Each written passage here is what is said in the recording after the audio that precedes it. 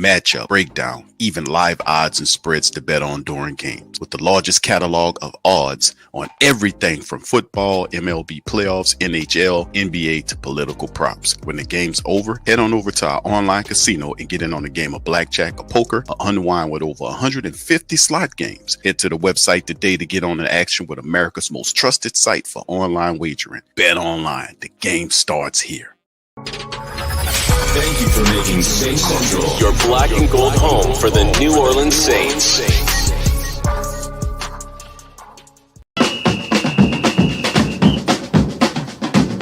Who that say they gon' beat them Saints? Who that? Who that? Who that say they gon' beat them Saints? Who that?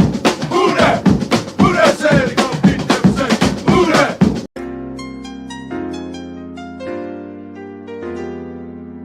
Yeah. Boogie like Benson, I'm a who that. I'm a who that. Long as I'm living, I'm a who that. Lose or winning, I'm a who that. Sports Coma, yeah, this is where we do that. Where we do that, where we do that, where we do that, where we do that, where we do that. Boogie like Benson, I'm a who that. I'm a who that. Sports Coma, this is where we do that. Where we do that. Welcome, welcome, welcome. Somebody please better help. Running this thing like elf. I thank God every day I'm not a felt. Go to YouTube live with Big Q and the guys. If you ain't ride or die, the bandwagon get flipped. Been marching in, that was way for the ring. I was yelling out your shame for the championship. Bucking on town, duck down. Falcons, pluck, get shut down. Panthers ain't much touchdown. The vision really belong to us now. So much hate on the Saints, you could probably tell. Ever since Bounty Gate hit the NFL, when things seem fishy, then you probably smell the crooked referees or Roger Goodell. Yeah, probably like this, and I'm a who that. Every day I'm living, I'm a who that. Lose or winning, I'm a who that. It's the Sports Coma, this is where we do that. Where we do that, where we do that, where we do that, where we do that, where we do that. Boogie like this, and I'm a who that. It's the Sports Coma, this is where we do that. You're listening to the Sports Coma with Big Q and the guys on the PRO Media Network.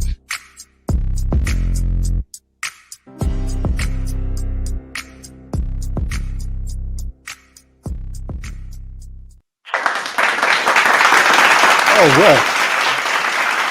Man, what's poppin', man? Shout out to the mighty Who Dat Nation, man. Welcome, welcome, welcome. You're now rocking with the Sports Coma with Big Q and the guys, where we have intense, entertaining, educating, and enlightening sport talk from your favorite sports fam. It's game day, fam. Week number 6, Saints, Bucs, Dome was popping. We got to get it popping. We got to get it cracking. We got to do all the things necessarily needed to beat this team to stop a 3-game slide. So much love to y'all. Appreciate each and every last one of y'all for being in this stream. Hit the like button for your boy. Hit the subscribe button for your boy. If you're not a subscriber, and by all means, feel free to share. Sharing is caring, man. Please feel free to share the show on your social media feed. Big Q, Sports Coma, Great Saint, Tank, Mighty Who Dat Nation in full effect for this one, man. So shout out to everybody, man. Anthony, Hemisphere, Willie, Black Major, Dr. Gray, shout out to you, brother. Black Preacher, man, much love. Pelicans, Nola, Hemisphere, Marty, AKZ, everybody, man. Good to see y'all. Y'all always want to give y'all a shout out. OG Jerry, DJ Twigger, Truth Hurts, Mr. Fire D, Big Ups fam as well. Who Dat for Life, Chris, Be Great, Josh is in the thing. Bronze Flat Power God 504 Co, Jason K, everybody, man. I think I got, hold on, it's a bunch. Young City 9, I see you. Carlton Logwood, what's happening, fam? Big Mill, how you doing, sir? Appreciate you. What's up, KB? Shout out to the Queens. Archie, Argentine Dogo, big ups to you. Jack Hunter, big ups to you. What's up, Honest Abe? Brother Troy Miles, much love, fam. Big Valley's in this thing. Brother L's in this thing. What it do, pimping? My brother Scoob is in this thing. Mad Drummer, Jordan, much love to everybody. Good to see y'all, man. Appreciate you. What's up, Pammy? Shout out to Pammy. Much love. I can't forget Pammy, man. And big ups to T-Mama and everybody, man. Much love, man. Appreciate y'all. Round of applause once again to the mighty Who Dat Nation.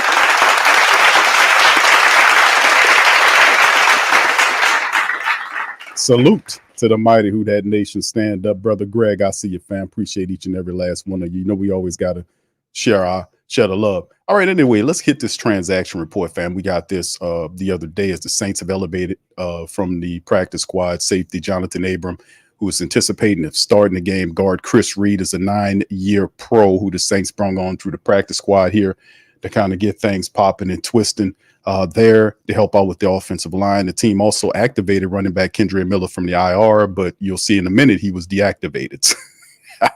They elevated him from the IR to make him an inactive scratch for this game. Will Harris, who had a hamstring issue last week, is placed on the IR. You'll see that on this inactive list, as you can see right here.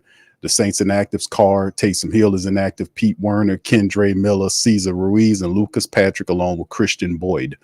In Tampa Bay Buccaneers, Graham Barton, the starting center, Christian Eisen, the DB, and a couple of their wide receivers, Cameron Johnson and Trey Palmer, is deactivated. Delvin Cope, the backup tight end, and their star running back, Rashad White, is out. That is a huge punch in the gut for the Tampa Bay Buccaneers, because that guy represents a great deal of trying to balance their attack. As you can see, the potential starting lineups: Baker Mayfield with Rashad White out. You'll see Bucky Irvin along with Sam Tucker. They brung up DJ Williams. So to be a mix of running backs, wide receivers are going to be Mike Evans, Chris Godwin, Jalen McMillan with Cade Otton there. The offensive line: Tristan Wilfs, Ben Bredesen. Graham is out, so Robin Hainsey will get an opportunity. The veteran center will move into the starting lineup with Cody Mach and Luke Godecki, who's at the right tackle position. Defensively speaking, Kalaji Kancey, Vita Vea, and Logan Hall up front. Yaya Diaby, KJ Britt, Levante David, and JT Shuenga is going to be the linebackers. Cornerbacks, man, as you can see, Jamal Dean and Zion McCullum, with Tyke Smith at the nickel position. Safeties of Jordan White and a very good Antoine Whitfield Jr. The kicker, Chase McLaughlin, with Jake Camarda as their punter, and the kick returners was Cameron Johnson was a guy, Trey Palmer. So McMillan, the third wide receiver, lonely Bucky Irvin, will get an opportunity to kind of do stuff for them. And of course, if we move on to the Saints' potential starting lineup here, we are excited because what? Spencer Rattler, that's right, the Rattler, will get an opportunity to start in the game for the Saints with Derek Carr out from week to week. So that is big as well. So he'll get in there and get some starts with Elvin Kamara. Jamal Williams hopefully will get an opportunity to play. Kendre Miller was activated to be deactivated. So hopefully we'll see some Jordan Mims in there. Chris Olave, Rashid Shaheed, Mason Tempted are the top three guys. Jawan Johnson, along with Foster Moreau. Dallin Hawker will be played at the tight end position. Adam Prentice, hadn't seen a lot of Adam Prentice over the last 3 weeks. And then the offensive line has been the main point of contention for the Who Dat Nation. Tali Fuaga at the left side with Nick Saldiveri, who finally get an opportunity to play. He got to play a lot better than what he plays. My goodness, see how they elevate his play tremendously. Lucas Patrick is also Connor McGovern, the guy we picked up last week from the Jets practice squad, who will fill in at the center position. With Cesar Ruiz out, Landon Young will be the opposite guard, and Trevor Penning. So once again, big point of contention for the New Orleans Saints offense is the fact that we have a ton of these damn backups in because of the injuries, and these guys have to step up, and there's no ifs, ands, or buts about it.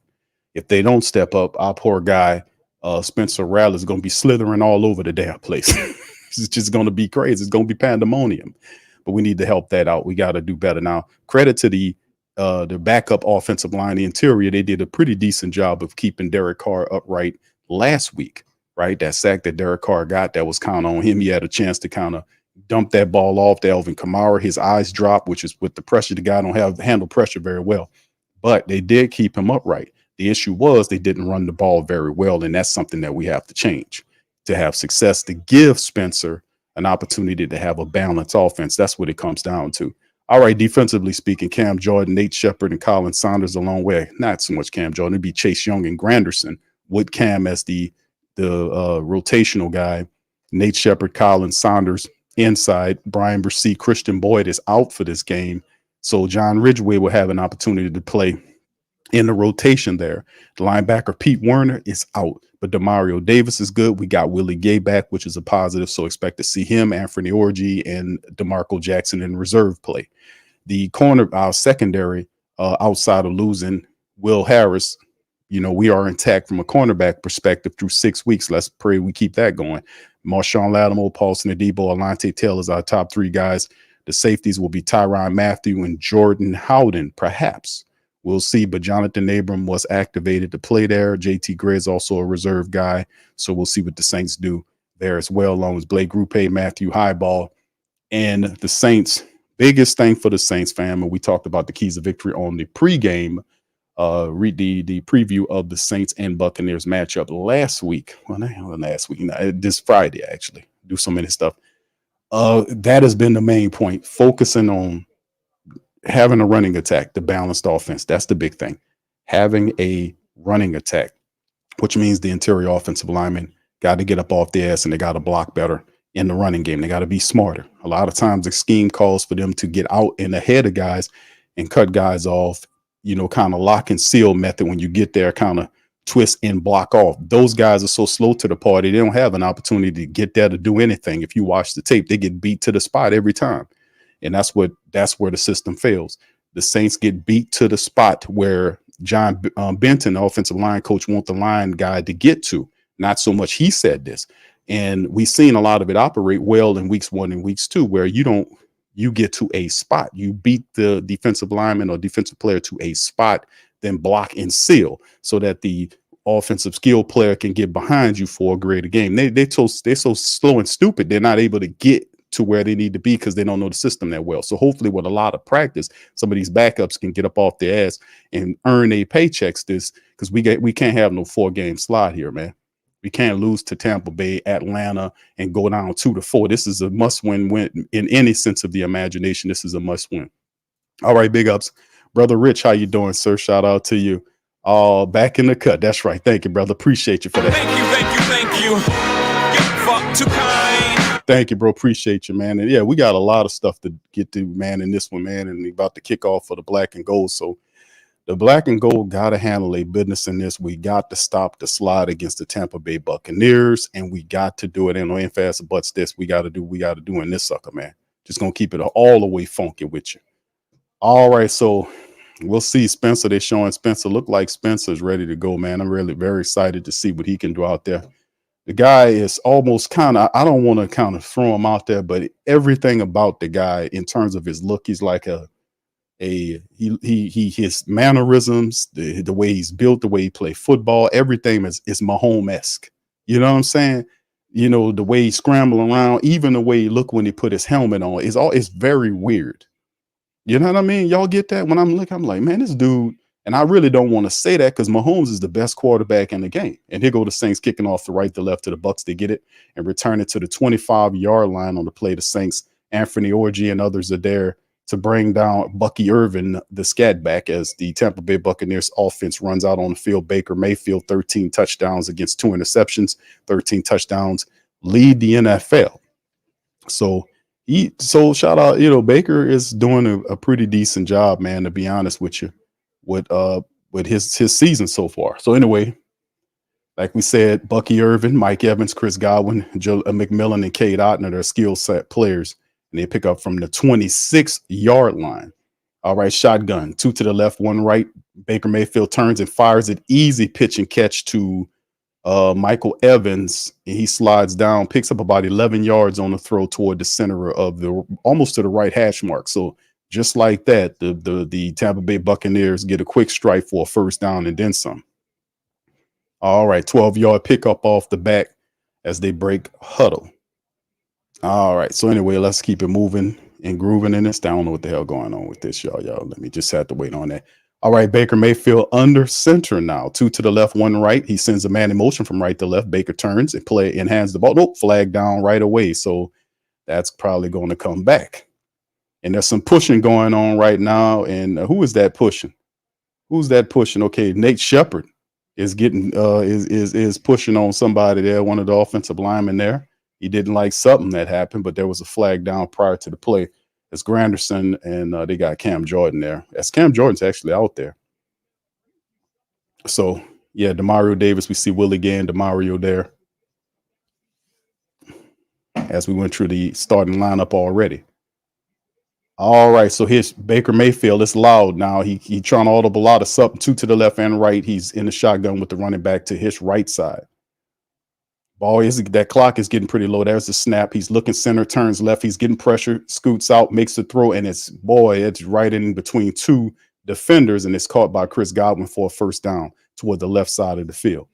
Actually, it's it's just a gain of 3. I'm sorry. 2nd and 7. He picked up 3 on the pickup. So yeah, Baker Mayfield, man. A lot of people kind of thought Baker Mayfield was a bum. He was done from Cleveland, but he's found new life in Cleveland, man. He's found some confidence. And you remember in college, Baker Mayfield was a good quarterback. He kind of found himself again. 2nd and 7 in the shotgun for the Tampa Bay Buccaneers. 2 to the side, the tight end motions from left to right. It's Cade Otton. There's the handoff on the draw play to Bucky Irvin, who's wrapped up, and he falls forward for a gain of 2. Willie Gay had him in the backfield for a loss and let him leak out and pick up a 2-yard gain as he runs off the field. 3rd and 5 now. Willie had him for a loss and let him tear through his arm tackle. All right, so Willie runs off the field on the 3rd down, which is really odd. Why would they run him off? And then they got, let me see who they got there. You see 3rd and 5. This is a big one here. Baker's in the shotgun. You got all kind of stuff going on with the Tampa Bay Buccaneers. Very confusing. He runs up and tries to switch out of it. Buccaneers, it looks very confusing, but there's a snap right there. Baker's going to turn and fire the ball, and that's very easy. And he gets him to midfield as he finds the wide receiver, Chris Godwin, again, and that's another 1st down to the right side of the field. Kind of a confusing look right here. 3 wide receivers to that side, and the Saints got caught up in the zone. They were playing zone on the play, and the guy found the receiver. Next play, Baker Mayfield got all kind of time and just fires it right up the center of the field to Chris Godwin. Can somebody guard Chris Godwin? I mean, that's Shepard, the wide receiver. About to say that was Godwin, but it's the 3rd wide receiver. Shepard makes the grab, and it'll be 2nd and 2, just too shy. Baker Mayfield got too much time in the pocket. He's 4 for 4 for 35 yards right now. The Saints got to do a better job of getting pressure to him, man. He got way too much time. All right, let's see if they can dial up the pressure, man, or do something. 2nd and 1 now. Baker on the center, man in motion is Mike Evans from right to left. It's 3 to the left side now. Play action to the running back. He has time for it, fires it to the left, and it's caught by Mike Evans again.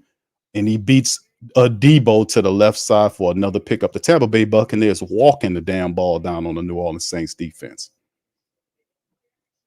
I mean, Paulson Debo covers him out of the slot, and then he's in a immediate disadvantage right off the play. He was in a trail position soon as he was there. So yeah, that ain't gonna work, man. They get all the way down to inside the 20-yard line in the Saints. Baker under center now, man in the motion from left to right, then back to right to left, and then Baker motions him back to the left side. So it's 2 on each side. Then he motions him back to the right side, tosses it, misdirection play, fakes the Saints defense out, and then Bucky gets all the way down to the 4-yard line. Boy, what a play Tampa Bay did on that one. Baker Mayfield had the guy going back and forth, and then moved him to the opposite side, did a misdirect to the empty side of the field, and absolutely befuddled the you-know-what out of the Saints defense. And then Jordan Howden got shook out of his church shoes, out of his Kenneth Coles. And that's why he was able to progress, because he put a move on Jordan Howden, went right past him, and Laddie Daddy was the one that had to drag him down to the 4. Shotgun Baker Mayfield, man in motion from left to right, has 3 to the right, 1 left. And the running back is to Baker's left. Lift his leg. There's the snap. He's looking center, turns, fire right, and it's a touchdown just like that to Chris Godwin. Unbelievably easy.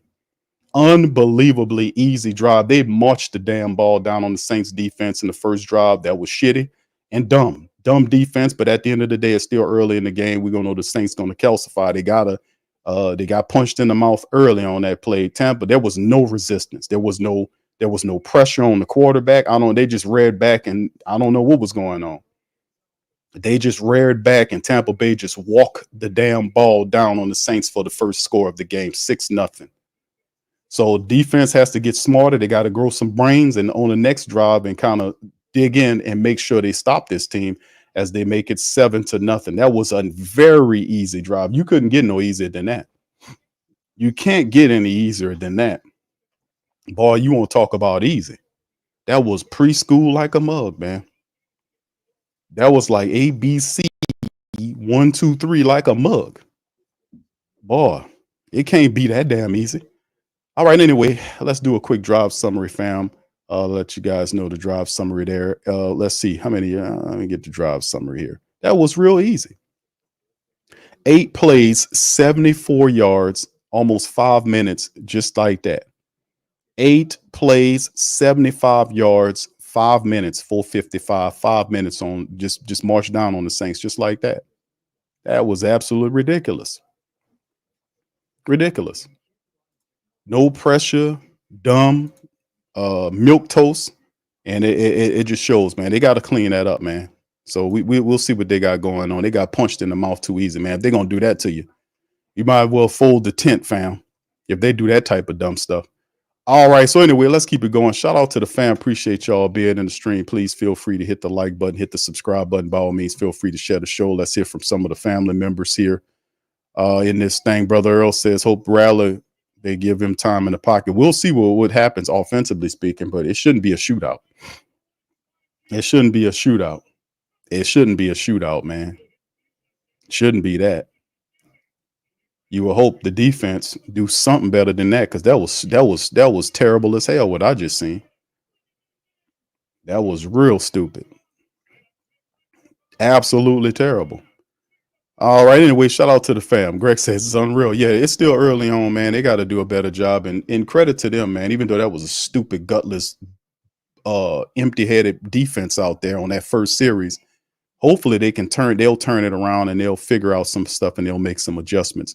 But you never want to open the game with a team basically marching down on you and you're in zone. You don't know what's going on. So we'll see what they got going on, man. Because there was no pressure, no nothing. It was just dumb. That man stood in there and went through his progressions, found the people, got into a rhythm. He had 4 straight passing plays, and he's gotten rhythm real quick. So we'll see what happens, man. Still plenty of game left. All right, big ups to y'all guys. All right, let's see if any comments here in this thing. Yeah, Q, what's up for Kool-Aid? Nah, it's the thing. See, it's smart. Tampa's doing it smart. They moved Mike Evans around. Mike Evans is their best playmaker. They moved Mike Evans. They had him on a motion play and had him literally lined in the slot, and the Debo picked him up. Usually that's Marshawn Lattimore's guy, but Laddie Daddy's on Godwin. He's on Godwin to neutralize that threat. So Paulson and Debo got to do something as the Bucs kick to the Saints. They'll just sit down on it in the end zone. It'll retrieve it at the 30-yard line. Here's Spencer Rattler running on out. We'll see what Spencer could do. The Rattler's in the building. And like I said, the dude is weird, man, but the dude is almost like reminds me a lot of who from Kansas City in terms of the way he carry itself and all this. So hopefully he play like him. Shotgun for Spencer Rattler from the 30-yard. Elvins to his right side, man in motion from left to right. As Foster Monroe, he's scrambling to the right, fires inside, finds Juwan Johnson, and Juwan Johnson gets all the way down to inside the Buccaneers territory. Right around the 40-yard line. I want to say, isn't that 40? Because it's a rollout to the right. Is a misdirect to the left side. He rolls to the right and throws the ball inside to Juwan Johnson, who gets down on the field. And like I said, Spencer Rattler could throw on the run, man.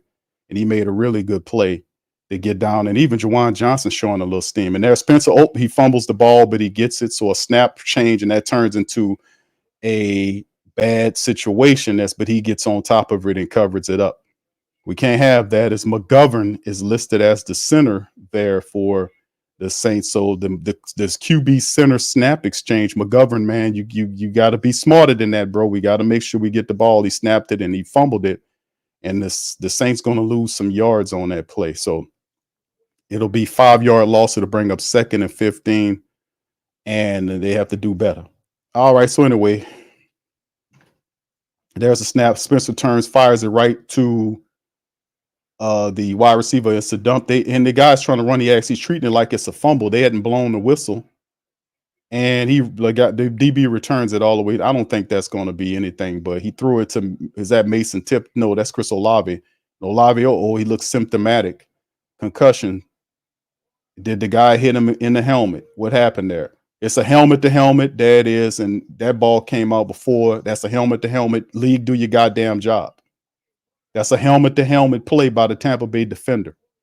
And he rung Chris Olave's bail. The ball dropped out before Olave was there. That's just a drop. But they're saying, did he take 2 steps and make a football move with it? 1, 2, and the ball comes out on the second step, and they're saying it's a fumble. I mean, and there was no flag on the helmet to helmet. So we don't flag helmet to helmets no more. It's a helmet to helmet. I mean, that's why I hate the NFL. I really do. I hate the NFL and their bullshit rules, because it's a clear helmet to helmet that the guy hit him with, but there's no call for the helmet to helmet. I thought we had a helmet to helmet penalty rule. That's a helmet he hit. It's a helmet to helmet hit, but it's a touchdown. They're saying they're ruling that's a fumble, but it's just that's why I hate the NFL and they bullshit rules, because that's the direct helmet to helmet hit on Chris Olave. We're gonna just pretend like it didn't exist. Terrible, man. Absolute terrible. That was helmet to helmet, man. See the bullshit fake pretending as referees, they're gonna ignore the fact that it was helmet to helmet prior to him fumbling the ball. Anyway, there you go, fam. Straight off the bat, they reviewing to see where it was, whether it's a fumble or not. Did the ball come out before he took the step down? That's what they're trying to say. Is did he have enough, or did he have possession of the ball there before that happens? But they're going to totally pretend like they don't see that the guy lowers his helmet and hits Chris Olave helmet to helmet. No penalty on that. All right, shout out to the fam. Brother Prime says DA and Loom has ruined this team for the next 3 years. Appreciate you, bro. Thank you. Fuck too kind. Thank you, bro. It's just very fascinating, man, how you see some of this stuff work out, where you have rules that's supposed to be enforced, and then it's a helmet to helmet hit, and it's not even a flag for it. They pretend like, oh, well, we're gonna just focus on this. What about the helmet, man? So, but that comes off the back. That first drive there got off to the nice little rollout by Spencer, then the botch snap that cost him 5, then the throw to Chris Olave. So hopefully what happens is the fumble's not a touchdown, but they're going to count it. Look what the graphics on screen saying that they're going to count it. So your Saints down just like that, 13-0. They're down 13-0. 13-0 off the turnover, fumble. Saints spot them 7. They're going to say it's a 13-0, bam. They're going to get in there and kick the field goal. And just like that, the Saints are down, call stands. They're going to grant Tampa Bay the fumble return for a touchdown. Never mind the helmet to helmet.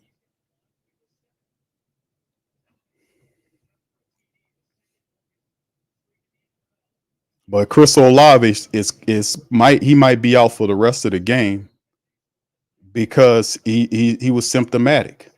His helmet, he was obviously woozy. If you look at him, he concussed. So you might be without Chris Olave for the rest of the game for a 9 call. If I was the coach, I'd be pitching an absolute fit at these shitty referees. I would really be letting them have it. But Dennis Allen is not that.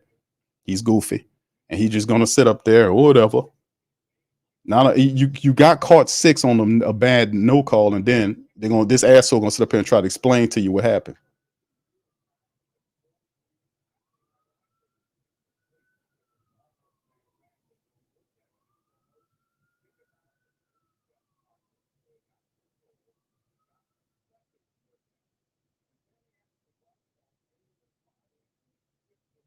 I mean, literally, Pereira is sit up here ignoring the helmet to helmet hit.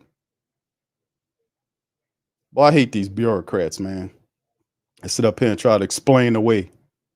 He don't say nothing about the helmet to helmet hit. And he looking right at it, but it's okay. There's plenty of game left. We're gonna get back at you.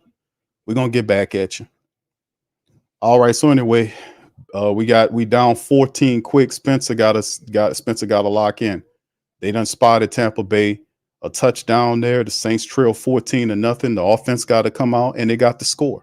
Just that quick, the game has escalated as Rashid Shaheed and Mason Tipton is back there. So We have to watch what happened with Chris Olave. With Chris Olave being out of the game, we're going to have to use a third wide receiver, and they don't like to do that.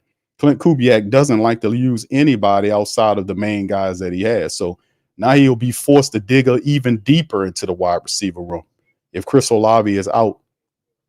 So we'll see what happens with him going forward. As you can see, Bub Means is in the game now. So we'll monitor the Chris Olave situation, but he looked like he was concussed. The guy hit him in the helmet.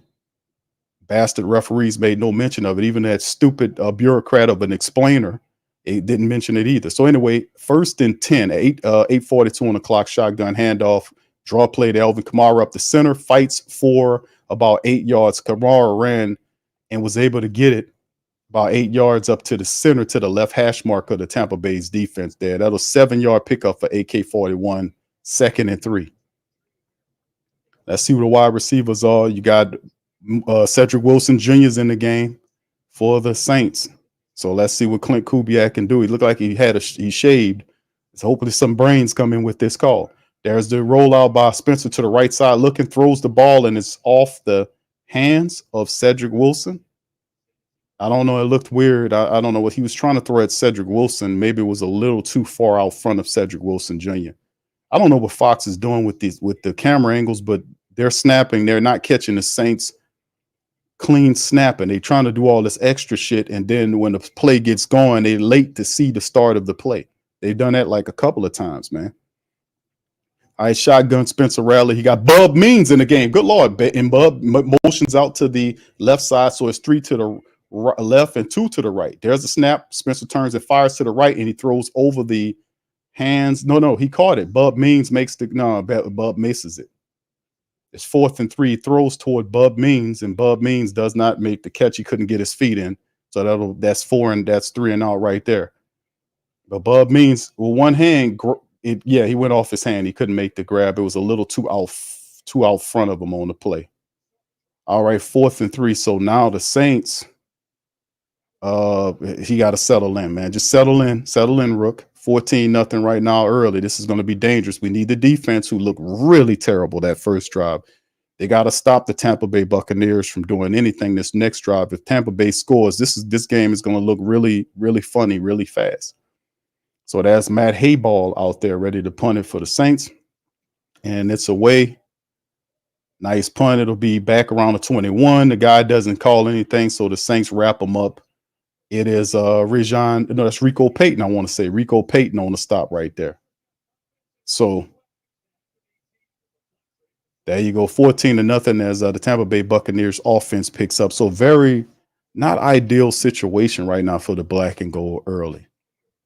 Trailing 14-0, and the Tampa Bay Buccaneers will get the ball back. We can't lose this one, fam. We gotta do it. It's a lot of time left in the going game. We just gotta sink in our rookie. It's he getting a little antsy, but that's all right. We're gonna be all right. He got to settle in. This is the part about having a young rookie quarterback that hadn't seen it before. We got to settle in. All right. Anyway, big ups to y'all. What's up, Desi? Good to see Desi. Carlito, what's up, Carlito? Man, where you been at, man? He said you saw how stupid Allen looked. Look, teams clowning the Saints. Yeah, he was standing there. I bet that's bro. He's a goofy, man. We've been saying goofy for years, and then the younger people are starting to say goofy like it's something new, man. We've been saying that. He's a goofy, he said that's what Dennis Allen is, man. He's a goofy. We know that. He's a goofy. All right, what's up, fam? What's up, Scoob? We got to do something. What's up, Angelique? She says, how do they have 14 already? I just turned the game on. Damn, I know. Shoot, you just turned it on. We've been suffering through it. All right, miscellaneous mail says, mention nothing about helmet to helmet, almost like they in collusion against our squad. Dude even said he took a big shot, but why not mention the helmet to helmet? Because these people, that's the problem. Like if you're a referee, there was a helmet to helmet call. That is a flag. That does a lot there. It does a lot, but it's just, that's what I was saying about the NFL is they're full of crap. They don't care nothing about the protection of these players. That helmet to helmet thing should be major league. when a guy hits, because we could possibly have lost Chris Olave for the rest of the game, fam. He's gotten a concussion. And the same, we know Clint Kubiak, you know my saying, fam. Y'all know my saying. When Taysom Hill is away, Clint Kubiak can't call a play. You asking the man, and he walking off to the locker room. Chris Olave walking off to the locker room now.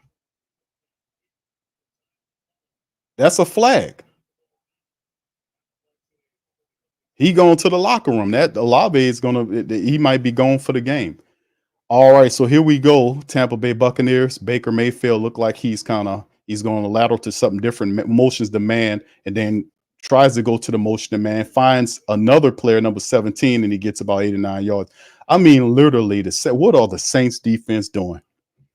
You won't talk about non-aggressive. You won't talk about scared. You won't talk about non-effective. The first several plays by the first series was as dumb as it gets. In this series, where is the aggression? They're just reared back with Baker Mayfield. This dude went through three progressions before he found 17 for a pickup of 9 yards. Where's the pressure? Baker under center. He got Mike Evans motion just to the opposite side of the receiver, play action. No pressure. Baker Mayfield fires the ball out. There's going to be a flag on Marshawn Lattimore upfield. The referee made the call and looked like it's going to be pass interference. Marshawn Lattimore grabbed him. Let's see what the call is. And just like that, the Saints marching up, helping him upfield. It's a pass interference against Marshawn Lattimore. Oh, no, a pulse and a Debo. Is that a Debo? They gave a Debo the flag? Yeah, it's on the Debo.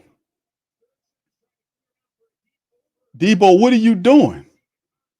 Paulson, the Debo, bro, is a Debo. Is it African for pass interferencer? What's going on with Paulson, the Debo, with all these stupid ass plays? That's a pass interference right there. It gets all the way down to around the 40-yard line of Tampa Bay, and that's a quick toss play to the wide receiver, and he gets stopped by the Saints defense before picking up about 4 yards on the play. Chris Godwin.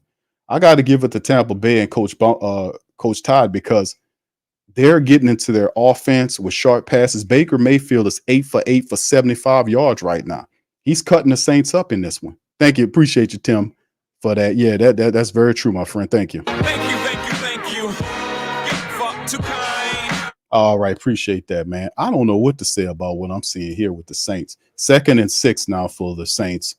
For the Buccaneers. Baker Mayfield on the center. He got 3 to the right, 1 left. Running back is waiting for the ball. He's on the center. Turns, hands the ball off to the running back to the left side. And he gets a good bit of gain right there, man. He gets the first down +4. There's a flag down. It might be a little hold, and that might come back. We'll see.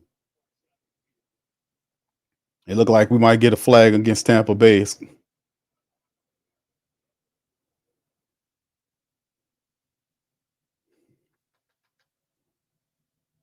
We'll see what the call is. It's just amazing, man, how this personal foul.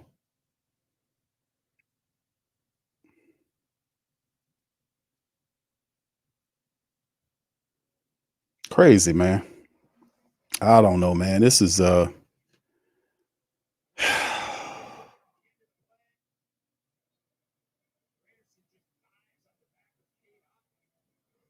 just stupid, man.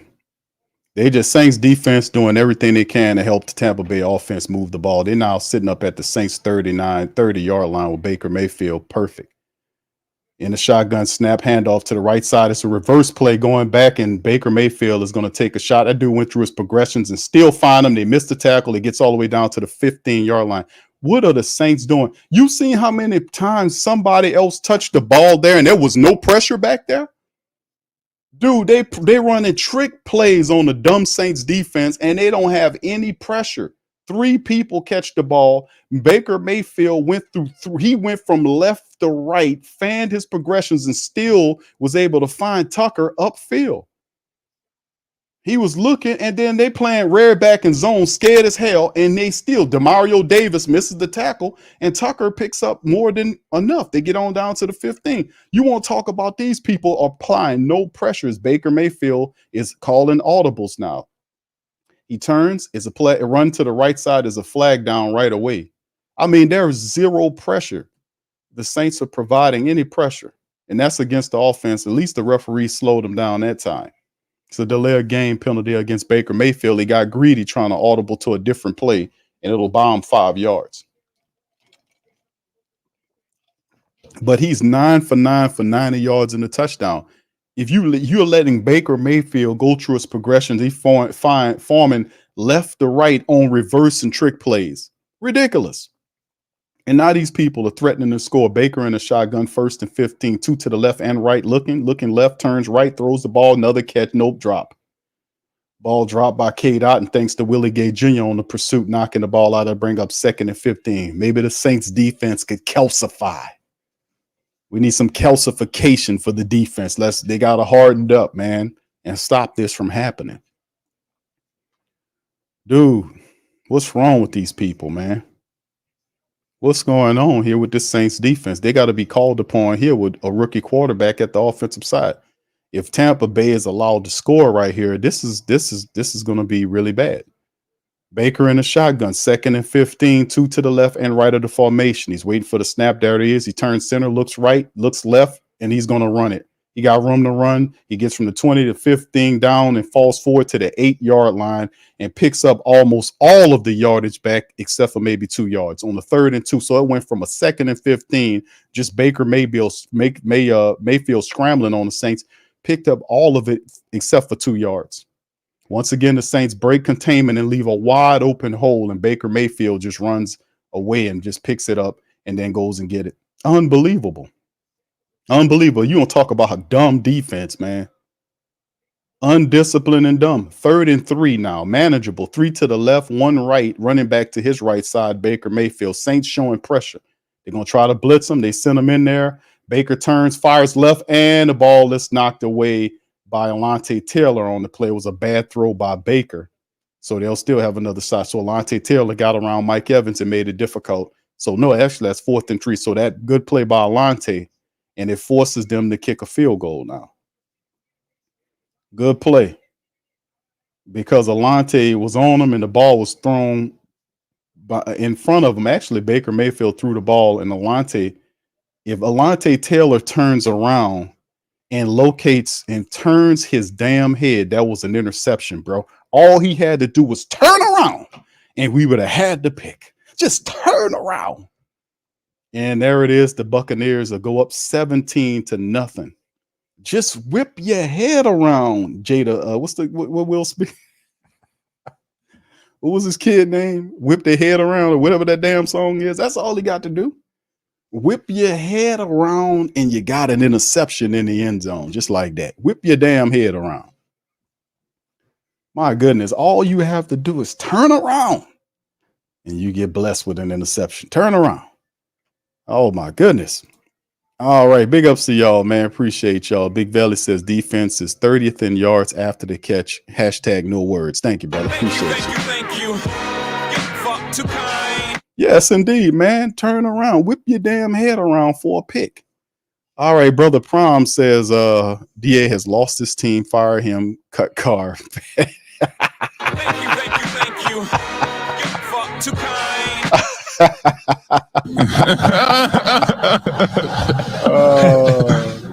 All I could do, fam.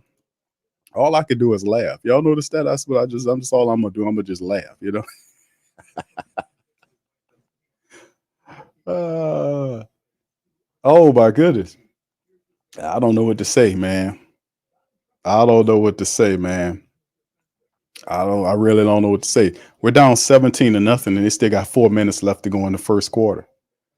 So the defense did a good job there stopping them from getting another touchdown. They made them kick the field goal, which is good, because ultimately what's going to end up happening is we got to turn around and fix this thing. We got to turn around and do what we're supposed to do, which is we got to score. There is no ifs, ands, or buts about it. The Saints need to go and score a touchdown on this next series. They got to keep scoring. We need the defense to kind of do their thing too. We need more pressure on Baker Mayfield. We need some turnovers now. The defense might have to get a turnover or two to help us out. My goodness. Man, I tell you, I don't know what to say about it. I don't know what to say, fam. All right, yeah, KB. What's up, KB? How you doing, baby? She said this team is abysmal. She broke out the big word, abysmal. Yeah, it's horrible, man. I mean, yeah, this doesn't look good. It don't look good. What's up, T Mama? She said I'm sick of what the team has become. Yes, yes. Bike Life says same thing every time we've been here before. All right, John says, didn't they play Jameis when he had a fractured vertebrae when Carr was broken up while Jameis was back up? Didn't they play him? Just wondering why Carr ain't out there. He ain't out there, fam, because that injury obviously got to be bad enough because all they answer to everything is painkiller. Y'all know that. I know that. So whatever going on there, it's a lot worse than what they're saying it is. Because all they know the answer to everything is it's a needle, multiple ones. So if he can do that, they would have ran him out there. But I don't think Spencer Rattler is the issue here. You expect a couple of lumps and bumps when you have a rookie quarterback in there, and then the Saints have a center who just got here 2 weeks ago, and they need to work on the QB. You got a QB and the center. There's a problem. So they had to fumble with the QB center and QB exchange. That has to be fixed. That can't happen. But they have a lot of quarterbacks. They have the list up there of all the quarterbacks drafted in 2024. 17-0 Saints trail, 4-1 on the clock. Spencer's in there from the 20-yard line. Hand the ball at Elvin. Elvin dances around. Penetration from the DB gets Elvin. He falls forward for a 2 or 3 yard gain on the play on the run up the middle. Braswell Jr. makes the stop, just a gain of 2 on the play. Nothing eventful, nothing pretty about that. No confusion, no misdirection, no nothing. It's just a basic offense. Clint Kubiak is really just simple. He went from doing complexity to having a really base offense with no motions, no misdirections. Let's see what he can dial up. Spencer's under center. That's 2 to the left and right from the Saints on 23 or 22 yard line. The toss left to the left side, Buccaneers all on it. And boy, that goes nowhere. That goes nowhere fast. Elvin gets up and shakes his head, man.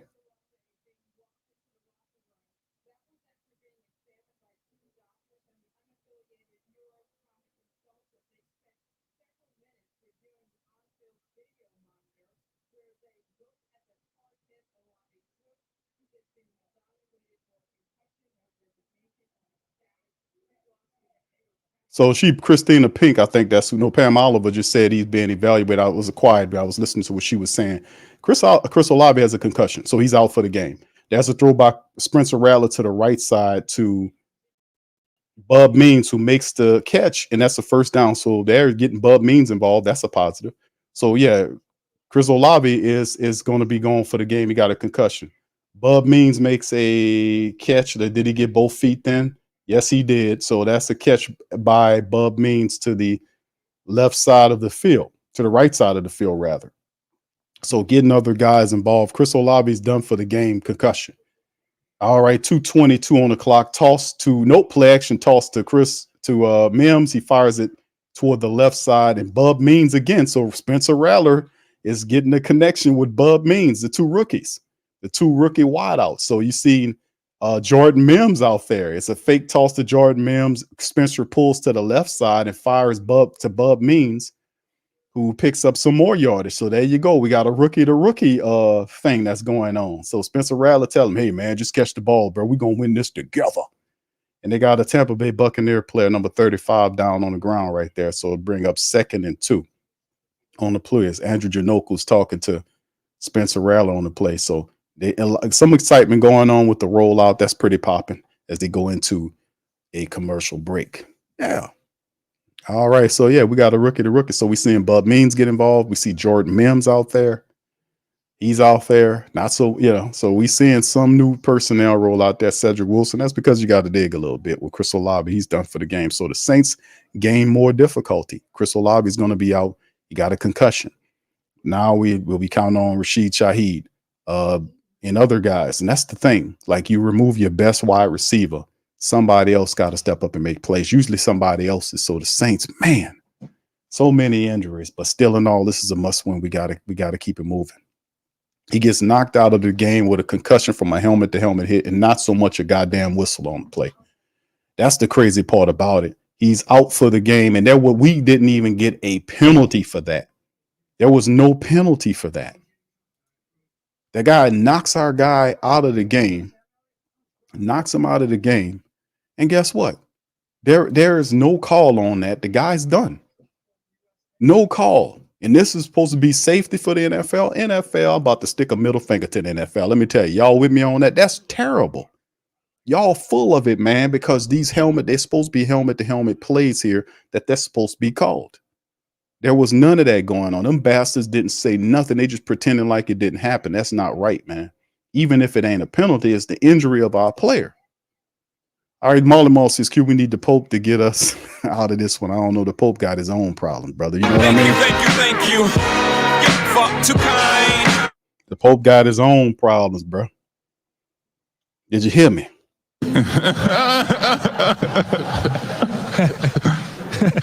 Did you get that? He got his own stuff to deal with. Did you hit that? But anyway, let me keep it moving, fam. Appreciate y'all, man, as the Saints roll back out 2nd and 2, man, on the play. And the Saints tasked with a lot. Cedric Wilson Jr., they got Jamal Williams out there, Rashid Shaheed, Adam Prentice, Foster Moreau is out there as well. It's crazy, man. It's crazy. All right, here's Spencer in the shotgun. He's going to motion Foster Moreau. And look, this is terrible. The defense, where was the blocking? No blocking was even done on the play. The Tampa Bay Buccaneers, 3-4 guys got penetration on the run play. You want to tell me that you can't find offensive linemen that can run a goddamn play and just ask them to block? We're not asking you to participate in the building of the largest statue in the world. All we want you to do is to block the big what in front of you. That was horrible. There was no blocking on that play. They even lost the yard. Shotgun, man in motion from left to right is Rashid Shaheed. Here's the pressure. Rattler has time. He's going to scramble, try to take off, and he's on his feet to the 50. Spencer to the 45, falls down and picks up the yardage the hard way. So Rattler winning with his feet.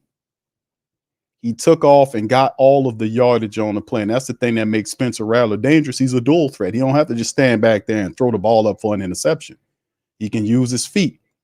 And the Saints do a good job of blocking him. Spencer sees it, and he sees the hole. He just takes off, makes the guy miss, and he got nothing but green opportunity in front of him. So he gets to the Bucs 45, play action to the left. He rolls to the right, looking, fires, and the ball is caught by Foster Moreau, who falls forward, picks up the first down, and gets down to the 31-yard line in Tampa Bay territory. Saints moving the ball.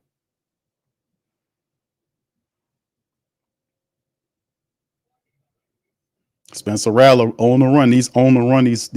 These plays where they're turning Spencer and they motioning them out to the outside. That makes it easier on Spencer Rattler because it cuts the field in half on the throw. Limits his option. Power eye look for the Saints with Alvin Kamara behind Adam Prentice. There's a turn. It's a hand to the left side, and there's nothing on it. The Tampa Bay Buccaneers is getting it as the defense gets in there and stops Alvin Kamara. These bastards can't even run a goddamn play. They can't even run, man. Every damn time there's penetration there before Elvin can even get going. That's the end of the first half, 17-0. The Saints. Oh my goodness. These guys, these damn backups can't run block. Bro, when you got a backup offensive lineman that can't run block, I want you gone. I want you up out of here because every offensive lineman in the league is supposed to know how to run block. These guys can't run block to save their asses. Come on. This is horrible, man. So then you're going to motion out Spencer Rattler to run every time. So we just going to put it all on Spencer. He's the running game. Man. Jeez. They can't run block. Sorry ass people, man. My goodness. There ain't no success if you can't run. You can't put all that on Spencer Rattler and say go out there and win the game for us, Spencer. You don't do that with Derek Carr. They need the running game. We can't even run. Uncle Paula says, Q, Dennis the Weasel Allen needs to be fired before the season is over with. I hear you, bro. Hindi and Newton says this doesn't make a good case for Dennis Allen if they don't turn this season around. I'm telling you, over the next couple of games, Dennis Allen, if they lose the next 2 games, Dennis Allen should be fired. If Mickey Loomis don't do that, I've been telling y'all, the family members, don't go down there. Don't buy the effing tickets, because this is, and people, when they won the 2-game winning streak early on, people like, I'm back on it. And I was like, man, ain't no way I'm going to be supporting these people after 2 games. And you done had years of funk and failure, but 2 games is enough to win me back? Hell no. That's what I was saying. It takes time to gain support back, because you've been screwing up the last couple of years, actually. This is pathetic. These guys can't run block. They can't do shit, man. I'm upset about that, because you got to run to help that quarterback out, man.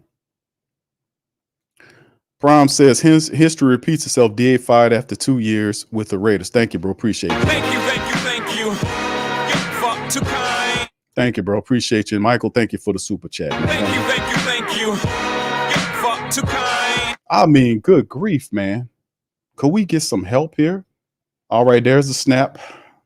Spencer turns and fires to Kamara along the left sideline. The AK-41 blasts away and picks up about 8 yards along the left sideline there. So that's a positive right there. As you can see, the Saints just doing extended running plays. This is all that is, where they just turn and just fire the ball down the line of scrimmage. But and Elvin Kamara was able to get it, but he hits him. The ball goes out of bounds there, but it'll be 3rd and 3. So it's a pickup. Nice pickup toward the left sideline, but it's 3rd and 3. Shotgun, Spencer Rattler. Elvin to Spencer's left, and it's a draw play to Elvin Kamara, and he gets stopped.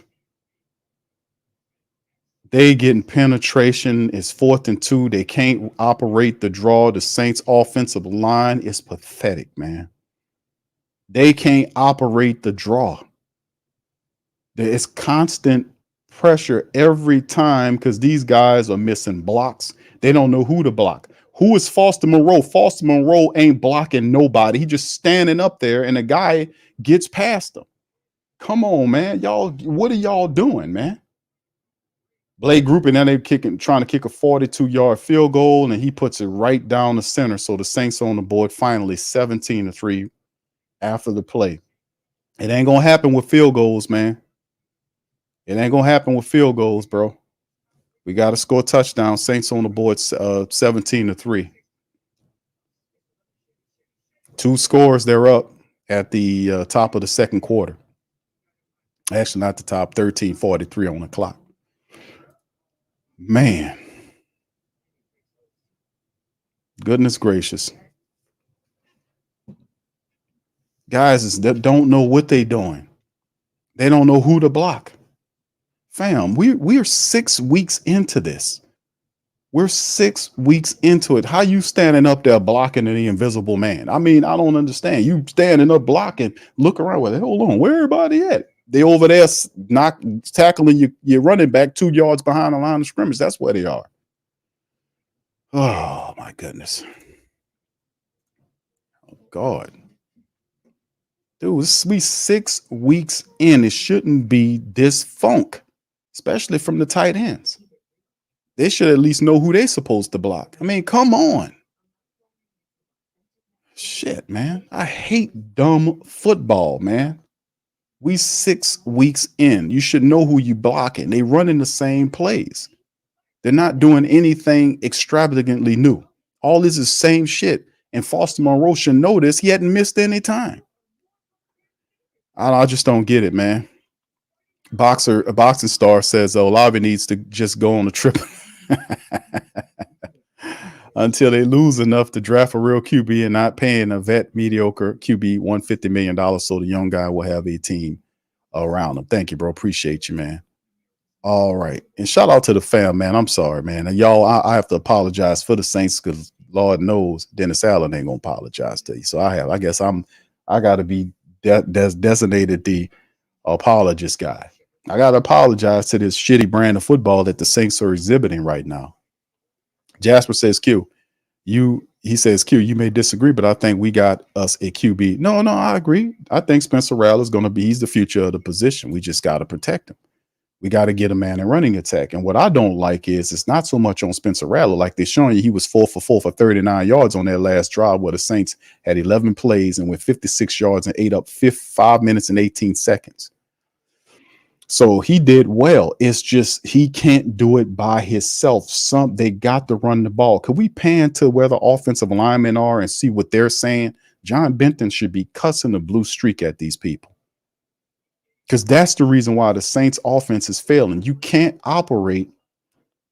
You can't just have it all on the rookie quarterback. They need a running attack. You got to give them a running attack. And these guys are not doing the basic stuff. There's the kick. The Saints are to the Tampa Bay Buccaneers. They pick it up inside the 5 and they get all the way down to the 24-yard line before the Saints stop them. 13:38 on the clock. Jeez Louise. All right, Traders Playbook. What's up, fam? How you doing? The silver line is Rattler is our QB1. Indeed. Thank you, bro. Thank you. Get fucked too kind. Man, goodness. It's just awful, man. The blocking it just sucks. It sucks, man. It sucks. And the Saints defense really not getting any pressure. So you got both lines are issues for us right now. All right, 17-3 right now. 1st and 10, 13:38 on the clock. There's a flag down here against the Tampa Bay Buccaneers. Is it a delay of game? It's a delay of game against the Buccaneers. So that'll back them up 5 yards. So it'd be 1st and 5 on the play. And that helps. The Buccaneers had some confusion there. So we'll see what goes on. Remember, the Buccaneers dealing with a lot of injuries. They don't have their number one running back, but they beating on the Saints right now, 17-3. Baker Mayfield under center, 2 to the left and right. And that should be a false start again. That's right. That's against the tight end or the left tackle. And the Saints had to literally point and jump up for the referees to make the call. So they back up again. So that's another penalty by Caden Otten. The starting tight end got hit with a false start. So that backs the Buccaneers up again. So that helps. So that'll make it 1st and 20 now. 13:38. So you had to delay a game and now a false start against Tampa. 1st and 20. Now they're back to their own 14-yard line right now. Let's hope the Saints can capitalize with a turnover here. There's the snap. There's Baker Mayfield turns and fires it up the field, and it is incomplete as Jonathan Abrams was on the play right there. So to bring up 2nd and 20 as Baker tried to fire it to Mike Evans. It was a difficult catch. Abrams was on him. Incomplete. All right, so let's see what happens there. Really, Baker Mayfield, if you'd have kept the ball and ran, he would have picked up about 10 yards on the play. All right, 2nd and 20 now. What can the Bucs do? Baker Mayfield running up the option something. He got 2 receivers to the left and right of formation, the running backs next to him in the shotgun. There's the snap. Saints coming with a little bit pressure, balls out, and it's too low to Godwin. That'll bring up 3rd and 20 now. Baker Mayfield, 2 throws that have been suspect throws there. That was a low throw to Godwin to the right side, incomplete. So we'll see what happens there as they're showing Green Bay scoring. Green Bay got to score. They're up 14-0. Mike Evans on the sideline right now. You might be dealing with something. I don't know. It looked like he kind of looked a little gimpy there. 3rd and 20 as the black and gold get up. Shotgun 3 to the left. Man motions out further. Baker Mayfield turns to try to set up the screen. The Saints see it all, sniff it out, and it's Demario Davis that stops it. And come on, Saints defense. There's a flag down on the play, so we'll see what the flag is.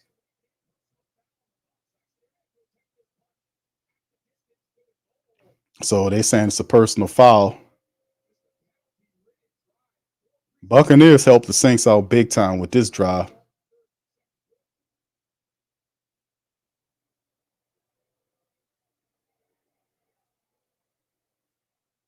Come on, make the call, man. What you doing? You're slowing the game down.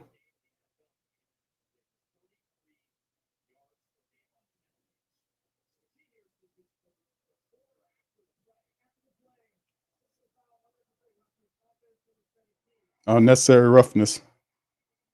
against Shepard. That dude had a penalty early on. He was the one that had some other penalty that happened. He was responsible for both those. Oh, so he just knocked Delonte Taylor on his ass. So that dude, I don't know what's wrong with that dude. That's the second time that dude was involved in the penalty. Somebody need to slap him in the face and get him back into the game or sit his ass down. Because he was involved in two situations that drive that hurt the team. The first time he was complaining about something. So, I mean, it is what it is. But that helped the Saints out big time as the Buccaneers punting from inside the end zone. The ball is out. It'll be returned by Rashid inside to the 50, to the 40, to the 35, to the 30. He gone. 20, 10, 15, 5, touchdown. Rashid Shaheed with the punt return for the touchdown. And that's what we need is the Saints get a score off the punt return. And just like that, the Saints are on the board. So that's a positive. We got it with the touchdown. Boogie like Benson, I'm a who that. I'm a who that. Long as I'm living, I'm a who that. Lose or winning, I'm a who that. Sports Coma, yeah, this is where we do that. Where we do that, where we do that, where we do that, where we do that, where we do that. Boogie like Benson, I'm a who that. I'm a who that. Sports Coma, this is where we do that. Where we do that. Welcome, welcome, welcome. Somebody please better help. Running this thing like elf. Thank God every day I'm not a felt. Go to YouTube live with Big Q and the guys. If you ain't ride or die, the bandwagon get flipped. Been marching in, that was way for the ring. I was yelling out your shame for the championship. Fucking on town, duck down. Falcons, pluck, get shut down. Panthers ain't much touchdown. The vision really belong to us now. So much hate on the Saints, you could probably tell. Ever since Bounty Gate hit the NFL, when things seem fishy and you probably smell the crooked referees are Roger Goodell. Yeah, fucking like this and I'm a who that. Every day I'm living, I'm a who that. Lose or winning, I'm a who that. It's the Sports Coma, this is where we do that. Where we do that, where we do that, where we do that, where we do that, where we do that. Boogie like this and I'm a who that. It's the Sports Coma, this is where we do that. You're listening to the Sports Coma with Big Q and the guys on the PRO Media Network.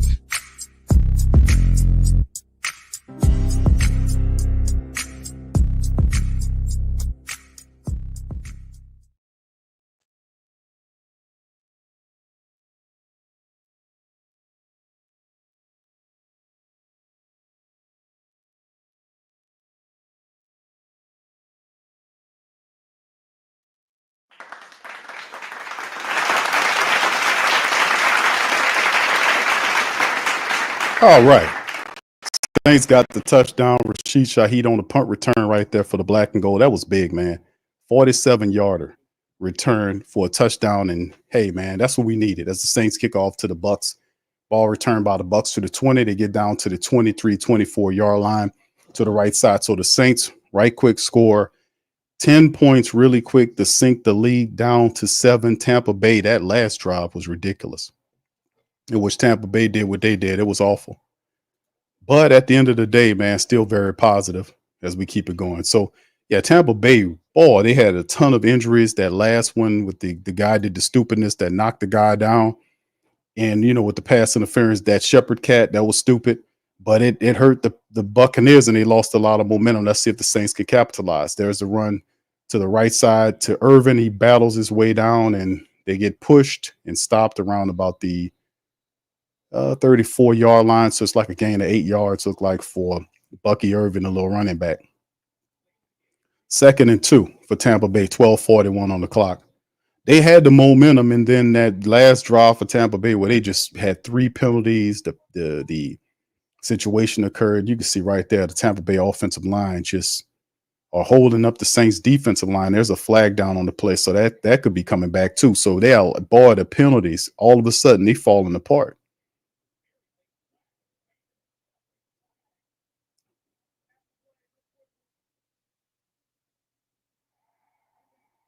Again, the same dude gets hit with an unsportsman. They need to take him off the field, man. That's his 3rd penalty against him.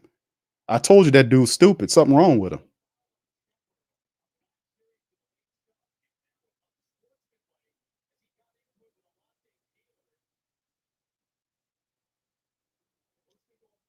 He didn't do nothing, though. He pointed at him. Oh, he did. He did the gun thing? Is that what it was? He did the gun thing? That little dude's stupid, but they won't take him off the field, though. Two wide receivers to the left and right. Shotgun. There's a snap. Baker Mayfield looking.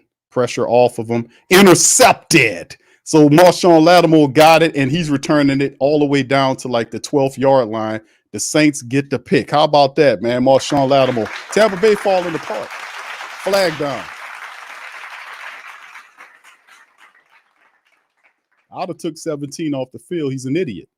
That's 3 penalties against him, and they still leaving him on the field. You deserve everything you get because that's not good coaching. And then Mike Evans is now running off to the locker room now. So they about to leave. Something wrong with Mike Evans. So he's running to the locker room. And just like that, Marshawn Lattimore picks the ball. No, is that? I'm sorry, that's not Baker. That was Marshawn Lattimore. No, is that? No, Paulson Adebo. I'm sorry, that was Adebo. My bad, Paulson Adebo on the play. I said Marshawn Lattimore. My bad, because I thought he was covering Mike Evans. But that was Paulson Adebo. My bad. Credit to Paulson Adebo. He gets the pick. And he said, man, I'm tired of these pass interferences I be getting. Let me get some interceptions. So shout out to him. And there's a flag down. Alante Taylor gets unsportsmanlike conduct. What did he do?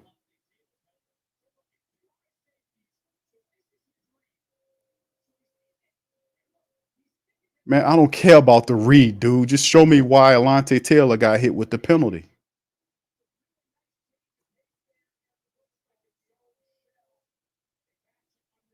Alante read that perfect. I mean, not Alante. Adebo read it perfectly, got right up under it, broke on it, and made the play. But where was the penalty against Alante Taylor for?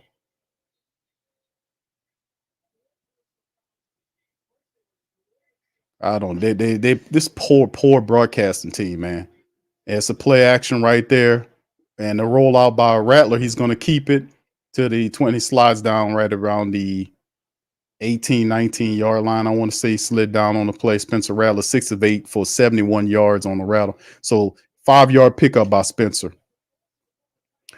And Dallin Hawker was wide open, man. He just didn't see him, man. Wide open with his hand up. When they throw their hand up, you got to throw it to him. He didn't see him. All right, going back to him now, man in motion from left to right. Spencer, it's a handoff to Elvin to the left side, breaks the tackle, gets tripped up, and he's about 2 yards shy of the first down. 3rd down and a couple. Yeah, Dallin Hawker wide open. He just didn't see him. Yeah, you gotta see the field, you rook. You gotta see the field. But the Saints special teams got them a touchdown. The defense got them a pick in the short field. The Saints got to score a touchdown, man, offensively speaking. We got to get in the end zone, fam, and tie this thing up. Shotgun Spencer Rattler. Man in motion. Bub Means switches from one side of him to the other side, and look at that. They can't even run. Tampa Bay gets him, and they can't even run a play. Tampa Bay once again gets penetration to stop the running back in the backfield. Flag down on the play.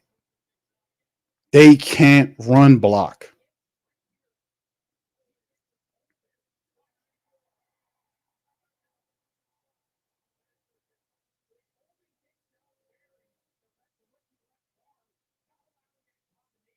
Okay, they got hit with Kalijah Cansey got caught on a hold play. Okay, they saying that Kalijah was grabbing him and held on to him on the play. Good for the referees catching that, by the way, because I'm missing it because of the way these shitty angles are on this broadcast. All right, there's a snap right there, and that's the opposite side to Rashid Shaheed involved in the run, and he gets chopped down for a gain about 3 yards to the end around to the right side. That's the first time I've seen them use that play in a long time. Only good for 2 yards because they didn't set up the blocking correctly. They're showing you the injury report. Chris Olave's out for the game. Jamal Dean, the cornerback, is out with a hamstring issue. Helmet to helmet, we done. Chris Olave, the Saints were going to have to try to win the game without Chris Olave now. Saints in the red zone. Spencer Rattler, 3 wide receivers, left, 2 right. He's in the shotgun by himself, 2nd and 8.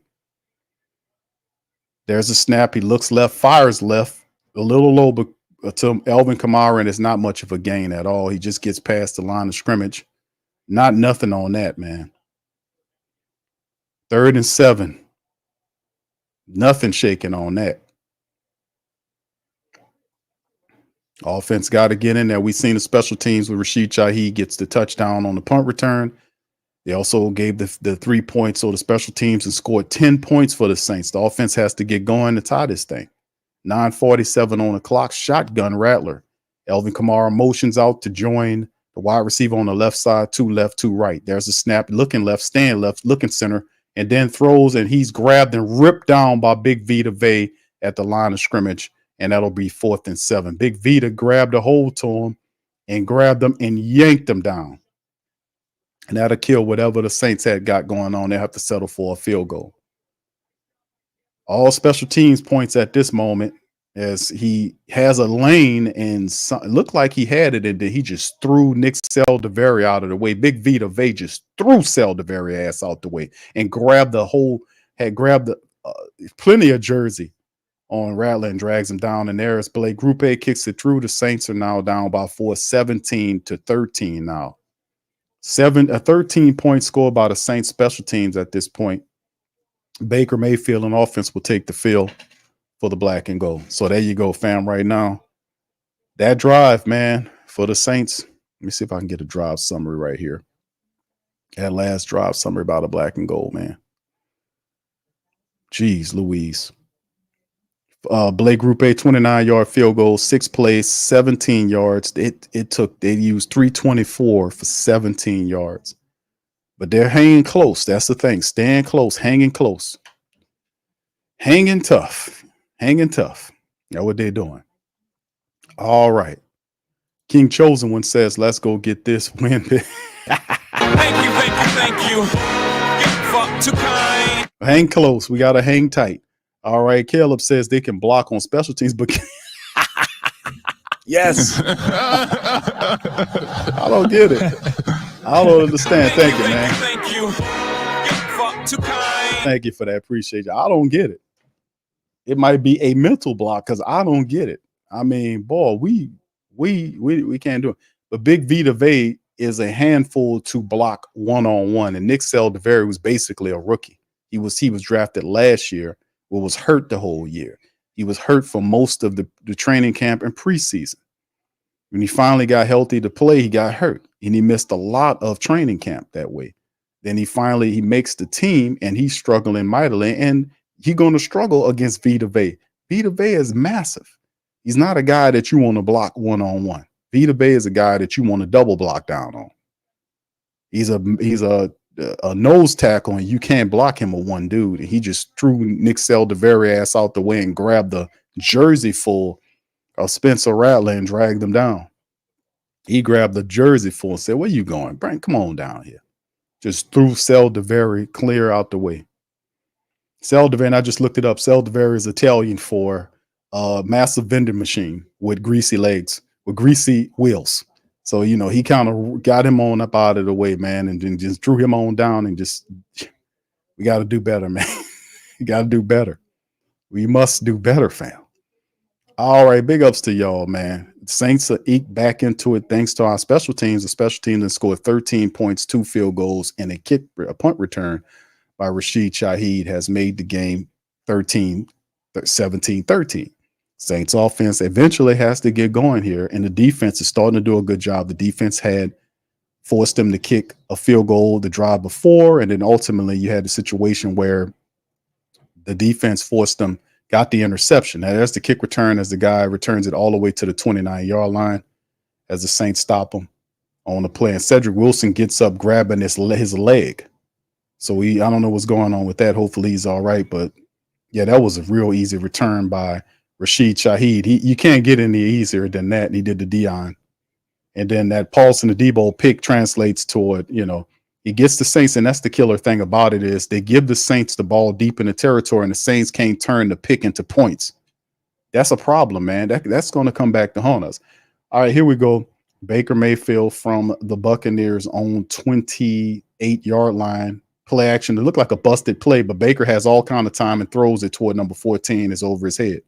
I mean, could we dial up some pressure on Baker Mayfield? There was a busted up play. That Baker Mayfield turned, there was nobody there, and he still had time to throw the ball for an errant pass up the field. I mean, there's zero pressure on Baker Mayfield. Zero pressure on him. I don't know what's going on with the Saints defense. They're not getting any pressure on Baker Mayfield. He's standing back there. He can make mistakes and throw the ball away, all kind of shit. There's no pressure on this dude. Shotgun Bucs, 2 to the left. They got 2 in the backfield with Baker Mayfield, each side of them. And there's a snap looking left, firing right. The ball's thrown, intercepted by Abrams, I think that is. And he's on, look, watch out from behind. And he gets it down to the Saints 10-yard line again.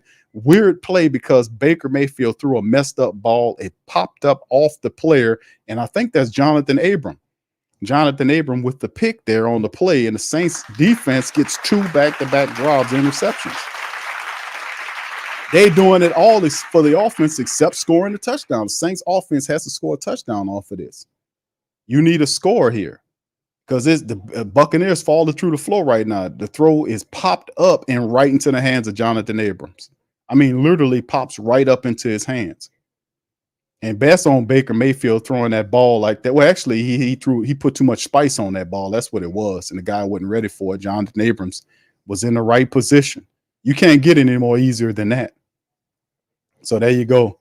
The Saints get the ball at their 10-yard, at the Tampa Bay Buccaneers 10-yard line. Shotgun Rattler. Man in motion is Foster Monroe to the left side.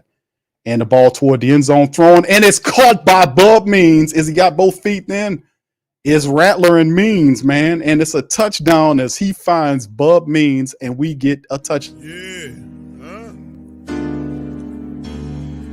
Boogie like Benson, I'm a who that. I'm a who that. Long as I'm living, I'm a who that. Lose or winning, I'm a who that. Sports Coma, yeah, this is where we do that. Where we do that, where we do that, where we do that, where we do that, where we do that. Boogie like Benson, I'm a who that. I'm a who that. Sports Coma, this is where we do that. Where we do that. Welcome, welcome, welcome. Somebody please better help.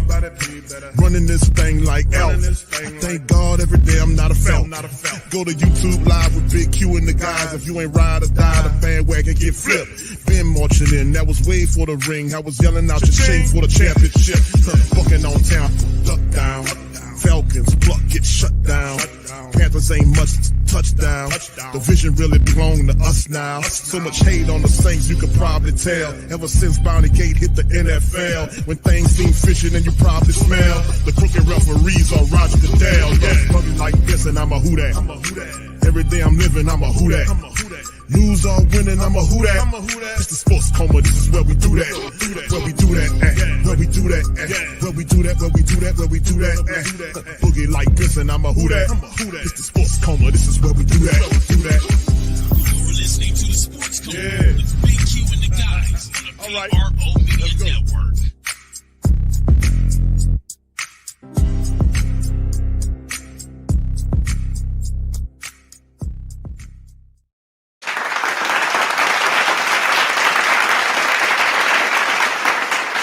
That's what I'm talking about, man. That's what I'm talking about, man. Bub means playmaking.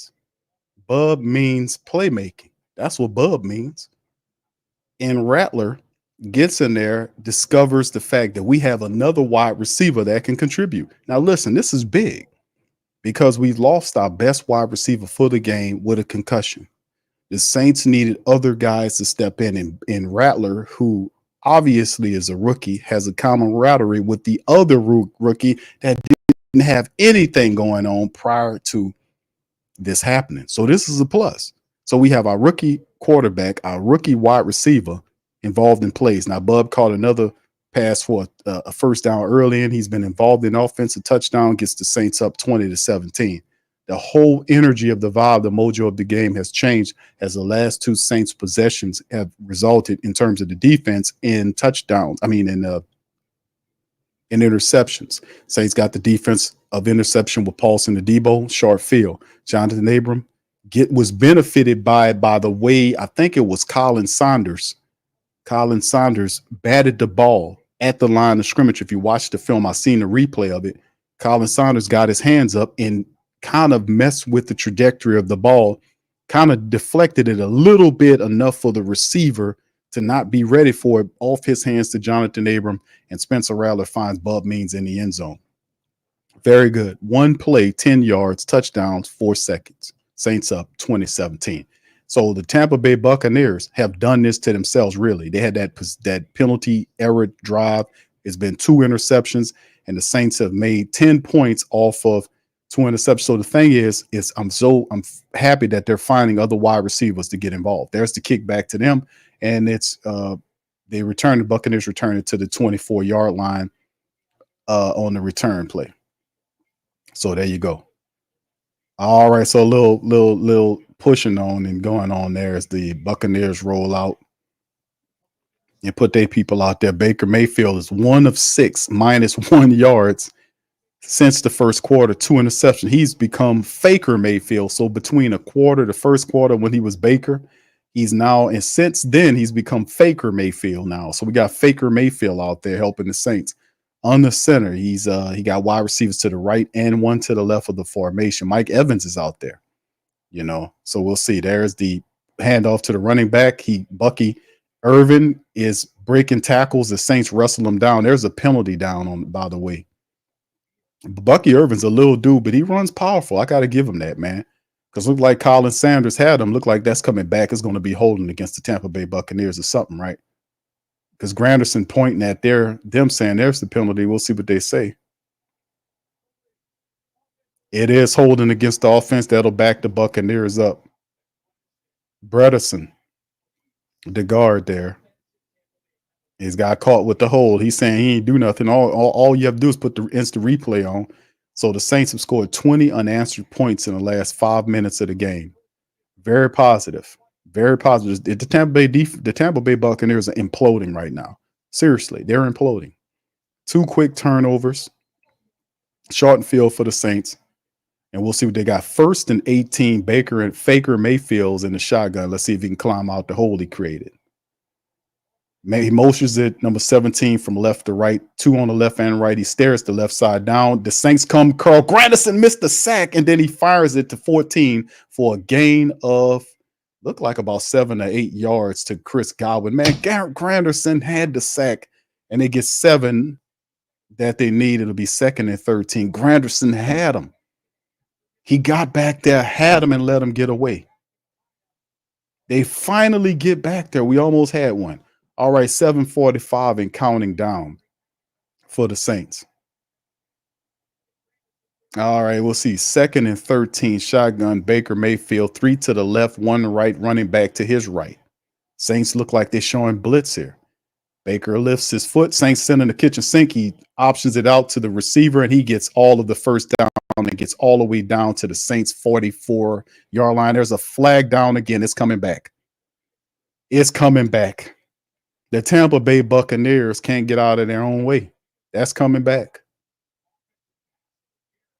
They saying it's offensive pass interference on the play. Let's see what the officials say.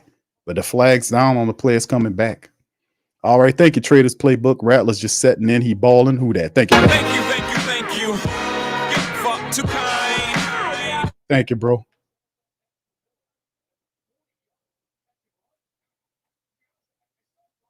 They saying it's against the.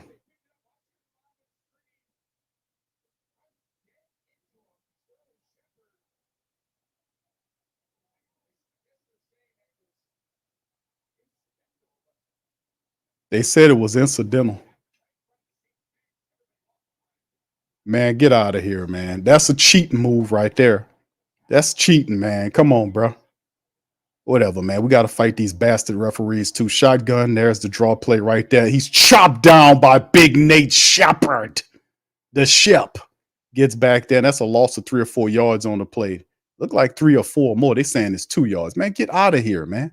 It's not 2-yard loss. That's more than that. Get out of here with the 2. That was more than 2 yards lost. The referee said 2. Get out of here.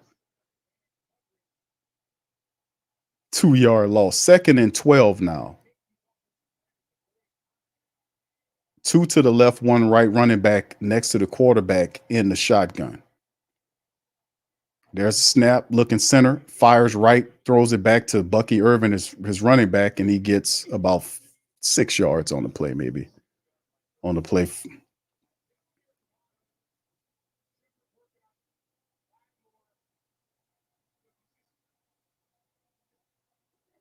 That's offensive pass interference, man.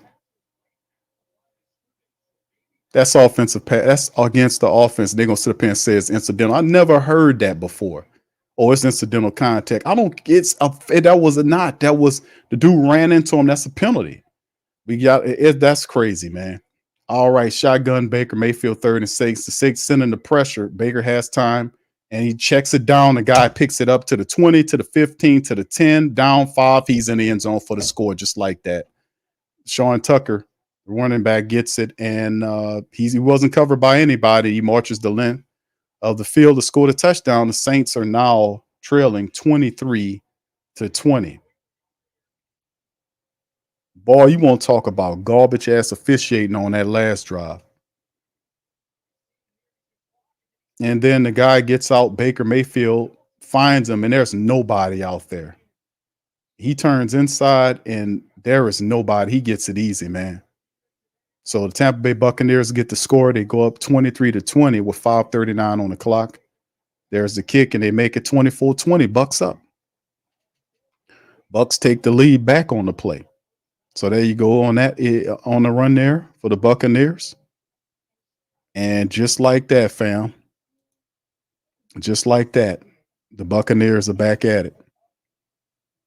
So, all right. So anyway, the last drive, 6 plays, 76 yards, a little less than 3 minutes, on the play. And the Saints, hot drive. Saints scored 20 unanswered until that point.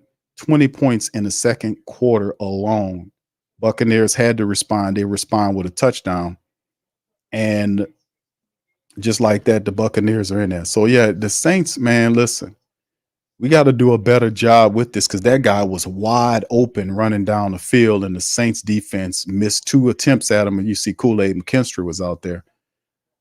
But yeah, we got to do a better job, man, going forward. The Saints, as they peer at Cam Jordan, Saints defense, we got to be more consistent, man. We got to be consistent here, and that's what usually happens on those type of plays. The Saints sent the kitchen in there and didn't account for the leaking out running back. And if the blitz don't get to the quarterback, that play was open. All right, thank you, Traders Playbook, for that, man. Appreciate you. And it's the Bucs kicking off to the Saints from right to left. And it's in the end zone, and they're going to just kneel it down.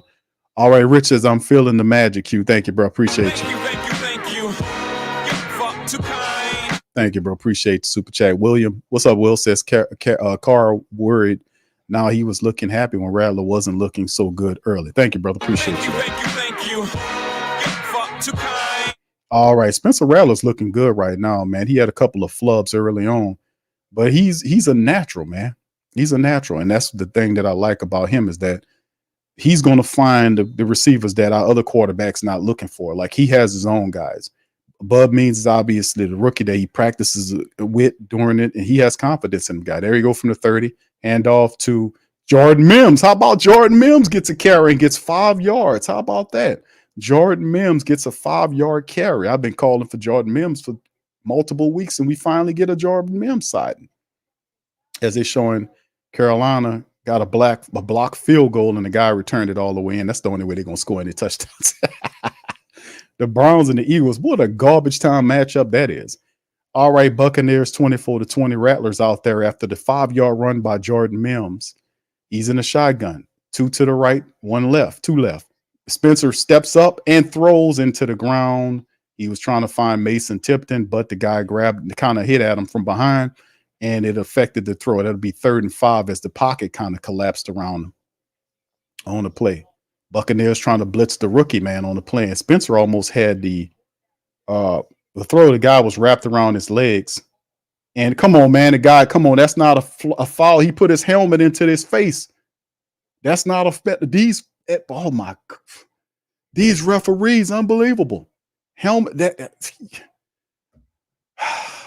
there's the shotgun right there, and Baker's going to scramble out the right, throws on the run, and is it a catch? It is a catch. It's Bub Means. Obviously, Bub Means and Rattler have a good synergy. As Spencer's pumped. He's pumped. It's a good throw. He finds Bub Means off to the right side, throwing on the run, pinned against the sideline. Bub Means get both feet in. Does he? Does he grab that feet? Yeah, hairpin rusher before they force the challenge. Come on, snap the ball. All right, there's the ball. And Elvin Kamara to the right dances around. And my goodness, boy, we're not getting much on the ground running the ball, but that's a gain of 2 or 3 as Anton Winfield Jr. and Yaya Diaby was over there. 2nd and 7, a pickup of 3, 4:23 and counting down on the clock. Oh my goodness here. That guy hit when the guy grabbed Spencer and he was going down, that other guy put his helmet in his face. Like, good Lord, man. All right. Dennis Allen is 1-4 against the Buccaneers during his tenure. That sucks. All right, Saints showing like a little power eye look. Nope, it's a misdirection to the right. He's going to move left, fire across the center, and got a wide open Foster Monroe who gets all the way down to the 7-yard line. Good read by the rookie Spencer Rattler. 2nd and 7. The play action is working because Spencer's a threat to run. He's cooking. Let's keep it going. The Who That's in the crowd are yelling loud and proud. Spencer Rattler, man. This is what Dennis Allen don't want to happen here. And then there's the run, and then the ball, he just finds him right up the field. A wide open Foster Monroe just sitting there.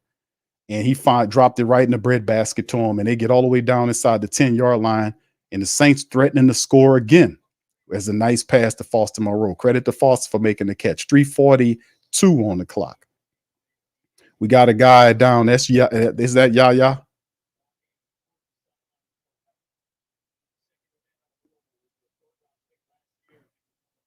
So it looked like he's that guy's good for them, man. He's been a really good player for them since he's been there.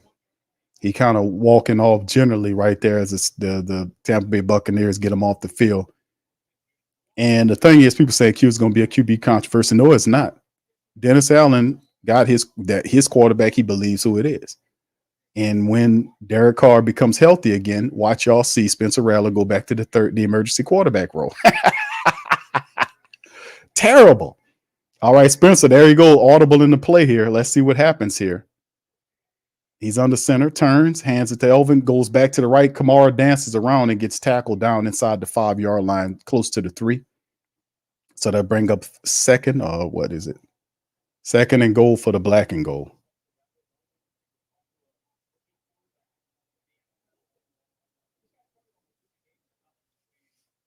.305 on the clock. Saints marching. They're threatening to score here. Thank you, Will. Foster, there you go. Spencer under center. You got wide receiver 1 to the left, which is Bub Means up there. You got your tight end saying that's a handoff to Kamara. Dances inside, goes up, standing in, and that's a touchdown. That's the easiest run we got right here for the Saints, and they get in the end zone, man. Foster, listen, let me tell you something. The Saints are moving up. Yeah. Boogie like Vincent, I'm a who that. I'm a who that. Long as I'm living, I'm a who that. Lose or winning, I'm a who that. Sports Coma, yeah, this is where we do that. Where we do that, where we do that, where we do that, where we do that, where we do that. Boogie like Vincent, I'm a who that. I'm a who that. Sports Coma, this is where we do that. Where we do that. Welcome, welcome, welcome. Somebody please better help. Running this thing like elf. I thank God every day I'm not a felt. Go to YouTube live with Big Q and the guys. If you ain't ride or die, the bandwagon get flipped. Been marching in, that was way for the ring. I was yelling out your shade for the championship. Bucking on town, duck down. Falcons, pluck, get shut down. Panthers ain't much touchdown. The vision really belong to us now. So much hate on the Saints, you could probably tell. Ever since Bounty Gate hit the NFL, when things seem fishy, and you probably smell the crooked referees on Roger Goodell. Yeah, probably like this, and I'm a who that. Every day I'm living, I'm a who that. Lose or winning, I'm a who that. It's the Sports Coma, this is where we do that. Where we do that, where we do that, where we do that, where we do that, where we do that. Boogie like this, and I'm a who that. It's the Sports Coma, this is where we do that. You're listening to the Sports Coma with Big Q and the guys on the PRO Media Network.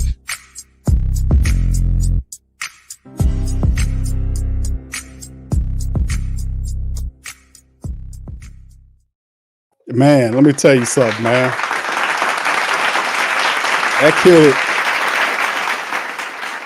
That kid is awesome, man. Spencer Rattler, man, is pumping life into the Saints offense, man. I mean, he really is, man. He's pumping life as the Saints kicking the ball off to the Buccaneers. They'll receive it at the 1 yard line on the return to the 5, 10, 15, 20, 25, tackled down at the 30-yard line. 2:41 on the clock. Spencer Rattler's just pumping life into the Saints offense, man. He really is. Shout out to Dr. Gray says, Big Q, Saints have 7 people on defense. Bucs got 20. Thank you, brother. Appreciate it. He's pumping life into that offense, man. He's found with Chris Olave out, they found Bub Means. That's something that Tampa Bay doesn't even probably have a scouting report on the guy. He tearing them up. They got Jordan Mims. We've been calling for all of these people, and we finally seeing them in there. All right, here go the Buccaneers from their own 30-yard line in the shotgun. Baker Mayfield. There's a snap. It's a fake draw. He's looking plenty of time, too much time. Saints got way too much time, and he throws the ball incomplete toward the right side, toward Cade Otton. Too much time, Baker Mayfield. This dude was able to look left or right twice before throwing the ball. There's literally no pressure on this guy.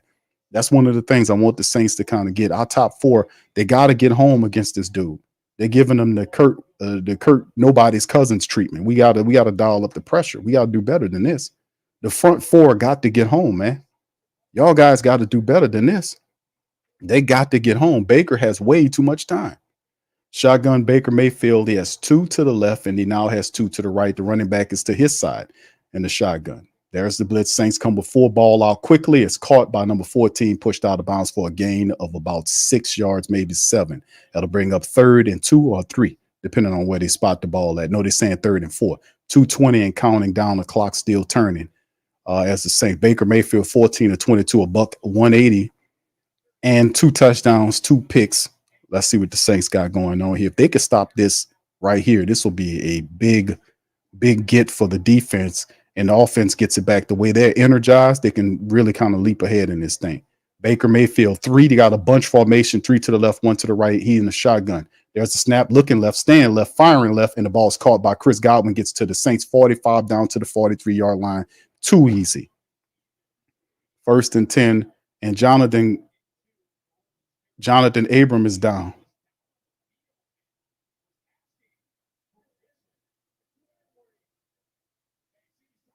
Jonathan Abrams was trying to call a timeout, so he gets down on the ground. And there's nothing wrong with John.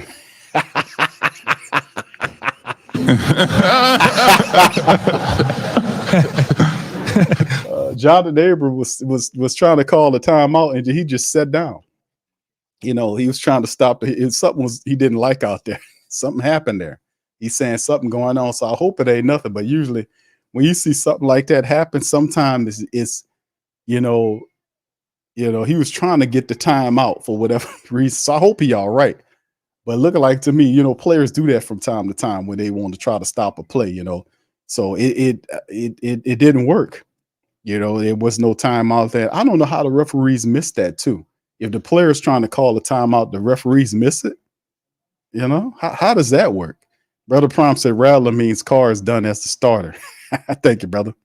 Appreciate that, man. Thank you. You fuck too kind. Man, I said I don't believe it, bro, because as long as you got Dennis Allen as the coach of this team, Derek Carr is going to be the quarterback of this team. That's not me talking. That's just me saying that's what Dennis Allen's going to do. I actually prefer a quarterback that knows how to read the field, that can scramble and run. That's just something that Derek Carr is. I don't know, man. It's different. The offense flows different with these guys in there. Spencer Rattler is a guy they can roll out. He's accurate with the ball on the run. He is getting other guys that the defense probably don't even have a scouting report on. And Bub means, and this is so big because and I have to say this because Chris Olave is gone. He's out for the game. So your offense, your top option is missing. You can't run the ball. The defense has an issue running the ball. And credit to Alvin Kamara. Pay that man, because Alvin Kamara, that touchdown was all Alvin Kamara. He didn't follow Prentice to the left. He's seen that lane opened up to the right of his periphery, and he jumped in it and glided and got that touchdown standing up. That's field vision. Elvin was following the fullback Prentice to the left on the goal line, seeing that green pasture in that lane, and just jumped to that side and walked in standing up. That's Elvin Kamara on that run, man. Pay that damn man. And that's why I was saying the energies for the offense is flowing different on this thing. So we'll see what the defense can do here. Hopefully the defense, we need the defense to make some stops here now. The offense is moving. The defense had some interceptions, credit to them, but we also need them to make some stops and stop the Buccaneers here. 1st and 10 inside Saints territory at the 44 or 43-yard line. 3 to the right, 1 left. Baker in the shotgun rolling out to the right. He got time. He got space. He's going to throw it back inside, and it's dropped by number 17, Shepard. So that'll bring up 2nd and 10 on the play.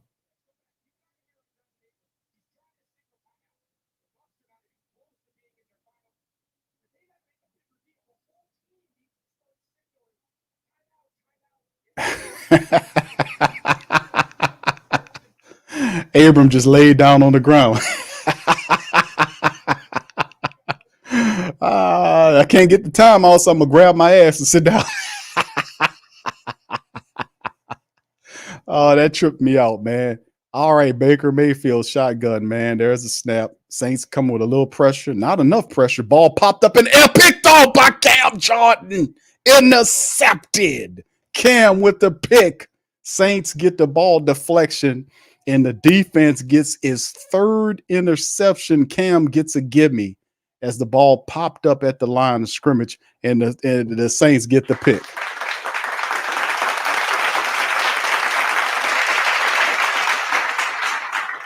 That's the Saints coming up with that. That's the turnovers. That's 3 interceptions. And really, it's Brian Bresee. Brian Bresee got a big mitt on it. It popped up off his helmet. It hit his hand, bounced off his helmet, and Cam was the willing participant of getting the pick. So Brian Bresee. And then remember, the other play was Bink Saunders. Bink Saunders got his hands on the other deflection that Jonathan Abram got, because he deflected it at the line. The ball went in a weird gesture to the wide receiver, popped up off his hands and to Jonathan Abram's hands. So here we go from the Saints from their own 40-yard line. Spencer's in the shotgun, 3 to the right, 1 left. Kamara to his left. There's a snap. They're coming with the pressure. Spencer rolls, throws the ball off the back foot and out of bounds. And it's a flag down on the play. And we'll see. It's probably going to be against Tampa Bay on the play. We'll see what's going on the play. Let's see what it is. Spencer saying it's against the Bucs. He pointed at the Bucs. Let's see who it is, and it is. He said McCollum was saying that it's a holding play against McCollum, but McCollum saying it was uncatchable. That's what his talking point was. It was an uncatchable ball. That's what he's trying to say. So there it is along the sideline, and No, that's holding, bro. That's definitely a holding. What are you talking about? The ball was uncatchable, but you were holding him.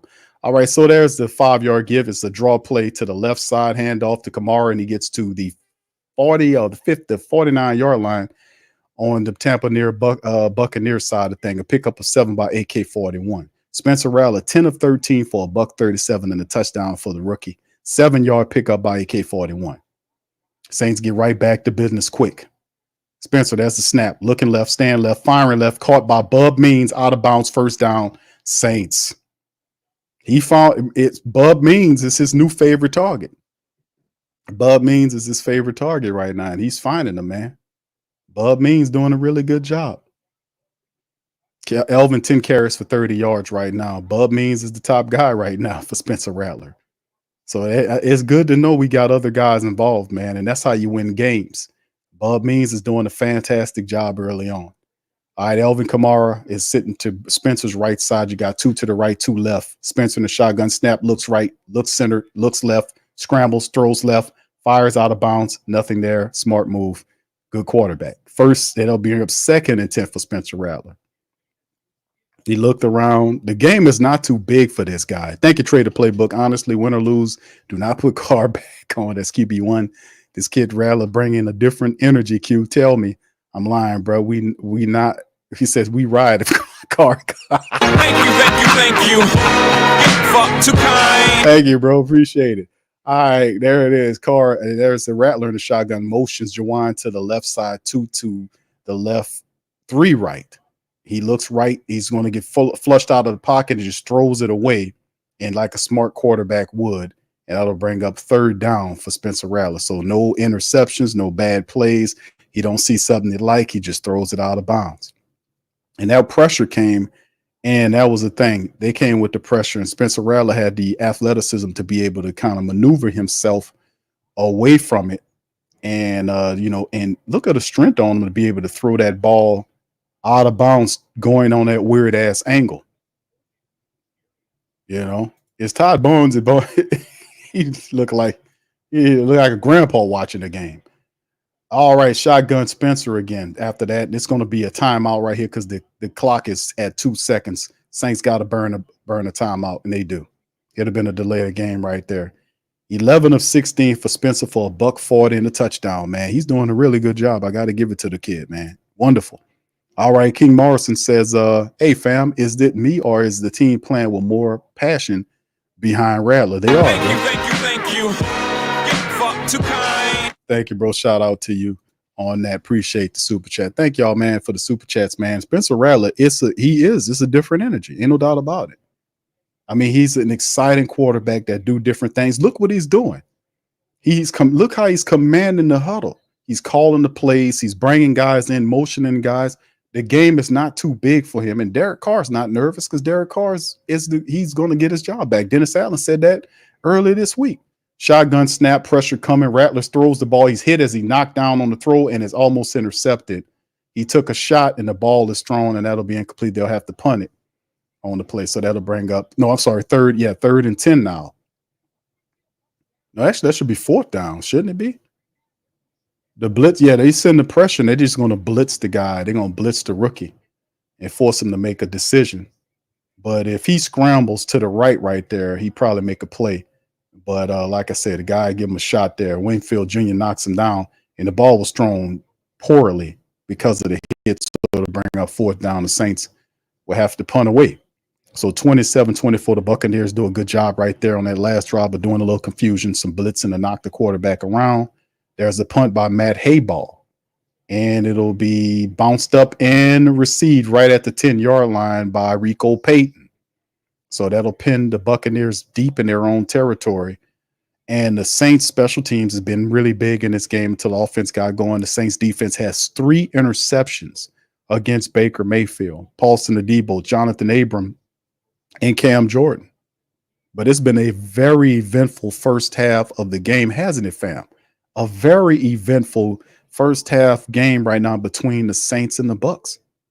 Collectively, look how many points these people have putting up just in the first half alone. This is going to be a crazy ending to this game. Tampa Bay in a shotgun. Saints sending 4. They got 2 to the left and right, motion and tight end from left to right. There's the snap. It's a draw play to the running back to the left side, and he picks up about 8 or 9 yards as he's dragged down by Kool-Aid McKinstry. He'll bring 9 yards with Bucky Irvin. They're going to try to run the 2-minute offense. Saints have to stop this from happening here.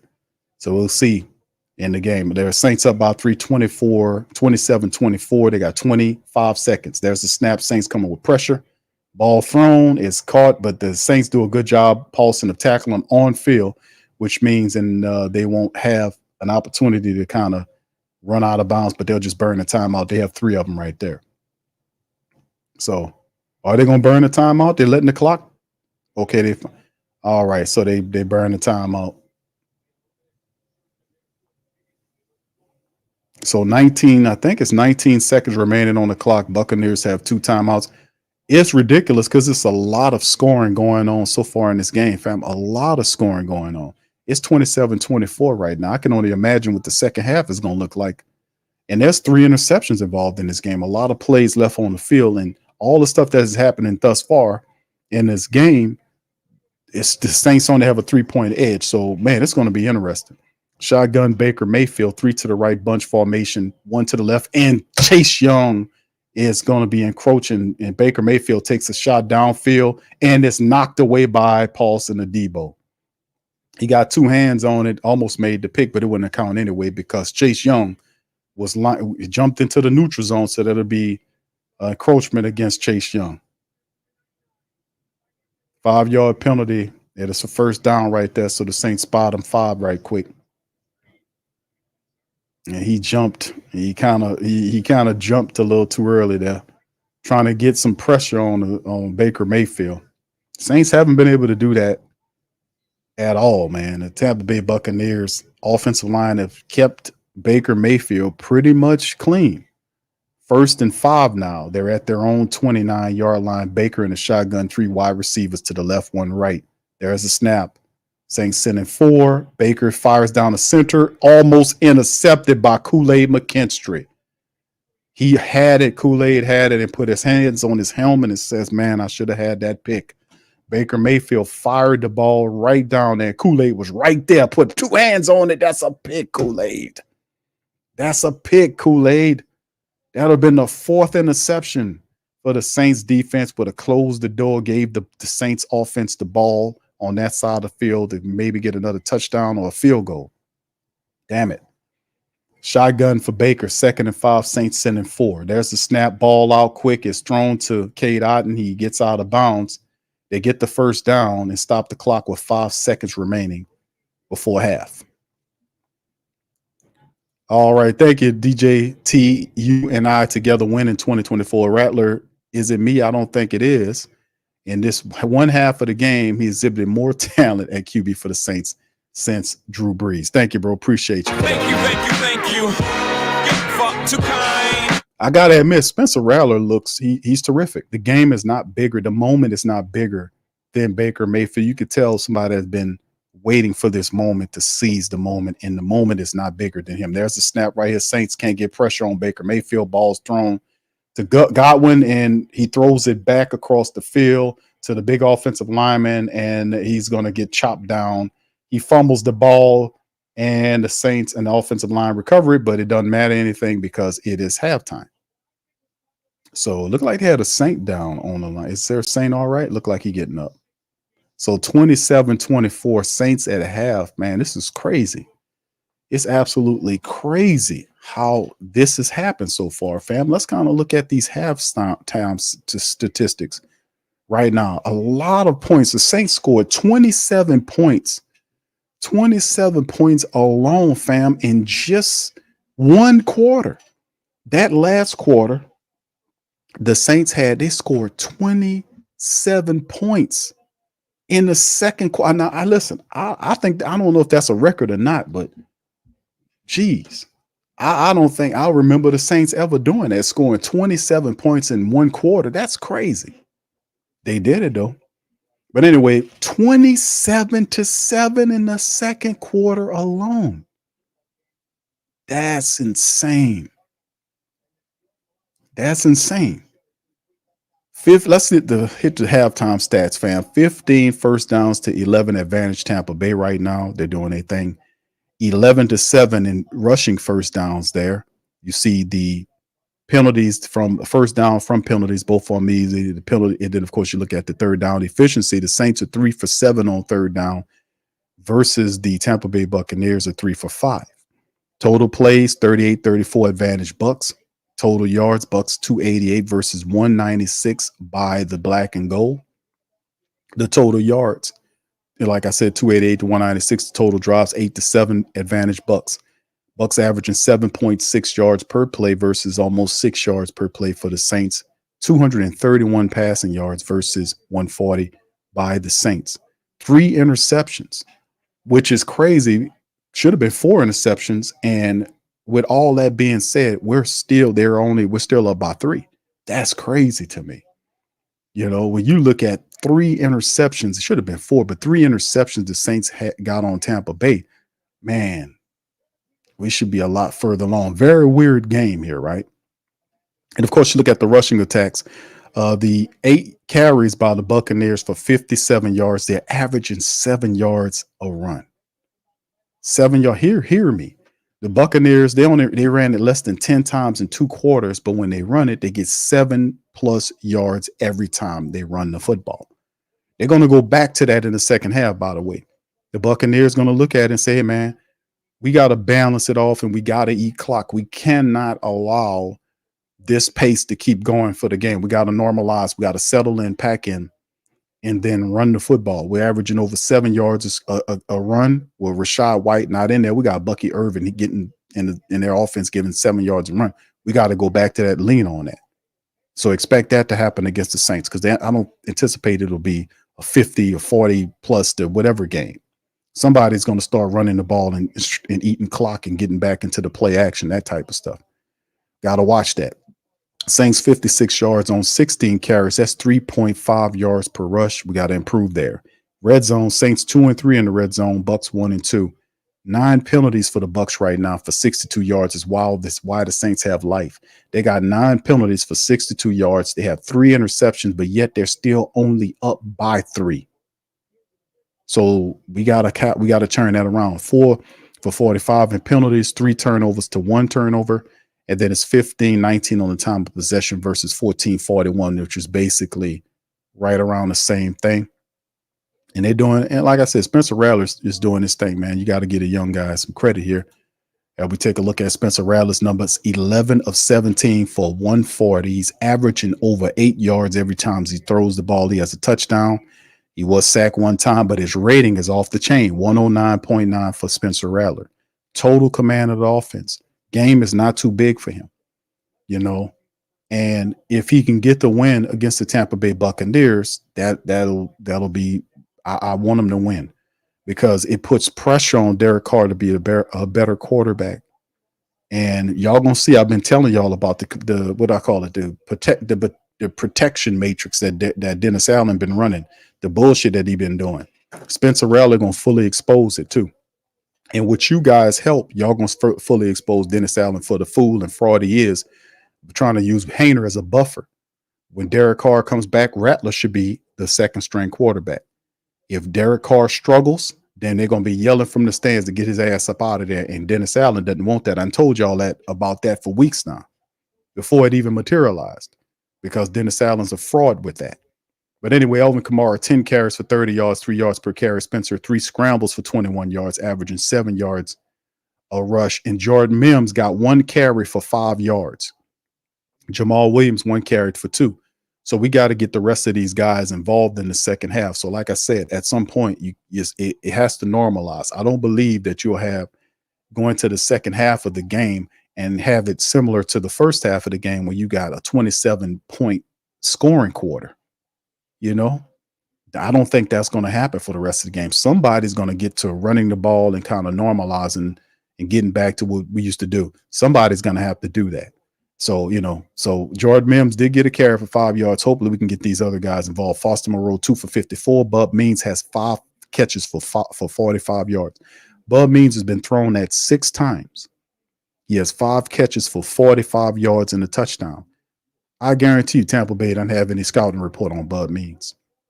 Chris Olave goes out with concussion because of an illegal hit, helmet to helmet that wasn't called. Bub Means fills the void. Rashid gets the punt return. But if you think about it, fam, and think about this right now for the Saints offense right now. Usually with Chris Olave out, you think Rashid Shaheed he'll be the next guy to step in there and do his thing. Rashid Shaheed doesn't have a catch, fam. Not offensively speaking. Rashid Shaheed doesn't have 1 catch so far in this game. The top guys right now are Bub Means and Foster Moreau. And Foster Moreau has 2 catches for 54 yards.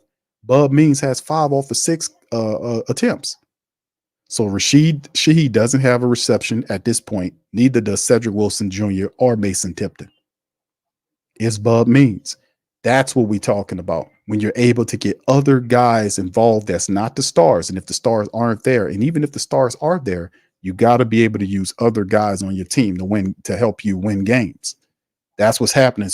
And because Spencer Rattler practice on the practice team, the scout team, he throws to Bub Means all the time, so he knows his tendencies. So as he gains ground into QB, he's going to have his guy that he has synergy with, and that's obviously Bub Means. He knows Bub Means well. That's why he has all these catches. So, like I said, we got talent. But if the coaches get out of the damn way and allow the talent to express itself on the field, we'll see a lot of success as opposed to you picking certain guys that you want to see. Man, the hell with that. You're trying to win games, man. So anyway, Paulson Adebo is the top tackler, 7 tackles. Lattimore has 5. And of course, you know who got the interception, Paulson Adebo, Jonathan Abrams, and Cam Jordan on the tap up. Unfortunately for the Saints right now, there are no sacks right now. The Saints haven't been able to get to Baker Mayfield and bring him down. So we need to change that. We got to get to the quarterback. He has way too much time. 2 big things to talk about, even though the Saints have the turnovers, fam. Listen, big points of emphasis I'm really concerned about going forward is the fact that the Saints, when people find out that the Saints can't stop the run, we're going to be in problem. We're going to have problems. Because sooner or later, the team's going to figure out the Saints are soft up the middle, and they're going to start hitting at them. We got to fix this running situation where we're allowing these teams to gain yardage on the run. Now, Tampa Bay is not using it right now, even though they're averaging 7 yards a run. They're not doing it right now, but they will do it in the second half to start eating up clock and trying to normalize and kind of gain ground and get the game, because this flow of the game is out of hand. Somebody got to get back to running the ball and controlling the clock because they don't want it to be a shootout. Somebody got to do it. All right. So anyway, and then of course, you know about Rashid Shaheed's 54-yard punt return for a touchdown. That was a good one. Blake Grupe's 2 for 2. Shout out to our special teams units. Our special teams unit is responsible for 13 points. So they've done a phenomenal job in doing it. And we just got to keep it rolling with our young quarterback. Very impressed with Spencer Rattler right now, what he's doing. Very impressed with Spencer Rattler. He's doing a phenomenal job for the Saints right now. Credit to Spencer. He's doing a wonderful job in there. His QB percentage, his completion percentage is almost 65% on buck 40 and a touchdown. He's doing a phenomenal job. Credit to Spencer Rattler. A phenomenal job. And he's getting young guys like Bub Means involved in the game. I don't think Bub had a catch at all coming into this game. He sure didn't. Look at his stats right. They ain't even update him yet. This man didn't have a catch coming into this game, but he's been an active participant in the offense. They weren't concerned with using him in that way. He got 0 catches. He was targeted 1 time in all those games and targets 6 targets, 5 catches for 45 yards in the score. That's all Spencer Rattler, man. But Bub Means getting his scout wide receiver involved in the offense. All right, let's look over here at the Tampa Bay Buccaneers. Baker Mayfield, 19 of 30 for 232, averaging 8 yards a throw, 2 touchdowns, 3 picks for Baker Mayfield, 60, almost 79% rating. Bucky Irvin, 6 scrambles, 6 runs for 34 yards. He's averaging 6 yards a run. Tucker had the 1 yard scramble there. As you can see, the Tampa Bay Buccaneers as a collective are averaging over 7 yards rushing against the Saints right now. Bucky Irvin is averaging 6 yards a run on the Saints. And most of that is because of the draw play or the dive plays that the Buccaneers are using, because it's the same plays that they are mocking that they've seen the Atlanta Falcons use, to see the Kansas City Chiefs use, to see the Philadelphia Eagles use the same dive and draw plays or delayed draw plays that have worked against the Saints over time. Got to do something about that. I recognize it. Best believe the opponents do too. Chris Godwin is their top guy, 9 catches, 63 yards, has a touchdown off 11 targets. Tucker, the backup, back 2 catches for 51 yards in the score there. So they're getting there. Anytime you get your backup guys involved and they started scoring, it take a lot of pressure off the team. And despite 3 interceptions and all the stuff that has happened in the game, it's still just a 3-point game. So going to be interesting going forward, man, between these 2 teams as we keep it moving. So anyway, halftime statistics, fam, what as we go into the remaining portion of the rest of the game, what are the keys to victory? Let's hear some keys to victory to the family members out there. Y'all put keys to victory of what you think will happen in the game. What do you guys think? All right, Traders Playbook says, Q, can the family base force them to keep Rattler as QB? No, there is a way, but it requires a great degree of discipline to do it. And as long as Derek Carr is the head coach of the team, Spencer Rattler won't be QB1. I'm just keeping it real. Well, why not, Q? Because Spencer Rattler is the 5th round draft pick quarterback. Derek Carr makes $150 million, and he is the guy that Dennis Allen wants to run his team. So if he's healthy, Dennis Allen's going to put him in there. And now listen, Dennis Allen he told you that during the pressers last week. We covered it on the show, and I told you, I said, man, listen, when Derek Carr, because Mike Triplett, who asks all the great questions, asked him, he says, if Derek Carr is healthy, does he come back and start it? Dennis Allen says he's the starter. So Spencer can go out here and cut up and do all this kind of stuff, but when Carr gets healthy, he's coming back to the job. That's not, I've already known that, right? Before he even said that, I already knew that. The question is, and I already know this too, is what happens to Spencer Rattler once Derek Carr gets back? Does he become the QB2 or does he go back to the emergency QB?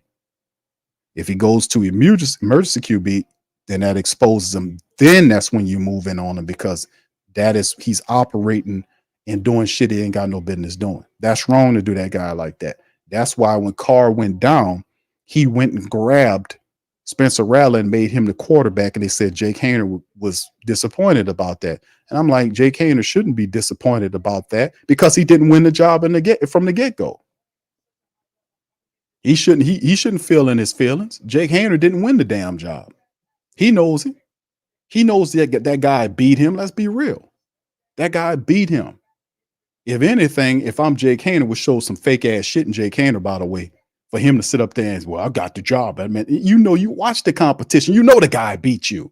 Now you're going to be disappointed that Spencer Rattler gets called from the third emergency quarterback to be the starting quarterback. They know he beat you.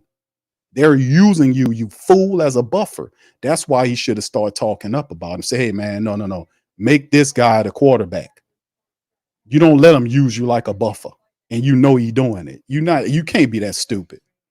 All right, thank you, bro. Appreciate that. I keeps it real, man. We gotta keep it real here, man. Because Dennis Allen full of shit, man. I've been calling this dude out on that. Been calling them out. That's wrong to do players like that. You don't invite them into a competition and then turn around and then say, hey, man, guess what? As they open up the fourth quarter, Spencer Rattler finds Rashid Shaheed for his first catch on the right side of the field. They get the first down. So right out the bat right there. I hate Fox how they doing these shows because they got these interviews mixed in, and the interviews is going on top of the live game. I don't know. I really don't like how they running the show. You put that interview shit behind the actual game. 1st and 10 now. Spencer Rattler under center. They're showing the power eye look, turns to the right, hands the ball off to Alvin Kamara, runs into nothing. They get absolutely nothing on the play. Maybe gets a little bit beyond the yard, maybe a pickup of 1 yard, nothing on the play. The power eye look, Saints can't even run the ball. We got to do something about that, man. They got to get rid of these linemen, find somebody that know how to block, because you can't be getting paid to be an offensive lineman. You can't run block, bro. You're supposed to know what you're doing. 2nd and 9 now as the Saints get. This is horrible. Shotgun, and there's the man in motion is Juwan Johnson, goes back to his original spot. There's a snap. Rattler looking right, stand right, throws the ball, deep shot right here, and it's knocked away. It was going to Rashid Shaheed, and the ball's knocked away by McCullum on that side. It'll bring up 3rd and 9, 13:47 on the clock. All right, appreciate DJT. You and I together win in 2024, says Rattler Kamara for 2024. Thank you, bro. Thank you. Too kind. Problem was the ball was a little bit underthrown. That's why Rashid Shaheed had to stop and wait on the ball. If he put some more arm underneath that ball, that'll work. All right, here we go for the Saints. 3rd and 9. Rattler in the shotgun, man in motion is Bub Means from right to left, 3 on the left, 1 right, snap. Rattler firing to the right side there, and let's see, he was throwing at Juwan Johnson there. So 1st and 10 for the Saints on the throw right there. Big throw right there by Rattler. And he has time. They gave him time, and he makes the completion and fired it. It was a little low, but Juwan Johnson got right up under it and made the catch. Great catch by Juwan Johnson, man, on the play. He even looks different with Spencer Rattler in the game. He looks real different, man. His energy's up. Rattler on the center turns, play action to the left, whirls to the right, fires, and ball thrown in the ground by Bub Means. Brings up 1st and 10. So, yeah, he turns to the right. These rollouts are working, man, because it is confusing the Tampa Bay Buccaneers, and it allowed Spencer to do what he does best, which is kind of throw the ball on the run. He's pretty accurate at doing that. So they're using these rollouts pretty good and mixing in the misdirection in there too. Is kind of helping them buy a little time to see the field. 2nd and 10 after the incompletion. They're at the Buccaneers 39-yard line. Spencer sends Rashid Shaheed in motion. Turns, hands the ball to Kamara to the left, dances around, falls forward for a gain of maybe about 5 yards for AK-41. That'll bring up 3rd and 5 or maybe 3rd and 6, they're saying, to pick up a 4. King Morrison, thank you, says this team might not play the same for Carr. Thank you, bro. Thank you. Get fucked too kind. Thank you, bro. Appreciate you. And Traders Playbook says, can the players force them to keep Rattler as QB1? I don't think they're going to do that, bro. You know, they're anything's possible. I don't see them forcing them to do that. I think with Dennis Allen, that's just who he's going to pick. Thank you, bro. Thank you. Get fucked too kind. All right, appreciate you, bro. Hold on, I'm going to comment to you in just a second after this play. Shotgun Rattler, there's the snaps. 3rd and 6, fires to the right side. It's cut by Bub Means, and he drops the ball. And they're saying it's a fumble. But let's see if it is. They're saying it's a fumble on the play. So Bub Means, did he catch the ball and get down, or was it a fumble? That's a fumble. Did he get his feet down on the play? Looked like Bub Means fumbled the ball. Did he fumble?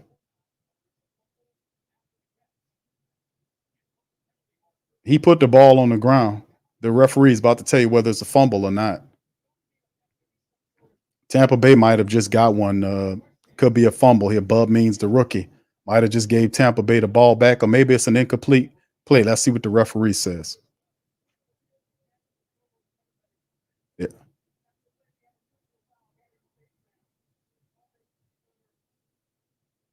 Come on. So they say it's a fumble. They're going to get the ball to the Tampa Bay Buccaneers, man. It's a face mask penalty against the Saints, they're saying.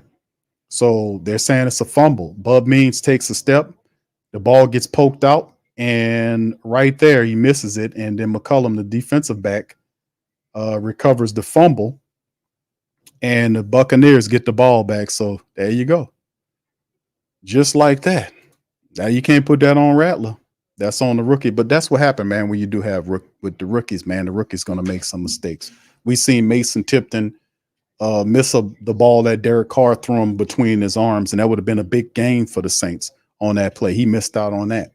The rookies are going to make mistakes. It's just a part of the game, you know. We understand that when you are using them like that. You know, our veteran guys are, you know, outside of Rashid Shaheed, these other guys are not involved. The Cedric Wilson Jr.'s of the world are not getting thrown at. So Bud Means got the vibe because Spencer Rattler, that's the guy that practices him on the scout team. So he knows his tendencies. So another turnover for the Saints, man. We can't do that, but we did. All right, big ups to you. And then just to kind of comment on your Traders Playbook about the Derek Carr Rattler thing. I've said this. I've been vocal about it. I think he goes back to the emergency quarterback role when Derek Carr comes back, simply because Dennis Allen's off-code goofy putz who does off-code crap like this. And if I notice it, the team members it. That's why I get on him for stuff like that, because you don't do that. If you're a coach of a football team and a guy earns the position, you don't use another guy who's less than him talent-wise as the guy to buffer against the guy who you really want because he's the guy you paying the money with. Did you catch that? That's what kind of stuff I don't like about this guy. That's why he's not going to go far in the NFL doing F stuff like that. And that's just keeping it real. You played the right guy. The guy earned the job. You don't keep him way back here and then snatch him and say, come on, when the other guy is hurt. You don't do that. But that's what kind of crap we got going on down here. All right. So anyway, Saints getting ready to punt the ball off from the Matt Hayball from their own 49-yard line. Unfortunately, so they're just going to say, okay, that's a big get right here for the Saints right here for them to say it was not a fumble, and it just turned it in. That could have been huge, man. So the Buccaneers, the referees kind of helped out on that play, because if that would have counted as a fumble, that would have been a short field. That would have been a lot of stuff going on. So instead, the Saints were able to get the punt, and they explained that was a gimme right there, because the ball got loose right there. He had a chance to re-grab at it twice. It just wasn't meant to be. And it just worked. So anyway, they just considered that. That's a big help for us on that play. The referees calling that, by the way, because that could have sharp field, put the defense in a precarious situation. But we ended up punting the ball away and burying them deep in their own territory. So the Bucs open up under center. It's Baker Mayfield from inside their own 10-yard line. Saints showing pressure. Baker is looking to audible. He see the pressure the Saints coming with. Man in motion from left to right. There's a rollout. They throw it to the guy that was in motion. He's covered by Paulson Adebo. And Paulson Adebo just got the meanest stiff arm in the world, man. Chris Godwin just shoved Paulson Adebo in the ground like he was Derek Henry or somebody. I mean, and then the crazy part, they had the guy for a loss, and he just get your ass out the way. Just stiff arm. He put a Derek Henry stiff arm on Paulson Adebo. Get your ass out the way. You know, and then he was talking mess to him. And then he got a gain on the play. He got 7 on that. Baker Mayfield under center. Man, we could have had a loss. Man in motion from left to right is Shepard. There's the handoff to the running back, and he gets chopped down by Alontae Taylor for a 2-yard loss. So the Saints getting involved to stop that run. DB blitz in there. It's Alontae Taylor making a tackle. 3rd and 4. That was a good play right there. He got involved, got in there, fired through, and made the play to get Bucky Irvin down in the backfield. Big play by Alontae Taylor because the Saints got to stop this team from running the ball. Alontae Taylor doing a good job in there. All right, 3rd and 4 for the Buccaneers. Shotgun. They got a bunch formation to the left, 3 of them to the left.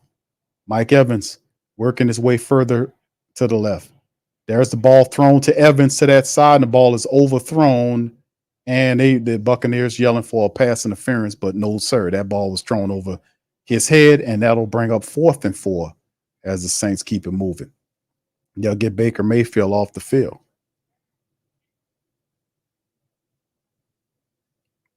I knew they was going to Mike Evans because the way they positioned it, Mike Evans was, he went into motion, and that was Paulson Adebo on him, and it was just overthrown. Now here go Rashid Shaheed's back there. As the punter comes, that ball almost was blocked. Could have been blocking. There's the bounce to Rashid Shaheed to the 45, and he gets tackled. Nice open field tackle by the Buccaneers. They get him at the Saints' 44-yard line. So the Saints, after the punt, get the ball nearly at half field, at midfield. That guy made a wonderful tackle because if Rashid Shaheed could have reversed field, that might have been another touchdown there. So number 37 for the Bucs made a really good open field tackle to stop that. Saints pick up the ball at their own 44-yard line after the break. Man, a lot going on here in this game, fam. We 10:48 into the 3rd quarter right now. And man, what can I tell you, man? Right now, early on, no scores right now. Saints maintaining the lead. The lead right now, 27-24. All right. Anyway. All right. Let's see what you guys got to say about this. What's up? Courtney says they're doing this for Derek Carr. They don't want him to look too good for Rattler. Then it's hypocritical at best. And it's one of the main things that's going to turn people against Dennis Allen because they see what he's doing. The reporters see what he's doing. That's why the reporters asking him about it. They see what he's doing. And then sits up here and lie about it and all this kind of stuff. Why Dennis Allen, as a coach, his teams don't get too far because he's so stupid. He don't realize you don't do off-code behavior like that. You don't participate in off-code behavior like that. And call yourself a coach or somebody's coach and call yourself to be respectable and run a respectable team. That don't work like that. When you obviously showing bias, you don't protect anybody from competition. I don't care if it's the quarterback, the running back, the wide receiver, none of them. If you can't handle some competition, then he don't need to be a player in the football. That's facts. You don't do that. Exhibits major off-code behavior, and it's just not good. All right. Anyway, we'll see what we got going on. KD said, I wonder if they let Spencer run the ball this drive. The D's are crashing hard on Kamara. Need some blocking, fam. Miscellaneous Mail says 3rd and 20. They better not get the first down. Let me go a little further down here. Here, Dedrick says, get Hayner in the game, get Rattler away from this mess and save him for the future.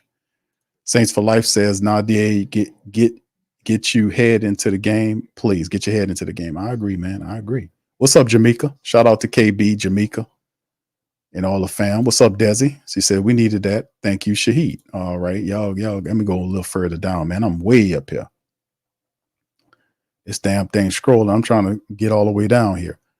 All right, Clint says, why in the hell do we keep running up the middle? Yeah. All right, so here we go. We're going back to the Saints side of things, man. With Spencer Rattler. Let's see what they got going on here. Yeah, it's we got to keep it driving, man. We got to keep things going, man. The best of our ability here, man, and it's just a part of the game, fam. You know, and as the play action again, and then Rattler gets wrapped down for a sack. So yeah, he gets drove down for a sack. KJ Britt sacks Rattler, and that brings up a 2nd and 19 on the play. So the Buccaneers in the second half, they're gonna just send the blitz at Rattler. He gets sacked there, loss of 9 yards on the play. There's a snap. They're coming with the pressure again.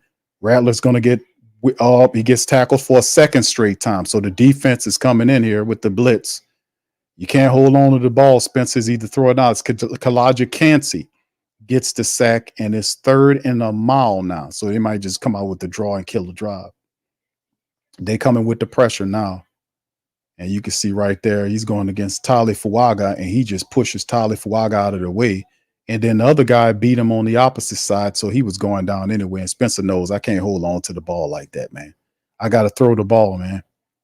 So 3 sacks, 4 knockdowns on 25 dropbacks. There's a snap. It's a draw play to Jamal Williams, and Jamal Williams falls forward, gets to the Saints right around the 44, 45-yard line on the give-up play.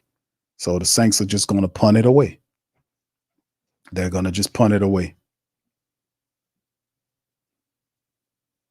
That wasn't a very good drive by the Saints. That was 4th and 13. That was not a good drive. 2 back-to-back sacks on the play. They're going to dial up the blitz, and guess what? Because it worked there, they're going to come back with it on the next drive. You got to have a equalizer for that. Matt Hayball's out there to punt away. 4th and 13. Saints can't run the ball either. We're going to look at the time of possession on that last drive, by the way. Saints can't run the ball, man. That's not going to be good. You got to run the ball to eat clock and to help the quarterback out.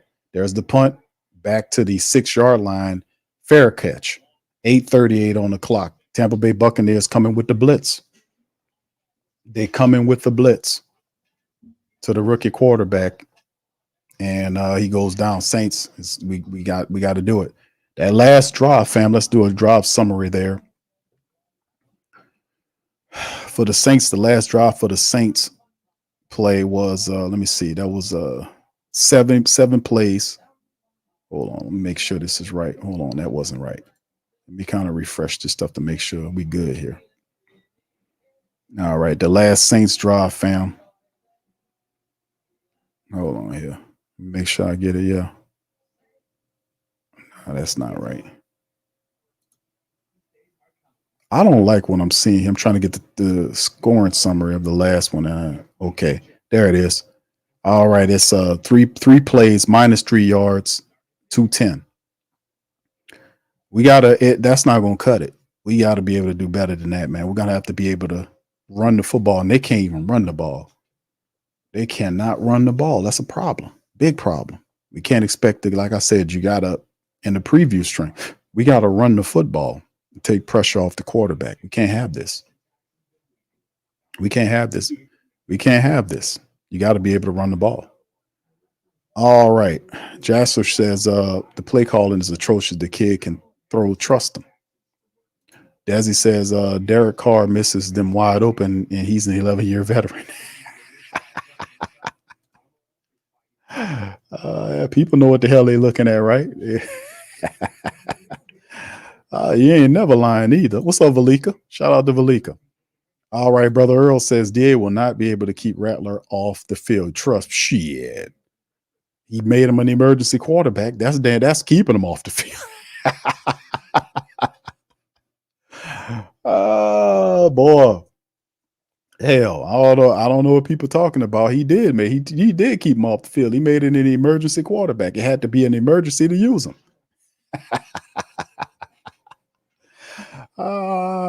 Yeah, it's crazy. Joe says they need to stop running the ball up the middle. Yeah, it's crazy. Bagdo says we burned 2 downs running behind as a BSO line. You know, Can't block it. Throw the damn ball, bro. Spread them out. Open the playbook. It's that damn easy. Talk to your coordinator, bro. Talk to Clint Kubiak. When Taysom's away, Clint Kubiak can't seem to call the play. That's my term when Taysom Hill's not in there. There go the Buccaneers handoff to the running back, and he gets up to about the 14-yard line going center. 8:38 on the clock. At some point, somebody got to take the game. And as you see, the Tampa Bay Buccaneers are trying to run the ball at the Saints now. They're trying to run the ball at the Saints now to kind of eat up clock and normalize things because they know they can't get into a shootout. Somebody got to get back to running the ball and dominating the clock. Whoever does that wins this game. Follow 4 says we got to get some misdirection going. They are vanilla, very vanilla. All right, there's the Bucs from their own 14-yard line. It's a play. Nope. Yep. The ball's out. There's no pressure on Baker Mayfield. Tucker was able to get the first down. New set of downs for the Buccaneers, a gain of 6. There is zero pressure on Baker Mayfield. Zero pressure. Zero pressure on Baker Mayfield. The front 4 Saints ain't doing shit, man, to be honest with you. Baker Mayfield standing up there going through his progressions and everything. He's not even worried about them people. There is zero pressure getting to him. He got a pocket of protection there. From their own 21, what was that? The 19-yard line, Baker Mayfield in the center, 2 to the left, 1 right, running backs behind him.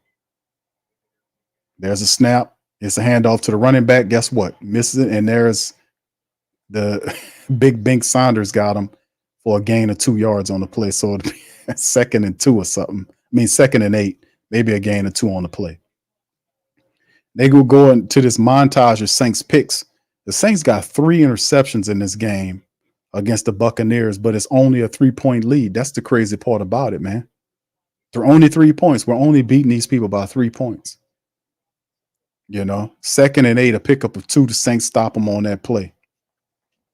Let's see what they do here. 3 wide receivers left, 1 right. Baker in a shotgun with his running back to him, to his right side. There's the snap, looking center, looking right, looks left, scrambles around and runs and gets to the 31-yard line on the play. Jonathan Abram gets him, but not before Baker Mayfield scrambles and pick up over a dozen yards on the play.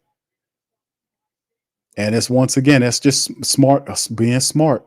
Baker got it covered up. He looks and then takes off up the lane right there and just was able to find something that should have been a holding play because Bink Saunders was calling out holding. The lineman grabbed Bink that he was as he was going to the right side and put his hands up like this guy grabbed him. No penalty. Baker Mayfield at their own 30-yard line sends his wide receiver in motion from left to right. The handoff guy dances around Tucker, gets to the next level and falls forward for 10 yards on the Saint.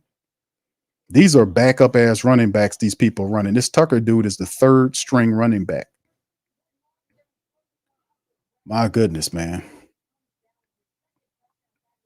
My goodness. Romeo Dubs is tearing them people up, man. That cornerback need to be cut. You just let the dude push you. You had a 50-50 throw a ball. How were you not involved? Whatever. All right, 5:25 on the clock. 3 to the right side is look like Baker Mayfield's audibling, probably into a run. Yeah, it is to a run and a miss on the play. And Tucker dances around number 7, gets 5 yards on the run. Let's see where they planted that. Boy, he shook somebody out their shoes. Somebody in the backfield was supposed to have him back there and shook the absolute lily hell out of him. Bucky Irvin did. He pivots right. Oh, that was Alontae Taylor. Boy, he broke left. Carl Granderson missed him, and he didn't. And Debo held him up for a 5-yard pickup. So they're doing the job now. Running game, as you can see, like I said, they know they can run on the Saints. He got 5 on that run, and I was telling y'all at halftime, I was like, man, somebody gonna start running the ball. 2 to the left, there's a man motion. It's Chris Godwin from left to right. It's a play action. He goes back to Godwin to the outside. He breaks in and gets to the Saints, and he's still on his feet, and he's gone. The Saints had him, and then they let him break, and then he just runs. That's a touchdown for Chris Godwin, just like that, man. The Saints missed the tackle on him, and then he stayed on his feet and ran all the way for a touchdown. That Saints defense, man, my goodness, man, outside of the turnovers, Lord. The motioning man, they had a chance. You got to watch the motioning man. And then Gay misses him, Adebo misses him, And then Alante misses him, and then he's gone. How will you have 3 people on Chris Godwin? Nobody wraps him up, and he just runs for a score. Boy, it's amazing. This defense forcing turnovers, but when it come down to like putting their feet in the ground and stopping teams like consistently, they give up way too many big plays, man. And you need the defense is going to have to stop teams. So the Buccaneers take the lead 31-27. Now is when we see who's real. I don't understand how Alante Taylor didn't wrap that guy up. You don't try to give him a shoulder bump. You wrap up Chris Godwin. And he took it all the way for the touchdown. Bucs take the lead 31-27. Just like that. Now, we're gonna, this is just me now. We starting to see something very interesting. The Tampa Bay Buccaneers on the last defensive series, family. They blitzed Spencer Rattler. They got him back to back on sacks that destroyed that drive. The offense then turns around and goes for a score there, with the score. So, we starting to see a bit of a momentum shift here. We're starting to see a momentum shift. We'll see what they can do. Starting to see a bit of a momentum shift. Starting to see a momentum shift. And we've seen several momentum shifts through this game. The Buccaneers had it early, and then what they did was they had that terrible drive where they had penalty, and then here come the turnover, and then the Saints stole the momentum. Now the Buccaneers are getting intelligent now. They went back to the run. Now, if we go over their last drive, that was a 7-play drive, family, for 92 yards, 4 minutes, and 13 seconds off the clock. So 4:25 remaining in the third quarter. It's a game. It's all about the momentum of the game. We're starting to see some interesting play right here from the Tampa Bay Buccaneers. They started running that football. And just like I said, somebody's going to stick their foot in the ground and start trying to run the football. And the Tampa Bay Buccaneers did just that. They put their foot in the soil, started running the ball. They normalized their offense to a degree, and they started making moves there. Yeah, you look at what they did that last drive. Bucky Irvin's averaging 5 yards. Fam, let me tell y'all something. Bucky Irvin, who's the second string running back, and Sean Tucker. Bucky Irvin has 8 carries for 38 yards, and he's averaging 5 yards a run. Bucky Irvin is. Sean Tucker, the third string running back, has 4 carries for 29 yards. He's averaging over 7 yards a run on the Saints. So you got one averaging 5 and one averaging 7 on the Saints. You don't think the Buccaneers realize that they can hit the Saints for yardage? They're going to have to soften up as they kick it to Rashid Shaheed. Bumbles the ball in the end zone, but he picks it up and throws it to the referee as it's a touchback. Got to do something about it, Saints D. We gotta do something about it, fam. Got to do something about it. Thank you, KB. Just I want to know what work with the work on in practice. There's a lot. Thank you, KB. Thank you. You're fuck too kind. Appreciate you for being a member for the last 32 months. Much love to you, KB. All right, Saints pick up from their own 30-yard. Spencer under center. He's going to throw the ball to Alvin Kamara. And the guy grabbed Alvin Kamara as he was breaking out, but no flag on the play. Isn't that a flag? He grabbed Alvin Kamara. That should have been a flag on the play. JT Sharenga grabbed Alvin Kamara as he was breaking out. That's a flag. You can't do that. He grabbed him, and there's no flag on the play.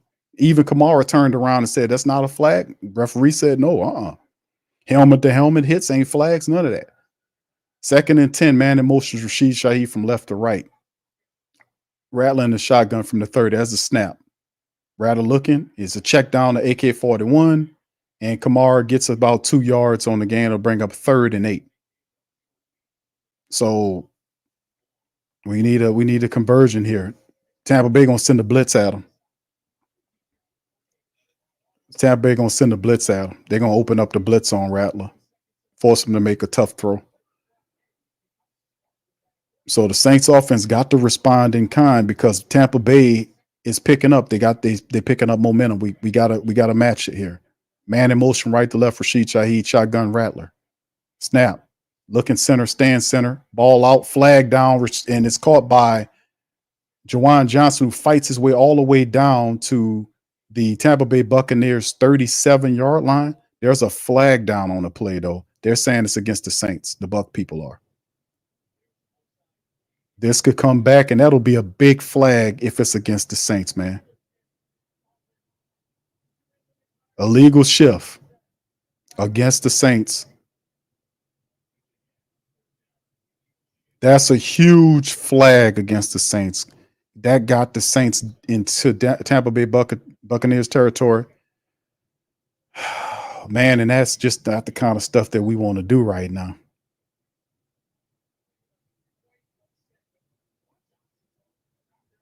And 3rd and 13 now. So with the flag, let's see if the Saints can get the yardage back. Rattler in the shotgun. Let's see if he can get it back, man. 3rd and 13. There's a snap blitz coming. Rattler throws it off his back foot to Kamara behind him, and he drops the ball 4th and 13. Man. Threw the ball behind Alvin Kamara. With the pressure in his face, the blitz was coming. And the guy breaks off at the last minute, and the ball was thrown behind Alvin Kamara, and it just was not good. Not a good throw.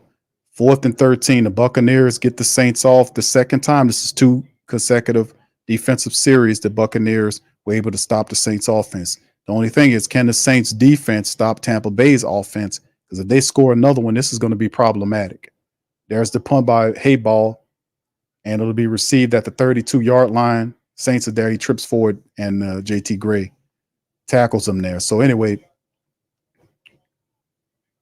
big penalty stops the Saints, forces the play, and the Saints offense have stalled in the mud, man. They done stalled out. Maybe we're going to have to get something going. You notice that they kind of abandoned the run now. We kind of stuck in the mud right now. The last 2 series, we got to get it lively, man. We got to wake up here. We don't have if Tampa Bay scores here, it's going to be problematic. Defense needs to do something. All right, big ups to the fam, man. Much love to you guys. How y'all feeling out there? This is a wellness check. I'm doing a wellness check out here, fam. How y'all doing, man? Are y'all doing all right? We're doing a wellness check. We got a wellness check going on. Is everybody okay? Is everybody good out there? We doing a wellness check. All right, everybody out there, if you're doing okay, put in the chat, I'm doing good. I'm all right, Q. Yeah, I'm doing a wellness check, man. Put in the check, put in there, put a check mark in the chat. Put a power fist in the chat, or fireball in the chat. If you're doing all right, if you're good. If you're doing all right, I'm doing a universal wellness check. I'm doing a wellness check. Is everybody all right out there? We all right? Are we doing all right? Okay, I'm doing a wellness check. Hell, this damn chat here is ridiculous, man. I'm scrolling my ass trying to get that. Are we all right out there? All right, everybody good. All right, we got some ones here. Okay, all right. One in the chat. Y'all got the fireball in the chat. Everybody all right? What's up, Malika? T, you all right over there, bro? All right, everybody good? All right, Muse. What's popping, Muse? Good to see Muse in here. Real. Brother Kenneth, how you doing, sir? YO is in this thing. All right, it's a YO. What's up, Big Smoke? Big ups to you, fam. Y'all all right? Is everybody all right? What's up, Mr. Mel? How you doing, sir? Shout out to Brother Mel. Good to see him out there as well, chilling out there in Florida. Big ups to you, my brother. Appreciate you, sir. All right, everybody doing all right? Okay, thumbs up. Okay, I see y'all. All right, okay, good. A universal wellness check to make sure everybody's good. All right, so here's the run. Next play. A running play to that side to, who's that? Number 17, Shepard. and he gets out of bounds. Second down is a 2nd and 1, a good gain there by the Buccaneers. They're getting involved in a running attack. And that's what we talked about, fam. Is like, man, all I can say, man, at the end of the day is just sheesh. The running attack, you can see they got the little misdirect run on the play. You give the wide. Look how he turned the corner, almost got the first down. That's what I'm saying. You don't see the Saints doing. They used to do that, but they don't do it anymore. Like, get a ball to the receivers on the end around. Baker Mayfield 2nd and 1. Turns as a play action. Saints come with the pressure. He just steps up, and there down he goes for the first sack of the game. It's Willie Gay Jr. But he was too soft on it. He should have plowed his ass into the ground. But then again, they probably would have called the flag. So he gently took him down. He wasn't trying to hurt him on the play. He had a shot at him because he definitely didn't see him on the play because he stepped up right into his path. The Saints came with multiple blitzes, and he was able to do it. He just pushed him down gently. The hell with that. If I get to you, you're going to feel it. He gently pushed him down. All right, 3rd and 9 after the sack right there. Man in motion out from right to left. 3rd and 9. Good sack on the play. There's the snap. Baker Mayfield looking left. Pressure's on. Alontae Taylor missed him, and he turns around, missed him again, fell on his ass. And then Baker Mayfield scrambling around and picked up the goddamn first down, fumbled the ball, and the Saints got it. The dumb referee said no to flag the ball. He was down on contact. And Baker Mayfield is slow getting up. Baker Mayfield made Alontae Taylor, who came in on a DB blitz, literally miss him. Then he had a second chance to get him and missed him again. It's Three Stooges football out there with the Saints. Then Baker ran and get it, and Brian Brucey blew his ass up on the play. I see what happened. Brian Brucey got at him. Brian Brucey got a helmet on him, and he's down. And plus Baker Mayfield, Brian Brucey got a little arm into him, and I think he fell on. They finished the rolling the tape. Baker Mayfield's hurt because Brian Brucey gave him a little love tap, and then he fell over the top of him on the turf, and he can't even stand up now. He grabbing his stomach area. So he's hurt right now, and it's 4th and 1. And the Tampa Bay Buccaneers is out there. They might as well just go ahead and run out the punt unit. And like I said, Fox is so trash with these replays, man, because if they would have showed the full play that was showing Brian Brucey, and he don't look right, they're putting him in the about to march him to the tent. He barely could stand up. So they're going to run out the punt unit to punt the ball away. As that was almost a disaster. Brian Brucey got a little love tap, and then there's a flag down on the play. And there's Rashid receives the ball from the 9-yard line, tripped up inside of the 10 by the same guy that got him again on the previous play. There's a flag on the play.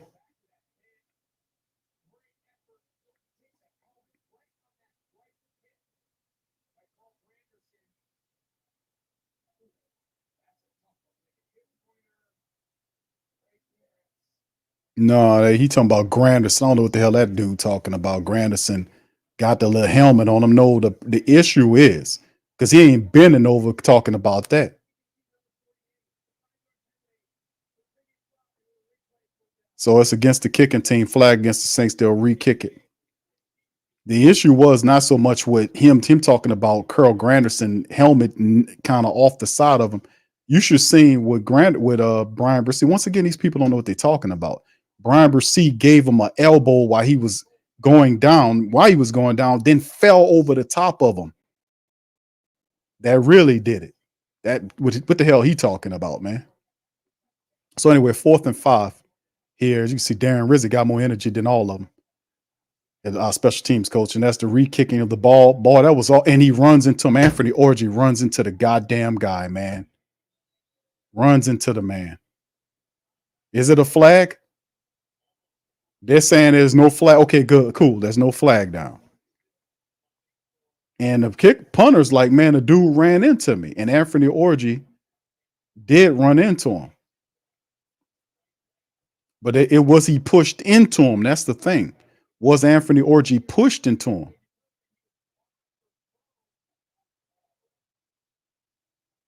Well, we got away with one on that one.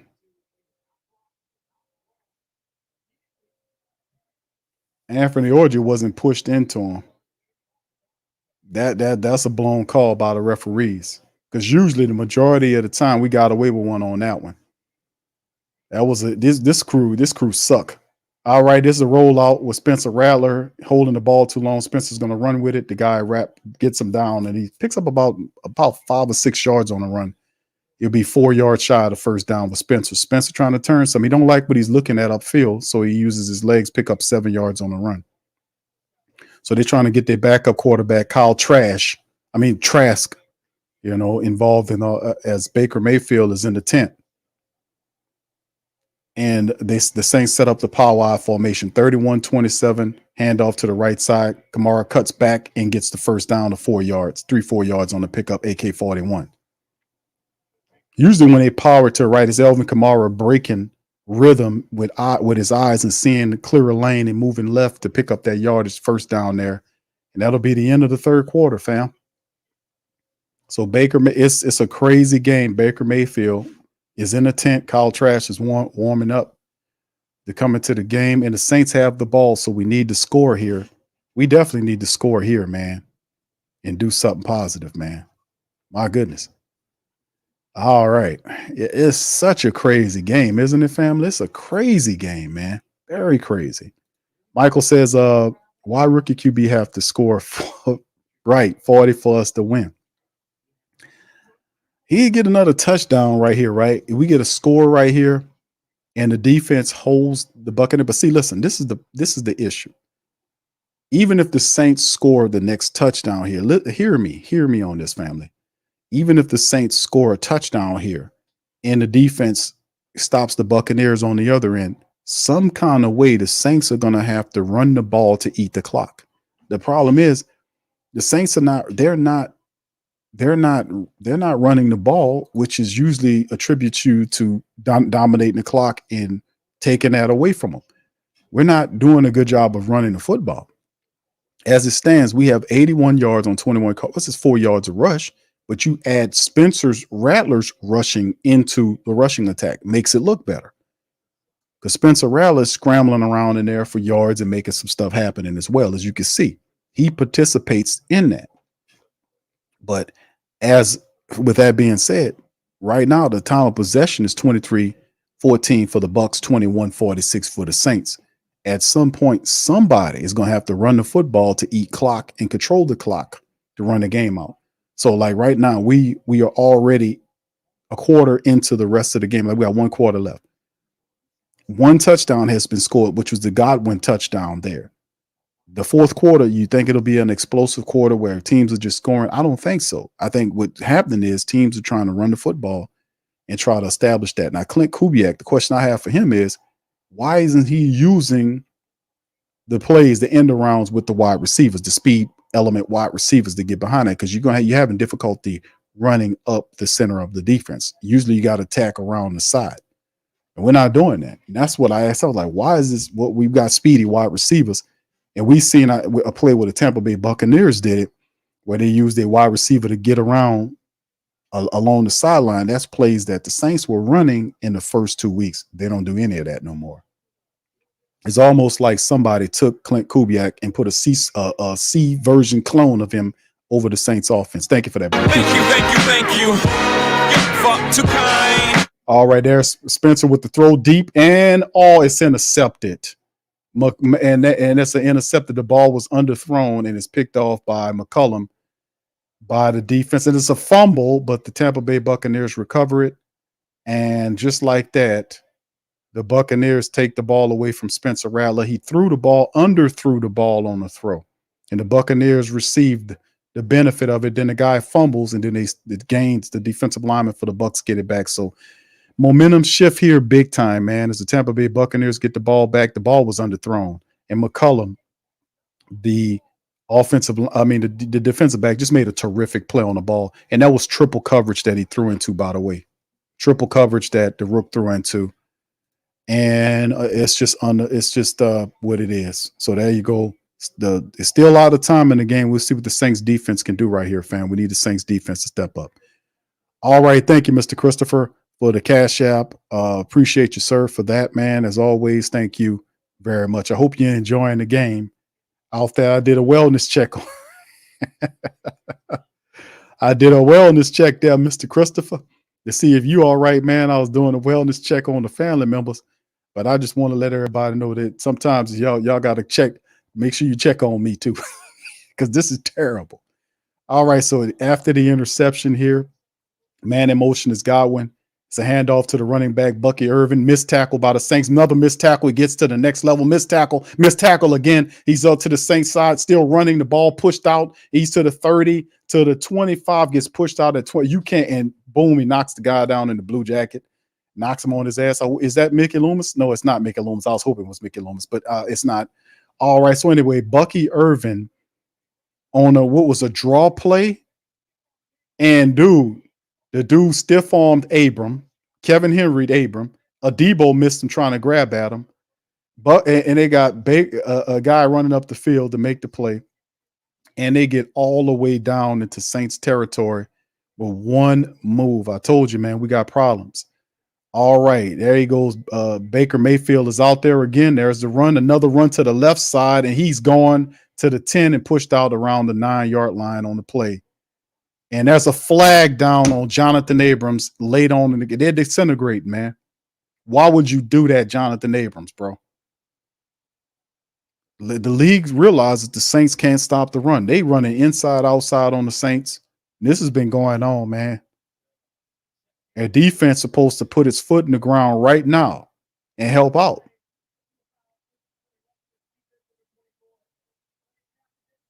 So they get Jonathan Abrams, who pushes the guy super late out of bounds. And the referee throws the flag on him, and that's a 15-yard penalty. And as they hitting the Saints with two different running backs. What is Jonathan Abram doing, man? What is he doing? So 15-yard penalty tapped on top of the game puts them at the Saints 4-yard line. Under center is Baker Mayfield, and there's too many people. The Saints so dumb. They got 12 defensive people on the field, and they got to burn a timeout with 13:51 on the clock. This team falling apart. They are falling apart. Falling apart out here. All right. Thank you, Mr. Waterman. Appreciate that cash app, my friend. Appreciate you, man. Thank you. Fuck too kind. Unbelievable. Unreal. Unbelievable. Jeez Louise here. The Saints defense is literally falling apart before our eyes. 13:51, they're inside the Saints 4-yard line, 1st and goal. Buccaneers are threatening to score here. If they score here, it's going to be going to be tough. So the Saints defense has to put their damn foot in the ground and stop this team and force a field goal or a turnover. Man in motion from left to right is the tight end. Baker Mayfield motions as his wide receiver the opposite way and tosses it to the right side, and the Saints do a decent job of getting there to stop him. Jordan Howding's there for a gain of 1, so it still be 2nd and goal there. 13:40 and counting down. This is a humongous series right here, fam. This is humongous. And this very play that y'all watching them run is a play that the Saints ran before. They motion the guy to left, guys moving to the opposite side, and they redirect to the opposite side. The Saints are there to fill in the hole. He can't get there, and the Saints are there to count him. They do a really good job of stopping him. Good play by the defense. We need a turnover or a field goal attempt from these people. 2nd and goal, shotgun Baker Mayfield. There's the snap, looking right, tosses it up high, and the ball's knocked away, and it's a flag down automatically, and it's going to be a pass interference against. No, is it against the? They got a flag down by the referee over there, and he looked like it might. Is it against us? It's offensive pass interference, so that'll back them up as well. So that's huge, and that's the 4th penalty on this stupid Sterling Shepard character. That guy had like 4 personal penalties that just against him alone. It's the same stuff that they did before when they were supposed to call that play early in the game. When they doing that and they called it misdirect. So they got it right on that play. So credit the referee. 11 penalties for 77 yards. We got to capitalize off these people mistakes. That Shepard guy is dumb as hell. That's 4 penalties just against him. Shotgun Baker Mayfield 3 to the left, 1 right, running back next to him, and he motions the same Shepherd character around him, and they go back to him on the play. And he gets knocked out around the 5-yard line. Saints on this. Another flag down. What is going on with all these flags?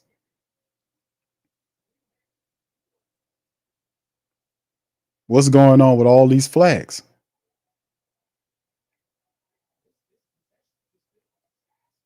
A lot of flags going on here.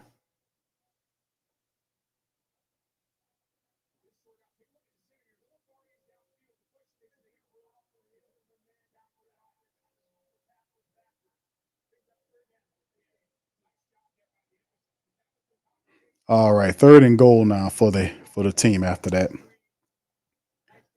We'll see what's going on. 13:01 on the clock, as you can see the play caller. He ain't covering his mouth. I guess he ain't worrying about lip readers. All right, 3rd and goal for the Saints. They got to stop him here, man. We can't let Tampa Bay get in there. They got a bunch look. 3 wide receivers right. 1 man motions is 14. Goodwin from right to left. 2 on the left, 2 on the right side with Baker in a shotgun running back on his left side. There's a snap. Baker looking left, looking center, turns right. Saints looking, ball thrown, and it's a touchdown to Cade Otton. No pressure, and Cade Otton gets the touchdown, and the Buccaneers go up. And that's confusion as Jonathan Abram and Willie Gay are talking over who's supposed to have who, and Cade Otton standing there wide open. He runs like basically a comeback route or a hitch route. He goes right, then turns himself around, and he's standing there by himself, wide open. And then Jonathan Abrams saying, hey, man, that's your guy. No, you're standing there. And the Saints got caught in the zone look, and now look like, are they trying to stay out there to try to get a 2-point conversion on? Is that what the Buccaneers are doing? They go up by 10. They're trying to make it difficult now. They're already up by 10. The Buccaneers, are they trying to go for a 2-point conversion here? Yeah, they're trying to go for a 2-point conversion on the Saints. They can't let this happen. They can't let it happen, man. The Saints defense has not provided enough pressure on Baker Mayfield for him to turn around, stand up there, and find Cade Otton on that little hitch route, that little comeback route there. Man, crazy. 3 wide receivers to the right. Saints showing pressure. There's the throw to try to set up the screen. No good. So they tried it. It failed. Carl Granderson was there, and the Saints stop him on the 2-point conversion. But the interception that McCollum, the cornerback, got, the Buccaneers turned it into a touchdown. So there you go. 37-27 with 12:34 on the clock. This has turned into quite the game, fam. Jeez Louise. All right, that last drive, fam. 5 plays, 58 yards, 2:21 on the clock. My goodness, man. Jeez. All right. Shout out to you guys. All right. Much love, fam. Appreciate y'all as well. Much love. Omar, what's up, bro? Says Rattler the next Mahomes. LOL. Thank you, bro. Appreciate Thank you. You're far too kind. You're a rookie right now, bro. You're a rookie right now. You know, Mahomes didn't look quite Mahomesy when he first started out as a quarterback. You know, it's a process with some of these guys. But you can see with him having full control of an offense and him having the weapons around him. And remember, don't put it all on this kid. He doesn't have a running attack. They really don't have a running attack going on. They really don't. You look at some of the statistics behind the Saints rushing attack right now. It ain't shaking. Kamara, 40 carries. He has 13 carries for 40 yards, averaging over 3 yards a carry. He had 1 score on the goal line. Spencer Rattler is the team's second running back. He has 4 scrambles for 27 yards. He averaging 7 yards every time he scrambled. He's 13 yards off of being tied with Elvin Kamara for the top rusher on the team. Spencer Rattler is. If it wasn't for his scrambling in this game, it would definitely look a lot different, right? Black Preacher Man says, if DA's side of the ball getting us beat, what is Loomis keeping them for? GP, Eagle, thank you, bro. Thank you. You're far too kind. Appreciate you, my brother. Man, man, we really that turnover. We really didn't need that to be converted into a touchdown. And we have 13 minutes, 12:34 remaining in the game. This is a must. All these drives are must score drives for the Saints if they're going to win the game, because they will have to score a touchdown, then turn around, get the ball back. And if they're trying to score a field goal to tie, or they're trying to go ahead with a hit, the next two drives the Saints get, offensively speaking, have to be touchdown drives. And the defense at some point has to benefit via taking the ball away from them and not allowing them to score any more touchdowns for the rest of this game, which I don't know. The Saints caught fire in the second quarter, but have not been able to match it even close in the remaining of the game. And that's what I was saying. The rest of the game will look a lot different for the black and gold, as we move forward. Man, it just says what it is, right? So we'll see how it all pans forward, man, and moves. So it's a pivotal portion of the game. The Saints have to get off the snide, man, and make something happen. They got to make it.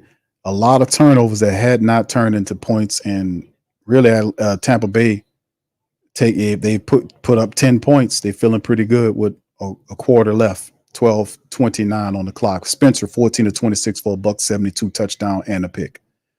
Under center, there's a play action there, rolling to his right side, and what is it? Not much shaking on the play, makes and there it is.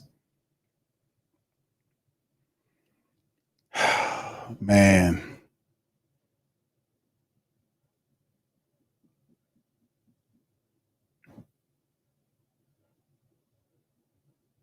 We gotta, yeah, this is I wonder how they're gonna take care of it, fam. It's gonna be tough here. We gotta do better. Yeah, the protection sucks, bro.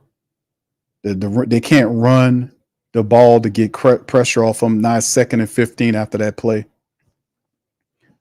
I just don't know what if you Dennis Allen, you allowing him, he gets sacked on the play. The Tampa Bay Buccaneers are going to bring the pressure.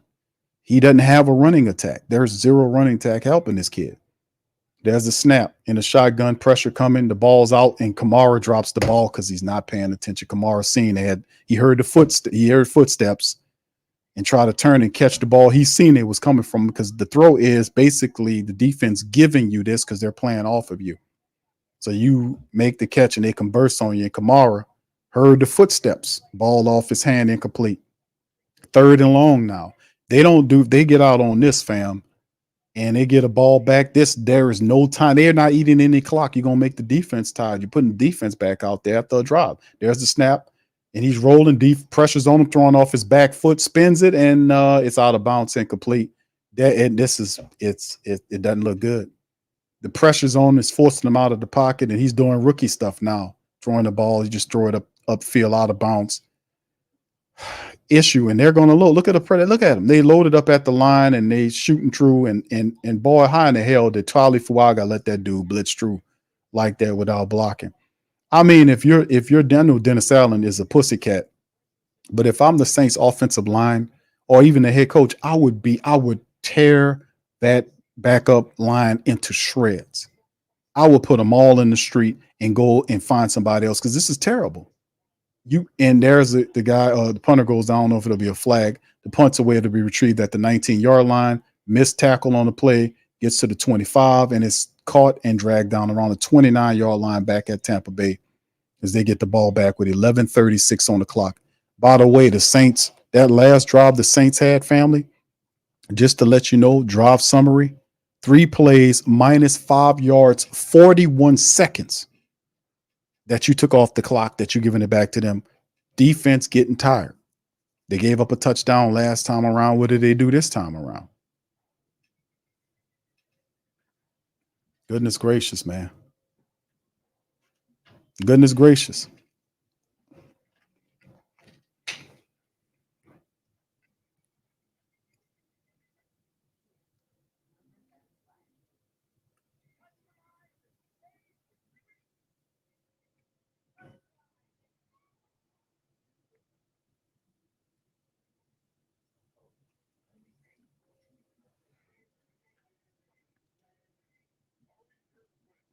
3 plays, minus 5 yards, 60 seconds.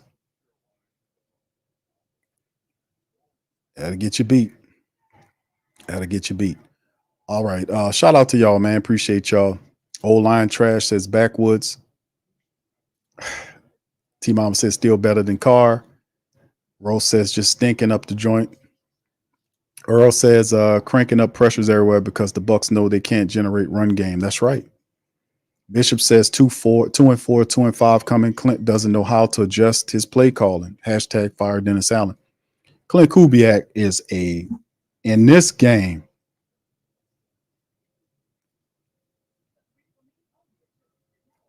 I would have to he got other guys involved in the offense and they were doing good up until the Bub means drop there and it's all changed. Because they're rolling them out a lot and the defense is okay, let's just blitz to the rollout. We'll put one here, and then let's see what he does when you hit him with because they don't have a running attack. That's the whole point. They're not running the ball. They can't run the ball. The Saints offensive line can't run the ball. That's what I was saying 2 weeks ago when we noticed that they couldn't run the ball. The backups don't run the ball well, is that you need to get rid of these bad backup players and go find guys that can actually run block. But instead, we keeping these trash backup players who can't even run block. They don't give you a chance. Here go Baker Mayfield, 1st and 10 from their 29-yard line. He's under center. 2 to the left. He's motioning his receiver closer to the line, and it's a handoff to the running back, and the running back gets about 4 yards on the pickup. Like I said, their top running back, Rashad White, is out. They're beating the Saints with the run with Bucky Irvin, who's the second stringer, and the third string running back.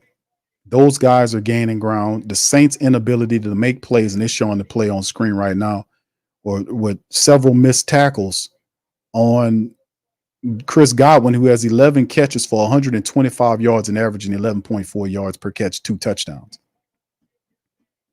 The defense falling apart. Let's see what they happen. 2nd and 6, Baker in the shotgun motions is Cade Otton back to the same sides. Operating as the run, hand the ball off to number 17, gets the first down, plus gets to the next level.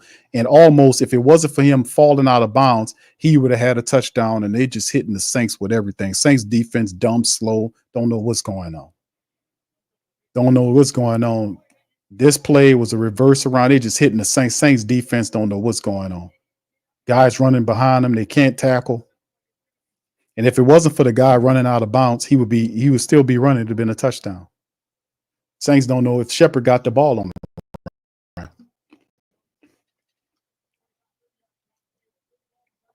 Shepard, if he stays inbound, that's a touchdown. He had it. Huge run. Gets all the way into Saints territory. Handoff to the running attack. Dobbs to the left side. Another big game by the Saints. This guy gets 14 yards on the run. You see what I'm saying? The Saints can't stop the run. I've been saying that. Buccaneers realize that that's what I told y'all at halftime.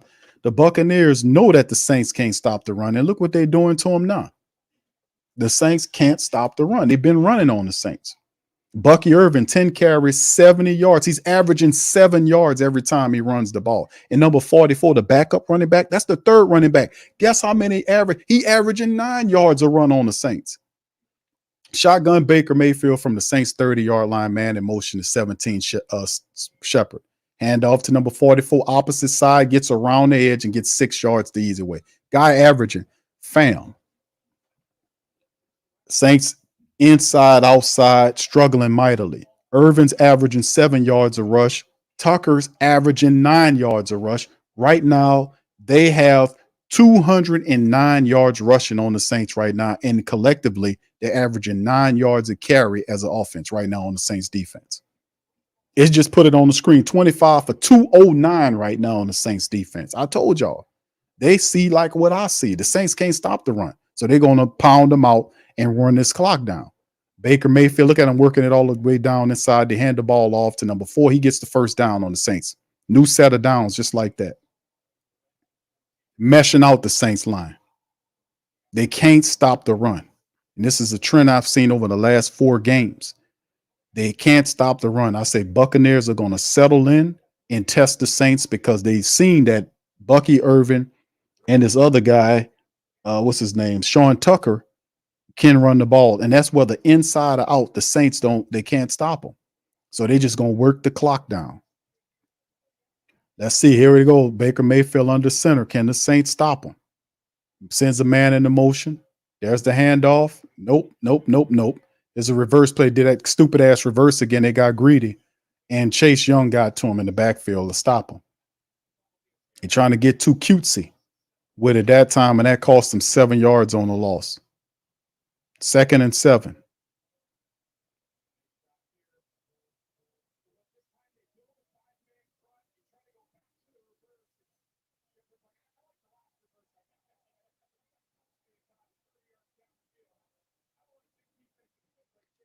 Man. Second, a 7-yard loss on the reverse play. They try to run, and Chase Young got back there and stopped them. It looked like they're going to just have to call a timeout to take a delay of game here because they're letting the clock run all the way down. Did they burn a timeout? Yeah, they did. 7:25 on the clock. They're just trying to work the clock out, man. They just eating the clock down. With a 10-point lead, the Buccaneers trying to work the clock out. So the Saints are forced to score here. If the Buccaneers score here, or even if they get a field goal here, it's going to be incredibly difficult for the Saints to then come back on the opposite side to score because they're trailing by 2 scores already. If they would need 2 touchdowns basically to win. Buccaneers working the clock. They start running the ball, like I said, man. 200 yards rushing against the Saints, man. Right now.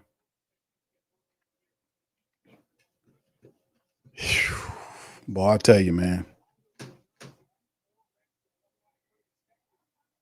All right, back to Baker Mayfield, 2nd and 7. He's under center. Motions is the wide receiver from right to left. Handoff to the running back. He runs in the back of his own player and picks up just a yard on the play. But it just feels like they just playing for the field goal. They eating clock and they playing for the field goal here. If this stands the way it is, the Saints about to go into a 4-game losing streak on a short week. Time for Dennis Allen to go, fam.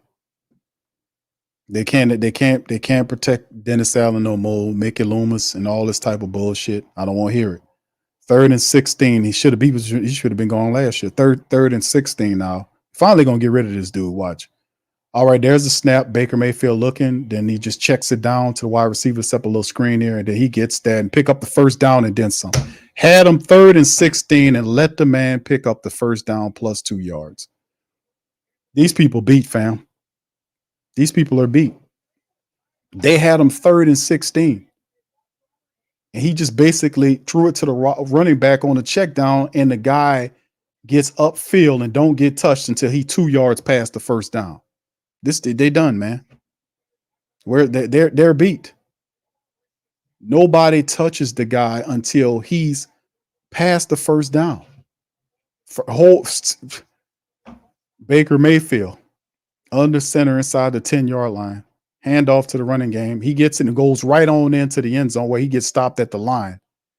Is it a touchdown? They said referee says it's a touchdown. Did you just see what I see? Remember this, because this is your defense giving up on you. Your defense just gave up on you. Your defense just gave up on you, fam. Your defense just gave up on you. Look at this guy. You got Lonte Taylor and all these guys, and this guy gets stopped. And it's right there. The defense, they gonna come back and spot it right. Because looked like he went down before. But it's not like we know that they can't power it in for 1 yard. So they come back 2nd and goal.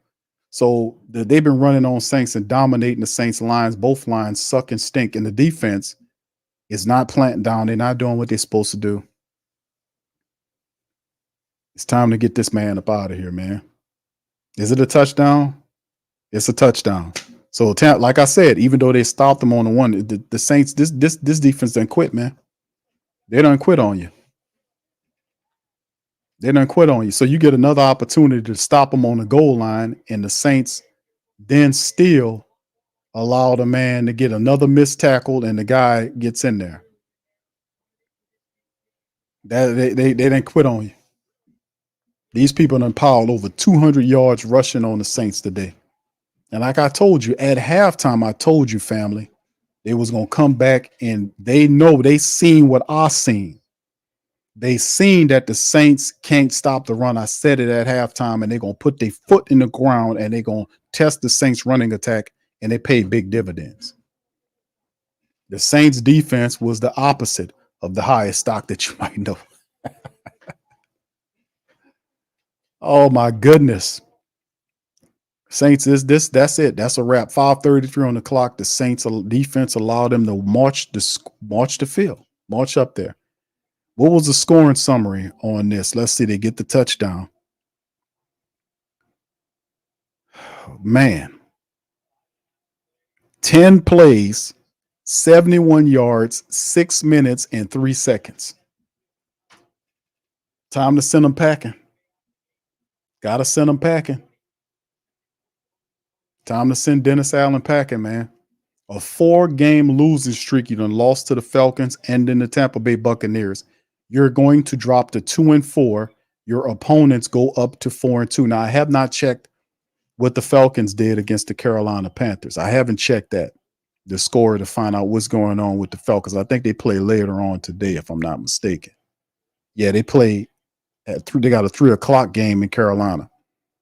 But you can expect a win there unless Carolina helps us out. But Tampa Bay and Atlanta now control tiebreakers on you. You're now falling to 2-4.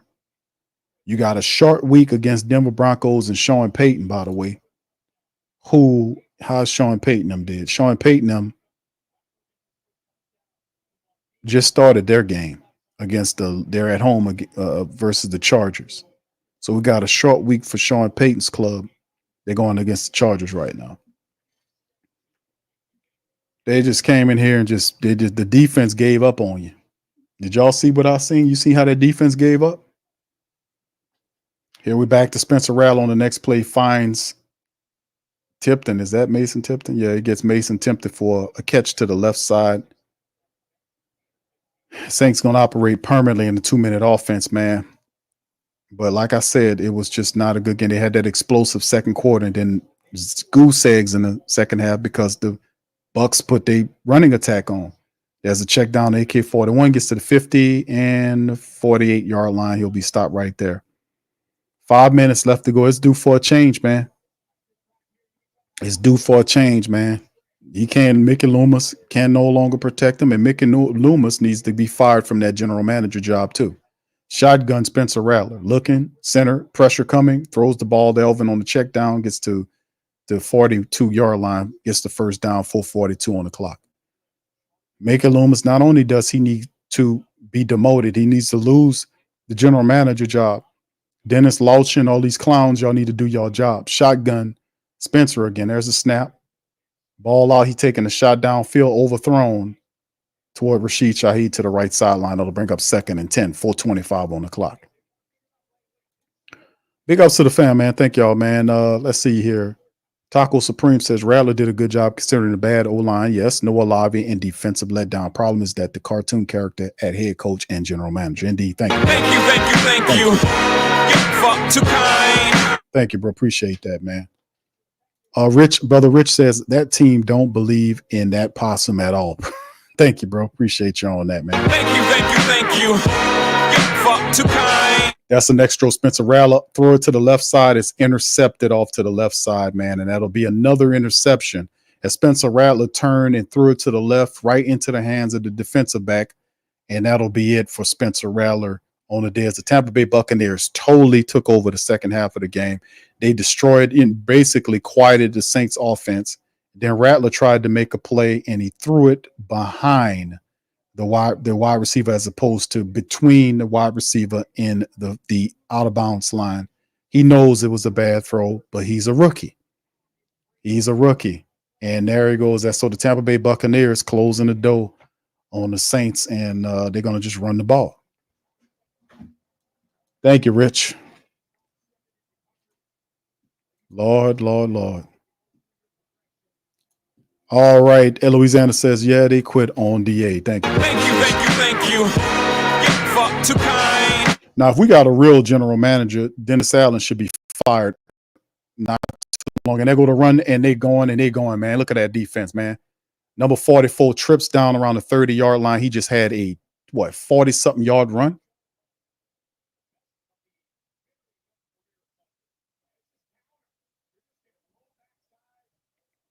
You got to be kidding. Look at that. Saints defense, nothing, no hold, no nothing. What part of the game is that? He wasn't even close to being tackled. He wasn't even close. They opened up. Where was the linebackers at? This defense literally quit and imploded to Tampa Bay's backup running backs. Their backup running, Rashad White would have told his team a new one if he was in there. These are backup running backs doing this to the Saints. Look at that. He run up on them again and he gets 3 or 4 yards. The Saints defense is incredibly weak up the middle. Something has to be done about that. These people have ran on the Saints tonight's totals, today's totals. They have 252 rushing yards on the Saints. Some people averaging 8 yards a carry on the Saints right now. Tucker, number 44, is averaging over 11 yards a carry. Bucky Irvin's averaging 6 yards a carry.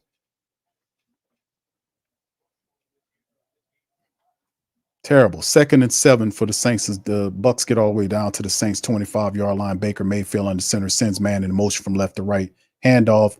Bucky Irvin turns and Chase Young wraps him up for a loss. And then there's a flag down on the play right away. And Chase Young is frustrated. He just threw the guy on the ground. It's a flag down prior to that even happening.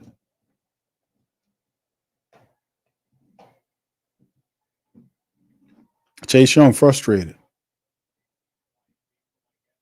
It is not normal to lose 4 games in a row. It is not normal to lose 4 games in a row.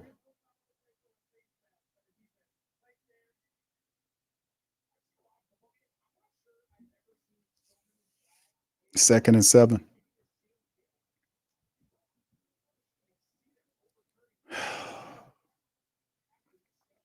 I think these clowns, Dennis Lauscher, who doesn't know a damn thing about football on the ground, over-relying on Mickey Loomis, who's past his prime. And I told people this, that he making these questionable decisions at head coaches with quarterbacks, and there is no other team in the NFL that will stay with a head coach who doesn't have a track record of success as a head coach. You afforded him 3 years. You made up a bunch of dumb excuses about why you're keeping him for this year. And now that your bet is wrong, it's time for you to pull the card.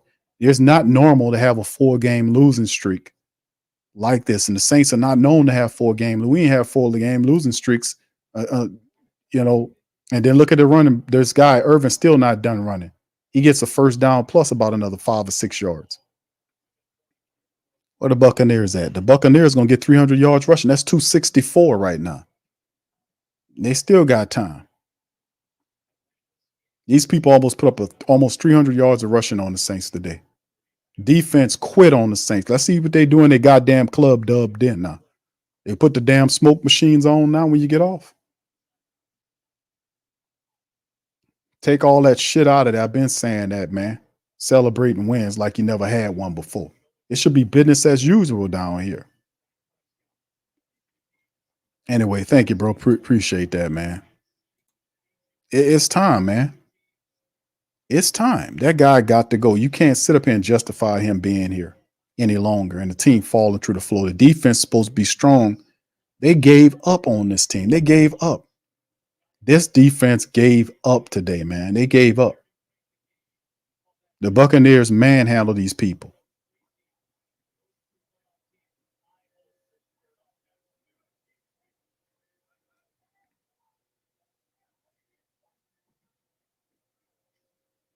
Look at this. Look at this. This guy got 7 yards. 7 yards. And they stacking up at the line, and he still got 7 yards on him. That's now 260. No, I ain't add that last. Tucker got 123 yards. Tucker's averaging 10 plus yards a carry on the Saints defense today. This is absolutely awful, man. Now they got beat down in this one. So you go from barely losing games to getting beat down. Now you're regressing. This team quit on us today, man. They didn't run the ball. How much the running attack was? 13 carries for 40 yards. Jordan Mims got 1 carries for 5. Jamal Williams got 2 carries for 7 yards.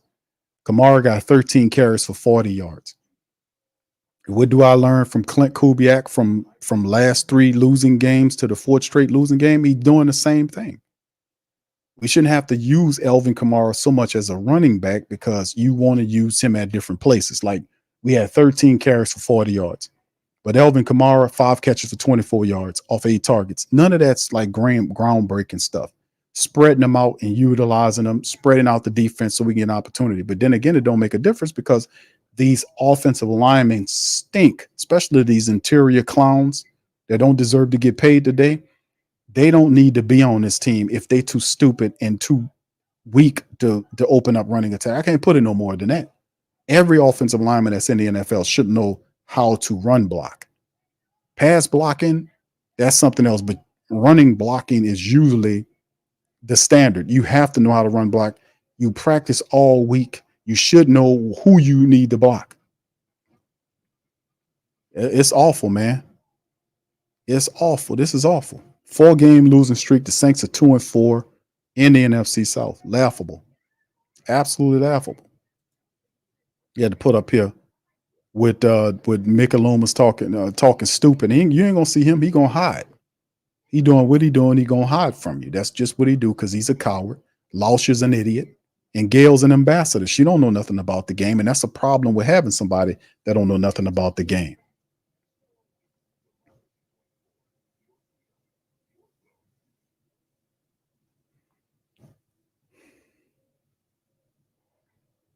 These people, I've been telling them for years, man, they don't listen till the bottom fall out. All right, Louisiana said, yeah, they quit on DA. Thank you. I got that one from you. Big ups to y'all, man.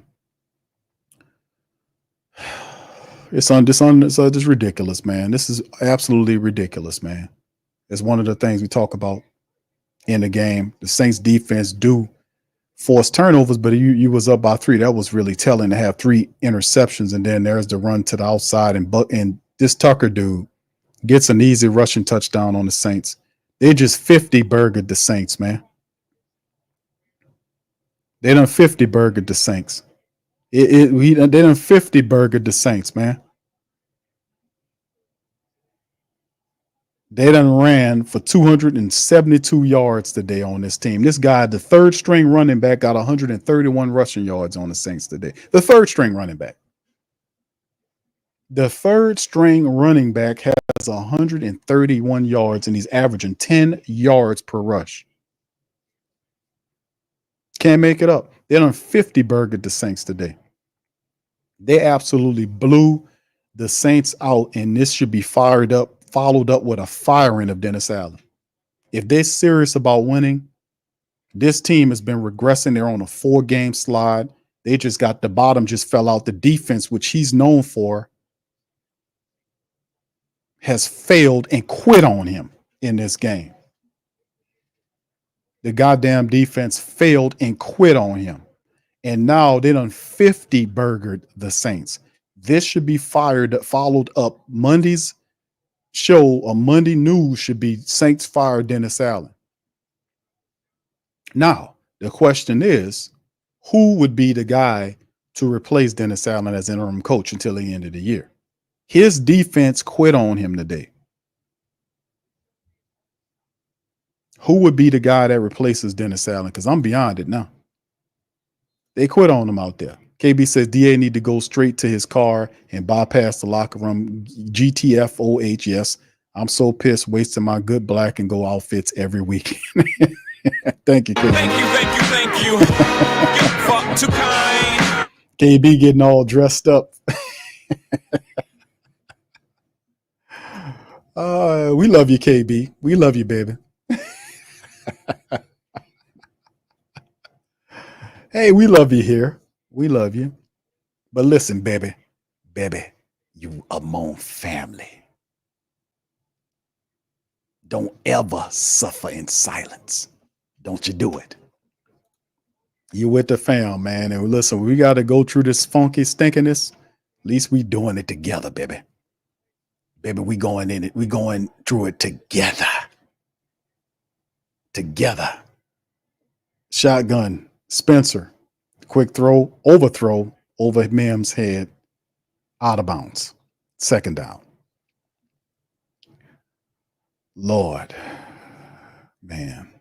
This is terrible. Sean says, oh, well, at least my Dodgers on the run for the World Series and my Spurs look promising. Well, brother, at least you got one of those right? You know? All right. Brother Brent says, when you know you don't have an O-line, you got to do the check downs, not continually running up the middle or trying 20 to 30 yards, throws in coverage. Very vanilla. Next play, Spencer, check down to Mims. He gets to the 41-yard line on the throw. That's been a problem with Clint Kubiak with his offense.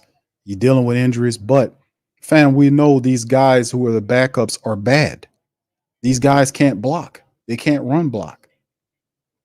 And that's a throw to the left side to Cedric Wilson Jr. of all people got to catch. And that's the thing. Like, even if you go out and get a guy like a Devontae Adams or somebody like that, that won't make a little bit of difference if you can't run the damn ball. The problem is not the Devontae Adams. You need to get some offensive linemen because these guys, these interior guys, are garbage. These backup guys are terrible. They can't open up lanes for you to run the ball. You're not going to win games. I said that. There's Spencer has time, ball batted down at the line of scrimmage, and that'll bring up 3rd and 7. They done 50 burgered the Saints. They're showing the NFC South standings. Tampa's 4-2. Atlanta's going to win. So they'll be 4-2. The Saints are 2-4 on a 4-game losing streak on the short week going up against Sean Payton's Tampa Bay Buccaneers. The Monday headline should be Dennis Allen is fired from being the New Orleans Saints head coach. Where do you go in the world where you somewhere three years and you go on a 4-game losing streak and you get to keep your job? Where is that at? There, Spencer Rattler on the snap, pressure in his face, throws the ball to Juwan Johnson, who's tackled for a 2-yard pickup. That'll be 4th and 5. So they'll run off the field. They blanked the Saints in the second half, shut them the hell off, and the defense quit on us. Leon says, now what? I agree, Big Q. Laugh at them. We family. That's right. You. Thank you, bro. Appreciate you, Leon, and thank you for being a member, bro. Thank you. Get fucked too kind. That's the next throw, and Spencer was able to find on the 4th down. He fired the ball into to Cedric Wilson Jr., got the biggest gain. They get deep into the territory on the 4th down. It's 40-something seconds remaining. So on the 4th down, Spencer Rattler stays out there. The dome is clear. Dennis Allen needs to be fired, man. He shouldn't survive this Monday. Monday should be his last stop. There's a flag down, and Spencer makes the throw, and that'll be incomplete. Across the middle, throwing to Juwan Johnson, and the flag down on the play. Mr. Suleiman says they're not going to fire Allen until we lose to the Broncos. We will lose. Our whole team is injured. I just hope we fire him. Thank you, Mr. Suleiman. I appreciate you, sir. Thank you. Fuck too kind. Thank you, sir. But it's the thing. It's different if you're losing these games by 3. And injuries aside, the Saints didn't have the Saints defense had all that they need to have to stop this from happening. The defense quit on the Saints today. They quit on the Saints. This Tampa Bay team, put up almost 300 yards rushing on the Saints defense. And I've been saying this for games. Family, over and over again. Put one in the chat if y'all remember me saying this. Because I kept saying over and over and over again, the Saints can't stop the run. They soft up the middle. I said in this game at halftime, when I said the keys to victory, I said, we can't allow them. The Tampa Bay Buccaneers are going to realize that their running backs are getting this amount of yards and this amount of yards, and they're going to start running the ball on the Saints and punish them. I said that during the damn halftime, and them people came out and basically did what I said it was going to do. Another pass out to the right side to Mims for a 2nd down. It's ridiculous. Yes, indeed. All the people won. You Bucs owe you. Man, listen, bro. All I'm saying, and then Rattler tripped down on the run that play, and then Tampa Bay out there dancing on him. That's it. That's the final. 51-27. This should be fired. Dennis Allen should be fired Monday. Monday headline should be Dennis Allen fired as the coach of the Saints. Dennis Allen should be fired. He should be fired. He should be fired. Boy, I tell you, these son of a guns, man. His team, his defense quit on him today. They quit on him. They quit on us because he ain't shit. They quit. They quit. They quit. They quit. They quit. They quit on us today. Them people quit. They quit. They quit on them. M. Dot says, but anyways, how about them Tigers last night, Q? At least we looking good there. Thank you, bro. Appreciate you. Thank you. Fuck too kind. Thank you, bro. Appreciate you. Omar says, Rattler, cheerleader, quiet. Now, you can't be mad at the Rattler, man. The dude. Thank you. Fuck too kind. I expected him to make some mistakes because he's a rookie. You know, he trying to make a play here or there, throwing all these interceptions, trying to drive. But you got to remember the circumstances on how these guys are losing. They could not run the football, and they tried running the ball up the middle. That didn't work. They didn't go to end around plays where they get the wide receivers on the end arounds like you seen the Tampa Bay Buccaneers do to the Saints. They didn't do none of that. They didn't do none of that. Not at all. None of that was done. None of that was done. Anyway, let's get ready to do the halftime report. We're going to bring Pops Q in here momentarily, man. I know he got some stuff to talk about. We'll bring him in momentarily. Thank you, Omar. Appreciate you, man, for that super chat. We're going to bring Pops Q in here. It's just a pathetic, stink, garbage performance by this team. They're on a 4-game losing streak right now on a short week against the Broncos. Awful. All right, but anyway, team stats, fam. 31 first downs to 19 first downs by the Saints. Saints literally, they just turned the Saints into mush in the second half and put up 20 points in the fourth to push the Saints out. That's give up. Passing first downs, 15-13, rushing 13-3. They were 4 of 13. Saints with 4 of 13 on third down. Bucs 6 of 10. Total plays 72-66 going the Bucs way. 505, almost 600 yards of offense by the Buccaneers today. 594 versus 303. 14 drives apiece. They average 8.2 yards per play. 4.6 by the Saints. Passing 317 to 222. They averaged almost 9 yards per throw. Baker Mayfield, despite the fact that he had 3 interceptions, didn't quell them at all because when the Saints had 3 interceptions, we were only up by 3 against the team, which was very curious to me at the time. I was like, man, that's weird. 5 sacks given up by the Saints, 1 by the Bucs. The rushing attack is where it was at. 277, almost 300 yards rushing offense by the Tampa Bay Buccaneers. They had 35 attempts. They averaged, get this, fam, 8 yards a rush. I've been saying this about this Saints defense can't stop the run. Been saying that they soft up the middle. And that's with Colin Saunders coming back. So they have to address that, man. 81 total rushing yards by the Saints. A lot of that came from Kamara, but Spencer Rattler wasn't that far behind.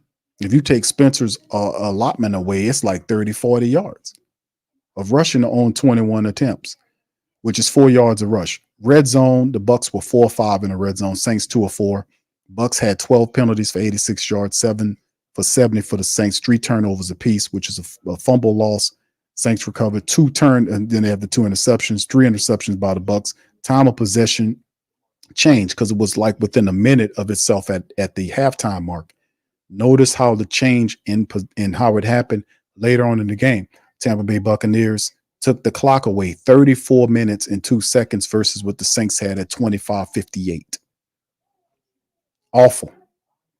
Absolutely awful, terrible, stink, trifling, all of that good stuff. Just didn't work. It just wasn't a good look for the Saints this game. Anyway, let's keep it moving, man. Along as we hit the individual statistics here, man. Y'all just stay put to where y'all will have the Dennis Allen press conference, all that stuff will chime in momentarily. We'll pump that in as soon as it's able to be pumped in.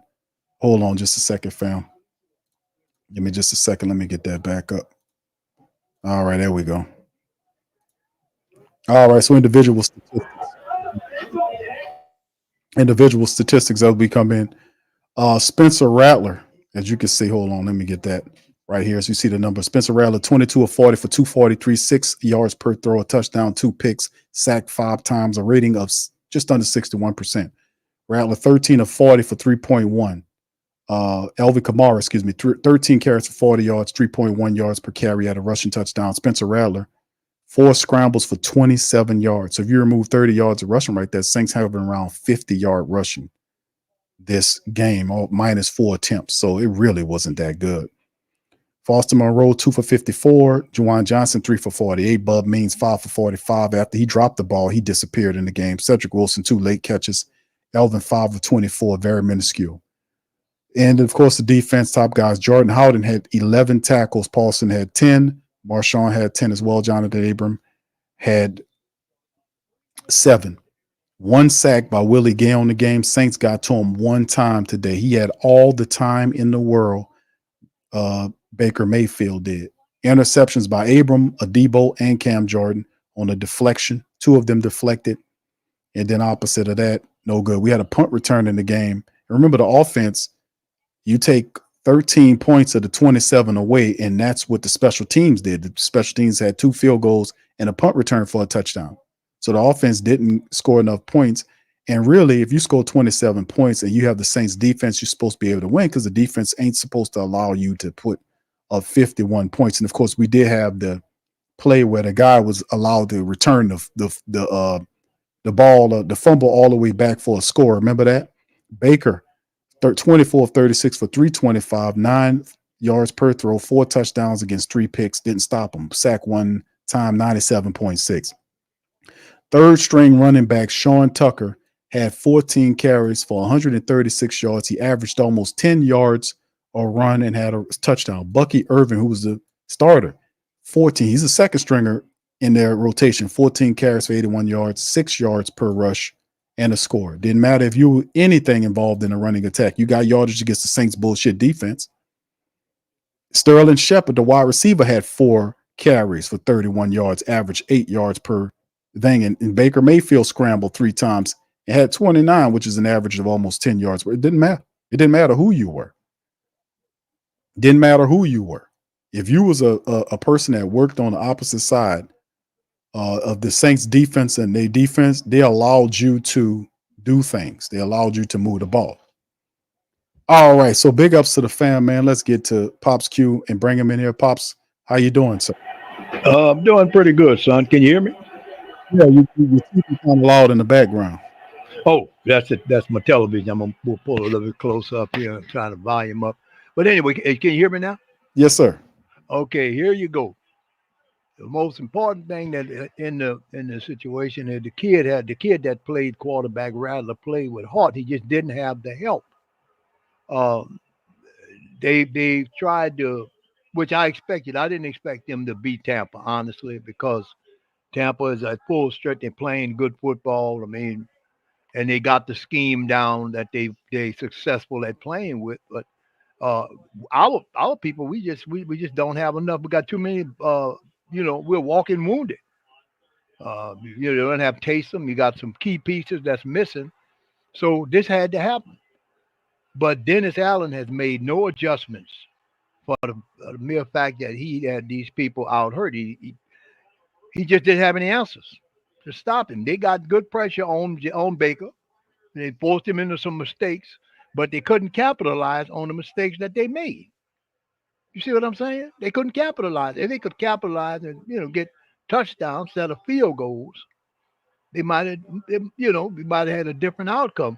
But I mean, they can't run the ball because you don't have the pieces to allow them to run the ball.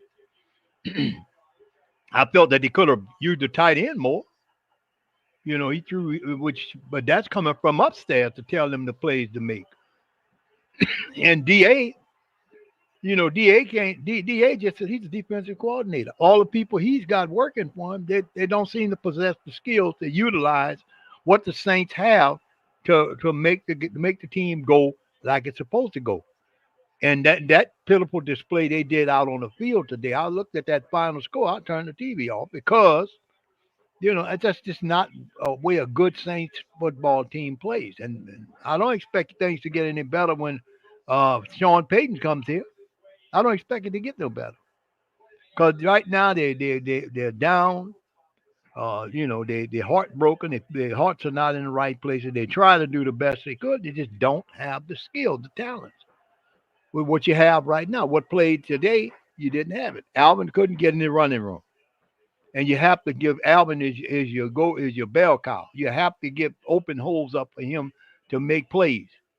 They play their running style. Their offense is based on Alvin making some kind of running plays, making at least enough running plays to open the passing game up. You can't run, you're not going to be able to pass.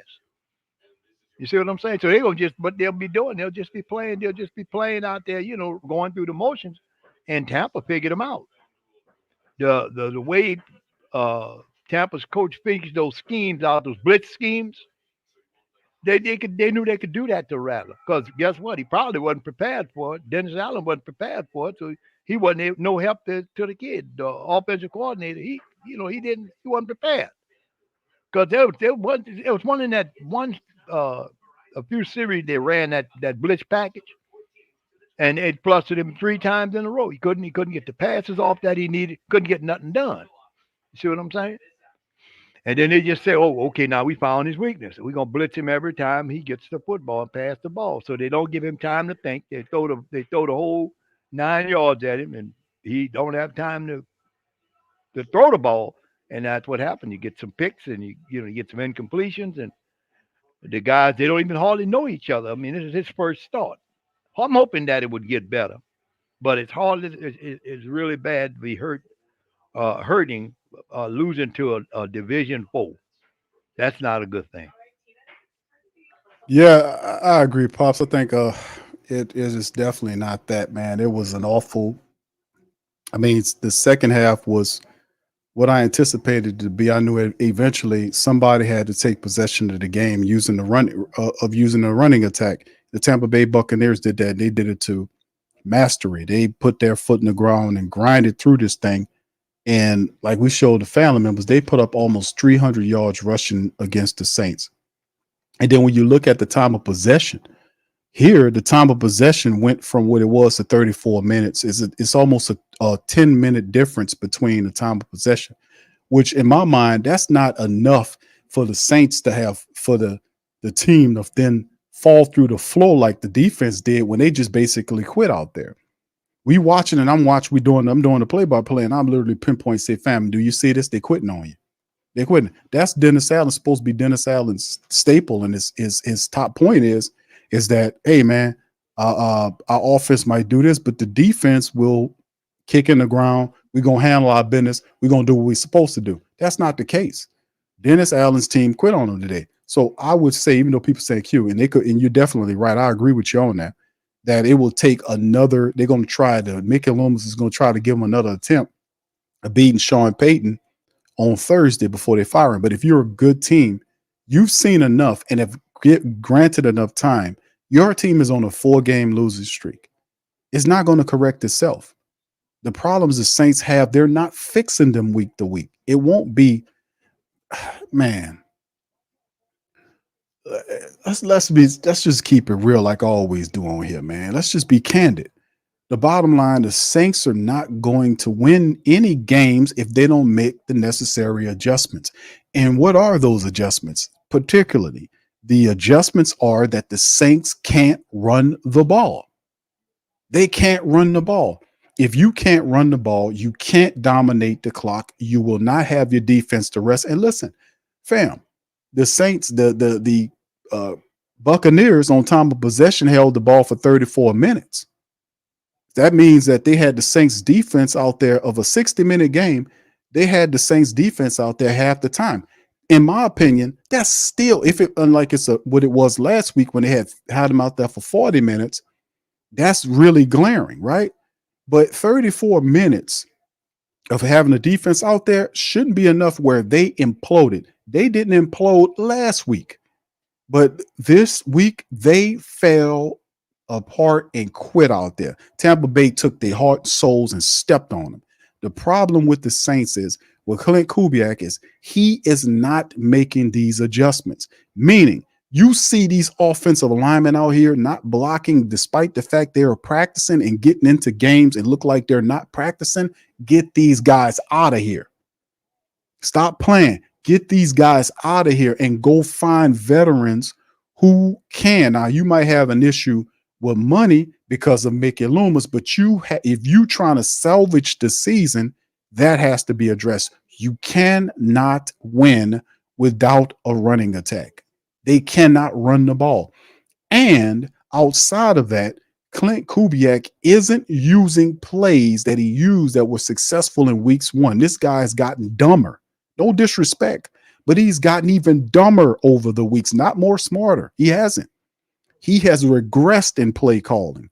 He don't use end arounds using the speedy wide receivers to get to the edges along the sideline like Tampa Bay did, like Kansas City did, and all these other teams do against the Saints every week. Atlanta did that.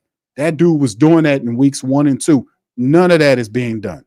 The misdirection plays where you have double motion that we've seen in weeks 1 and 2, none of that's happening. It's almost like an alien came down from Pluto somewhere, took Clint Kubiak, the real one, and left us this dumbass C version of whoever this is calling this plays, because I don't even recognize these plays. How do you do what you do in weeks 1 and 2 and then come back and look like this and is regressing at a rate that's ridiculous? Then at some point you're forced to get these other guys involved. My point is about Bub Means. My point is about Jordan Mims and all these others, the second and third versions. If you use these guys consistently in the game plans from weeks 1 to this point, these guys get developed in that offense and they look better. Bub Means had 5 catches. Up until the drop, he was a part in the game. Now it is, it's not what it's hitting for. So now Dennis Allen is in trouble. Now a good general manager would say, I did enough for you. I tried to protect you, but listen, we're trying to salvage the season. Monday, you should wake up and find out, or maybe toward the afternoon time, they should say, Dennis Allen, you get an alert across your phone from ESPN, Adam Schefter. What's the other guy? Just saying that this asshole on the screen should be fired. Here we go. Put one in the chat if y'all can hear him. Good enough from a playing standpoint. And we've got a lot of getting better to do, and we got a short time to do it. And so, we need to get some guys healthy, but we've got to play better than we did today in all areas. What do you think happened in the second half, like second quarter? You guys kind of had some fire, got the turnovers. Yeah, well, we didn't tackle. I think that was the biggest thing. I mean, I thought our tackling was atrocious in the game. And so, when you don't tackle, you give up explosive plays and you give up big plays, and then it just kind of snowballed on us a little bit, but it was not good enough. Dennis, this team has never given up this many points or yards since you've been either coordinator or head coach. How do you account for that, and kind of what do you see when you look at those numbers on the stat sheet? We have to tackle better. I mean, I thought that was the biggest thing in the game. We didn't tackle in the game, and look, let's make no mistake about it. I mean, when it comes to the defense, that's on me. I got to do a better job with our guys. I got to make sure we understand what we're doing. We got to do more tackling drills. We got to, whatever the case may be. But it was not a good defensive performance at all. And look, I mean, that needs to be an area that we can count on. And it's been an area that we can count on, but right now it's not. I thought overall, he did some good things. I mean, there were some encouraging things, some things that he's going to learn from, from a mistake standpoint on his part.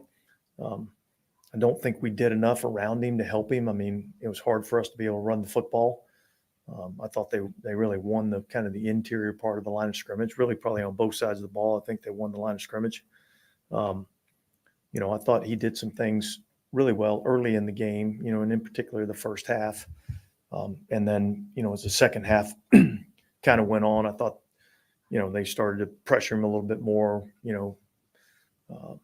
weren't able to be as good in protection, and, it made it more challenging for him. Dennis, was there any commonality, any common thread you could find in the problems with the tackling? Was there sort of one thing, or like? Is there anything? Well, look, I think part of it's angles, okay? It's technique, all right? It's wrapping up, so there's a lot of fundamental things that we're not good enough with the tackling. And I think it starts with, leverage and angles. That's where it starts. And then the fundamental of actually making a tackle. We got to do a better job of wrapping up. But that's 2 weeks in a row that we haven't done a good job of tackling. And that's probably our biggest concern. You talk about explosive plays. A lot of those are coming, on underneath plays that become explosive plays. Is that something you can fix in 4 days? It's something we better fix in 4 days. How does something like that spring up from a strength to I mean, is there a rhyme or reason? I don't really know.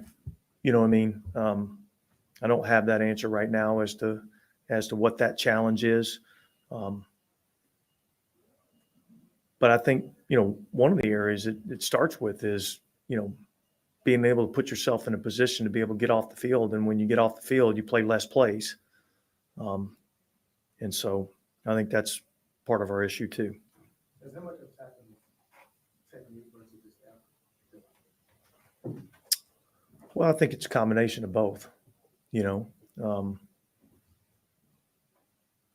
I think later on in the game, I think we could have attacked the ball carrier a little bit more. And so we'll look at the tape, but it was not good enough. And I got to do a better job. Dennis, after a game like this, do you welcome a game there on a Thursday night? Yeah, you're probably a little too early to ask me that question. What's the mindset like right now? I mean, you got some real key leaders also out. Aaron, Yeah. Derek, I mean, the leadership of the team. Yeah, well, yeah, it's look, it's challenging, but we can't sit here and sulk and moan. We got to figure out how we're going to get better. I told the team in there, we got to get better, and we got a short period of time to do it. And everybody needs to look at themselves, coaches, players, everybody, all right, and make sure we're doing everything we possibly can to get this thing going in the right direction, because right now it's not where we want it to be. Going back to what you were saying a minute ago about maybe not attacking the ball carrier at the end of the game, are you saying you felt like some of the guys weren't giving complete effort? Like, is there anything that? I'm saying we missed a lot of tackles, and we need to do a better job of tackling.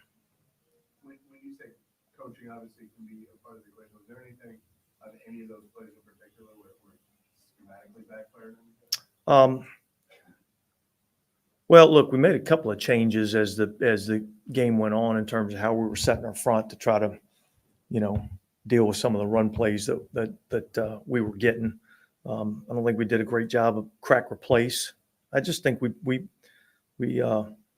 played poorly, and when you do that, obviously you got to look at yourself as a coach, myself, all the coordinator, position coaches. I think we all got to look at ourselves and see how we can be better. So that's what we'll do this week.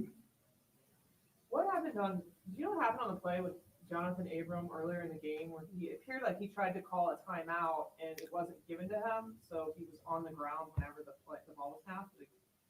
Did the coaches not see that he was trying to call a timeout? Did the officials not see it? Yeah, well, the officials didn't see it, and it happened right about the time that the snap was being made. Yeah, I don't think anybody really saw it in time to get the timeout called. Obviously, there was a lot more to it on defense today, but the decision to stick with the corners on the side instead of having the corners on the bubble like that happened in the past. No, look, I mean, we matched them the first game, last year, and then the second game we didn't match, and so I think we have confidence in our guys, and I didn't feel like that was the challenge today. I felt like the challenge was the underneath throws that became long plays, and the running plays that became long plays because we didn't do as good a job getting them on the ground as we needed to. Yeah, on top of everything else, the pressures that didn't result in sacks. He plays a lot of that. Yeah. Well, there was a lot to be frustrated about, and so there's not a lot of areas other than having 3 takeaways in the game. There wasn't a lot of areas defensively that we can, say was very good. And so we'll have to go back to the drawing board and figure out how we can be better. Let's talk a little bit about going down to 17 and then really being able to rally. Can you tell us how the team was doing on the sideline? Yeah, look, I think all the way through the first half, I think our guys were in it. Our guys were excited. Our guys kept battling, even with, losing guys like Chris Olave, who I think is an important part of what we do, and Tyrann Mathieu and some of those guys that, I thought our guys fought. There's a lot of energy in the building at that time. And it really didn't start to snowball until the second half. Coach, a couple times with the check downs down to the running back, especially when linebackers came in through the A-gaps on blitz. Is that something where the safety has to come down and help, or is that a corner issue? Well, I'm not sure exactly which particular play that you're talking about. Came out on the wheel. No, that might have been the curl route that Godwin got down the sideline. Yeah, I'm still not exactly sure which. Take time for one more, please. Did you have any extra words with Spencer, any counsel for him before his first start? Nothing other than just go out there and go play. You know what I mean? Like, let's don't put too much pressure on this deal. Just go out and do what you've been doing since you were, that high, and go have fun doing it. And look, I thought early in the game, I thought he did some really good things. And then I think, as the game went on, the score changed, things became more difficult. You stick with him through this as a start? Yeah. Yeah, that's my intention. Yeah. All right. Thanks, guys.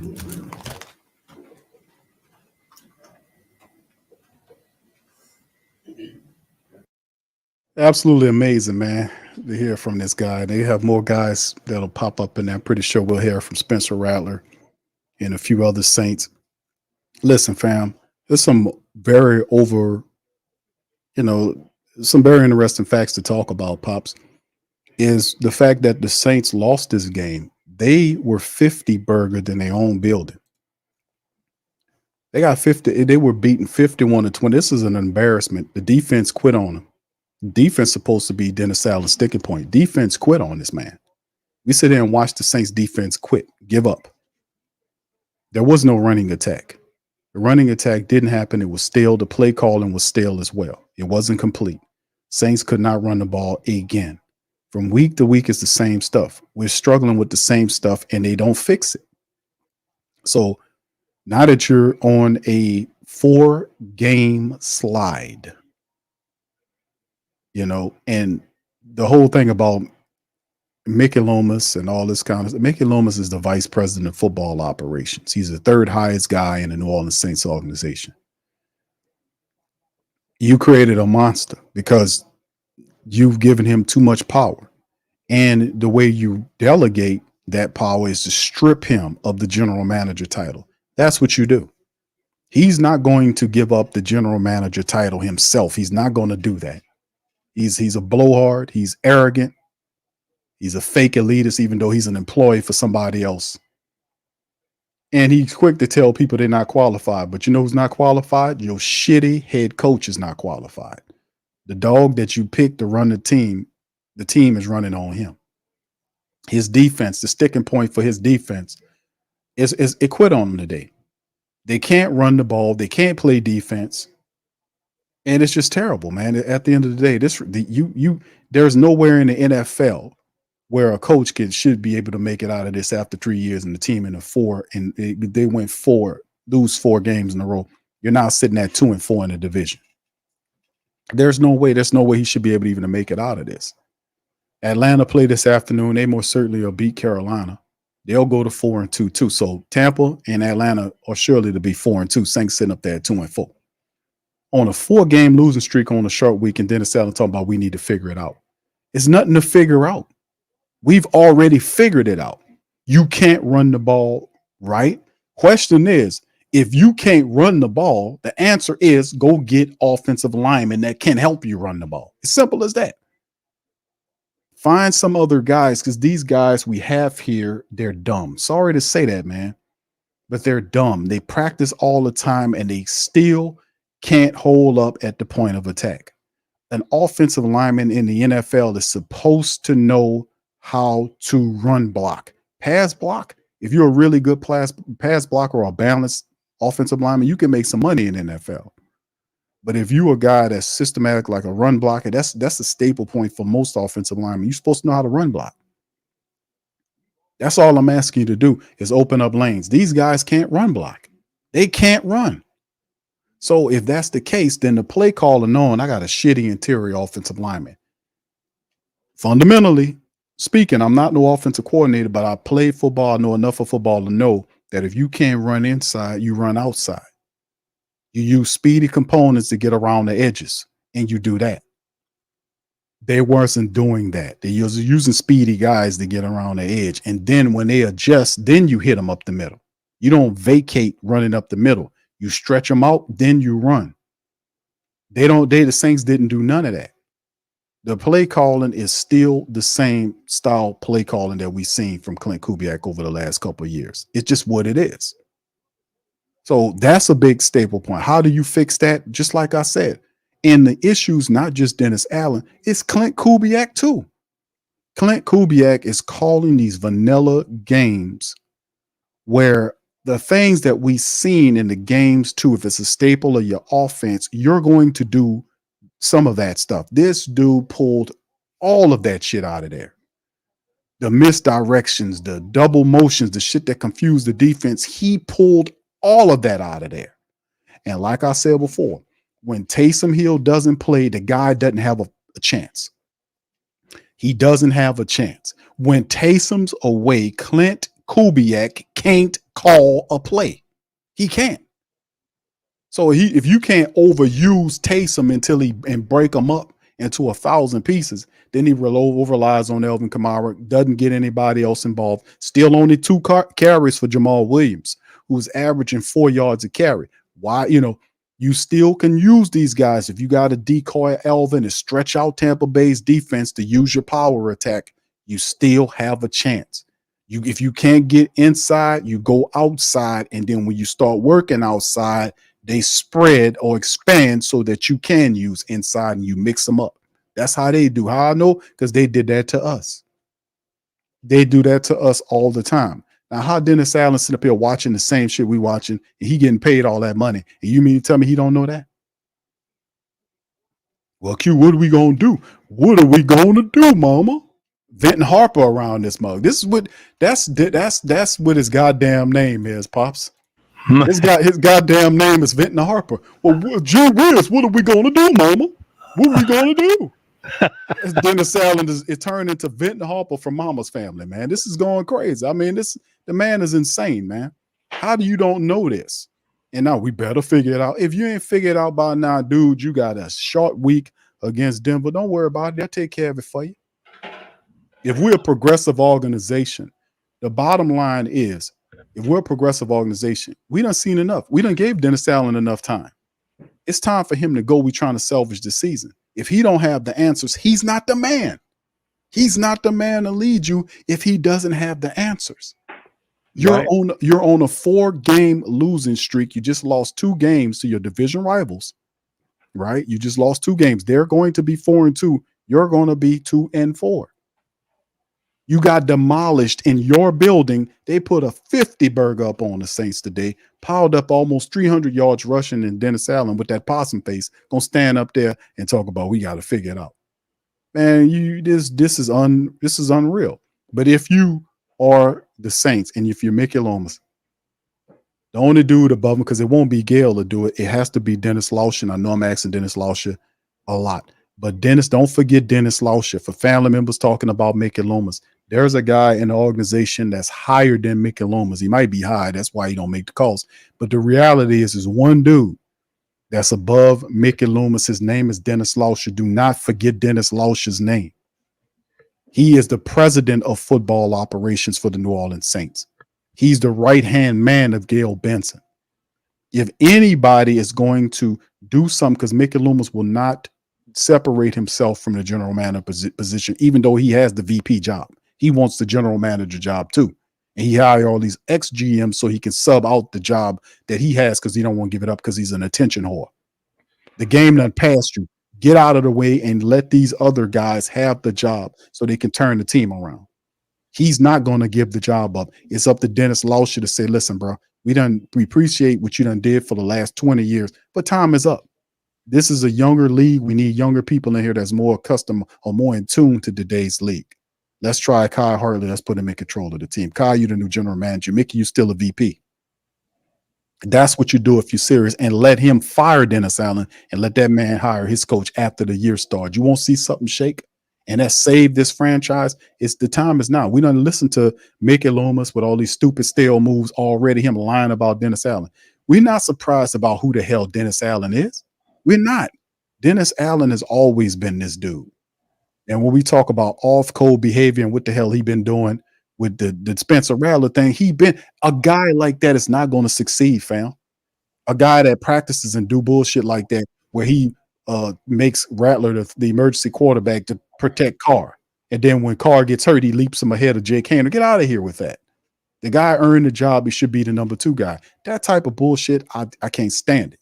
That's why a bum-ass coach like him is not going to make it in the league, because people, not just myself, but players who are right up on it, see, hey, man, that's messed up, because them dudes in there competing. And I'll be looking at Jake Haener side eyes too. Here's our rookie quarterback, Pops. Myself got to play better in that second half, but we fought, we battled, and we'll learn and get better from it. Did you feel that Tampa adjusted in some way in the second half that created some issues, or was it just kind of sloppy play? Was it just kind of execution? Yeah, they play more man defense, heated us up a little more, had wider ends because we ran a lot of keepers, a lot of boot outs. So, they definitely had a, good play in that second half. But again, it came down to execution, what we could have done better, what I could have done better, and what we could have done better as an offense. We had the defense on the field a lot, put them in a tough spot. So, we just got to convert and play better. Did you feel enough good in your personal performance to give you some, optimism going forward that you can fix the other stuff? I don't want to talk about myself. You know what I mean? I was, as a group, I was happy with what we did that first half, scoring 27 in the first half. Obviously, defense put us in great positions. Something that I didn't do was toward the end of the game, I didn't want to have a turnover this game. We ended up having 2. So I got to be better in that area.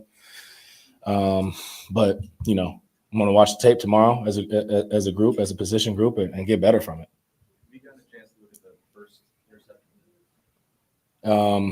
Yeah, it was man coverage. Actually alerted to it, had Shaheed, just underthrew it a little bit. 27 made a good play. Spencer, how about your touchdown pass?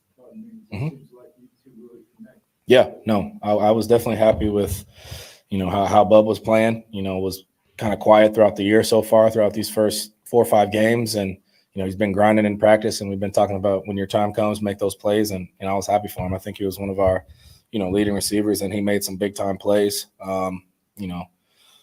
So, we all just got to play better as a group. It's tough, but he'll tell you himself, next man up mentality. It's unfortunate to see your top guy go down, really early in the game. So, I hope it's a speedy recovery. I hope he's back fully healthy, but, it's tough because we wanted to really get him involved this game.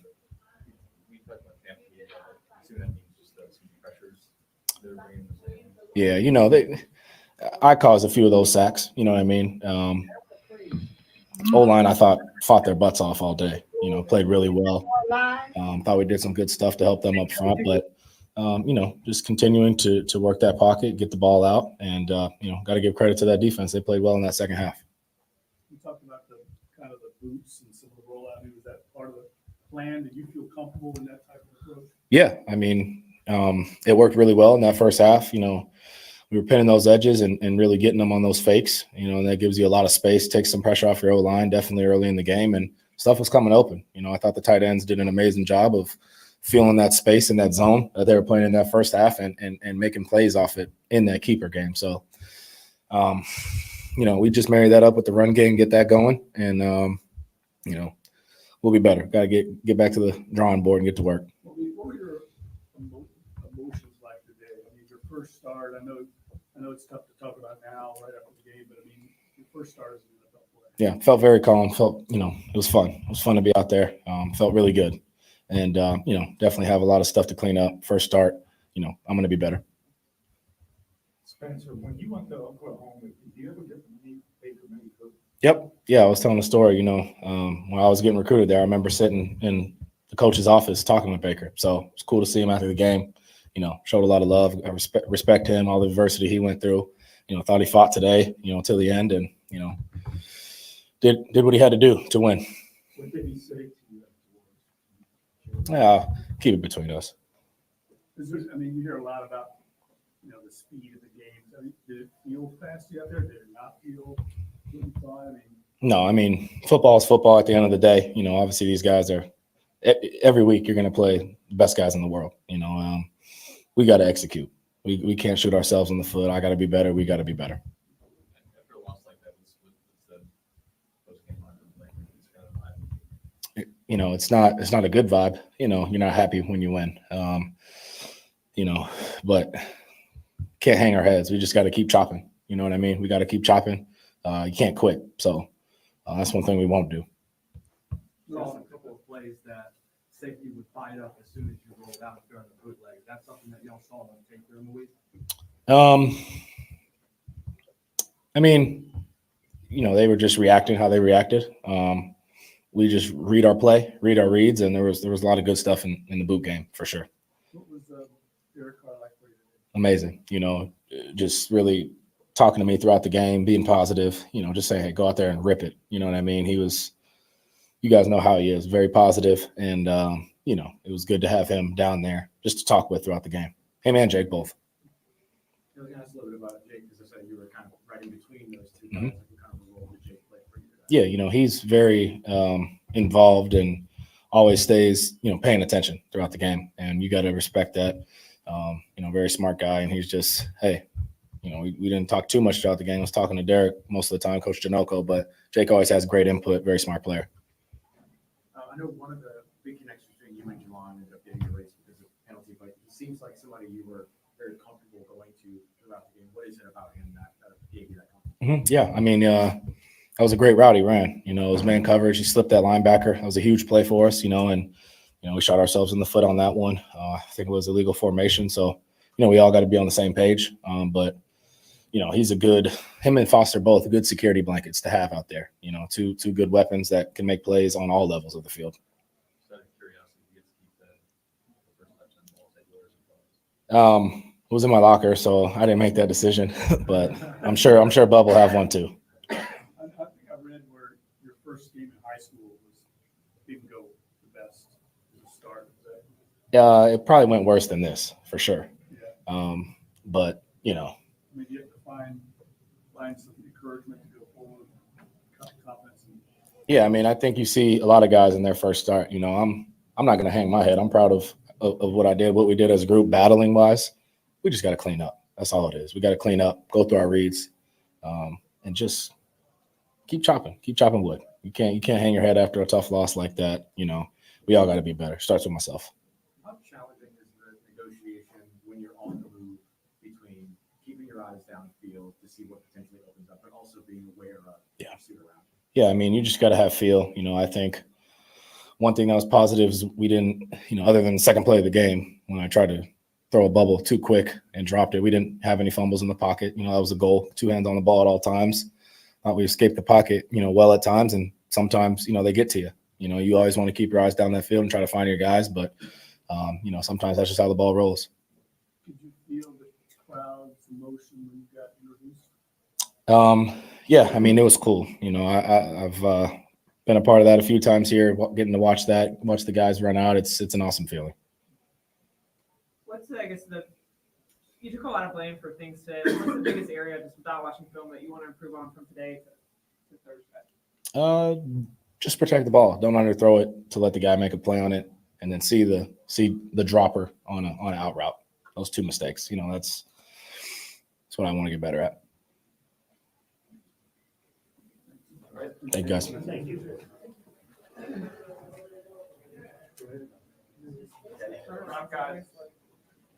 I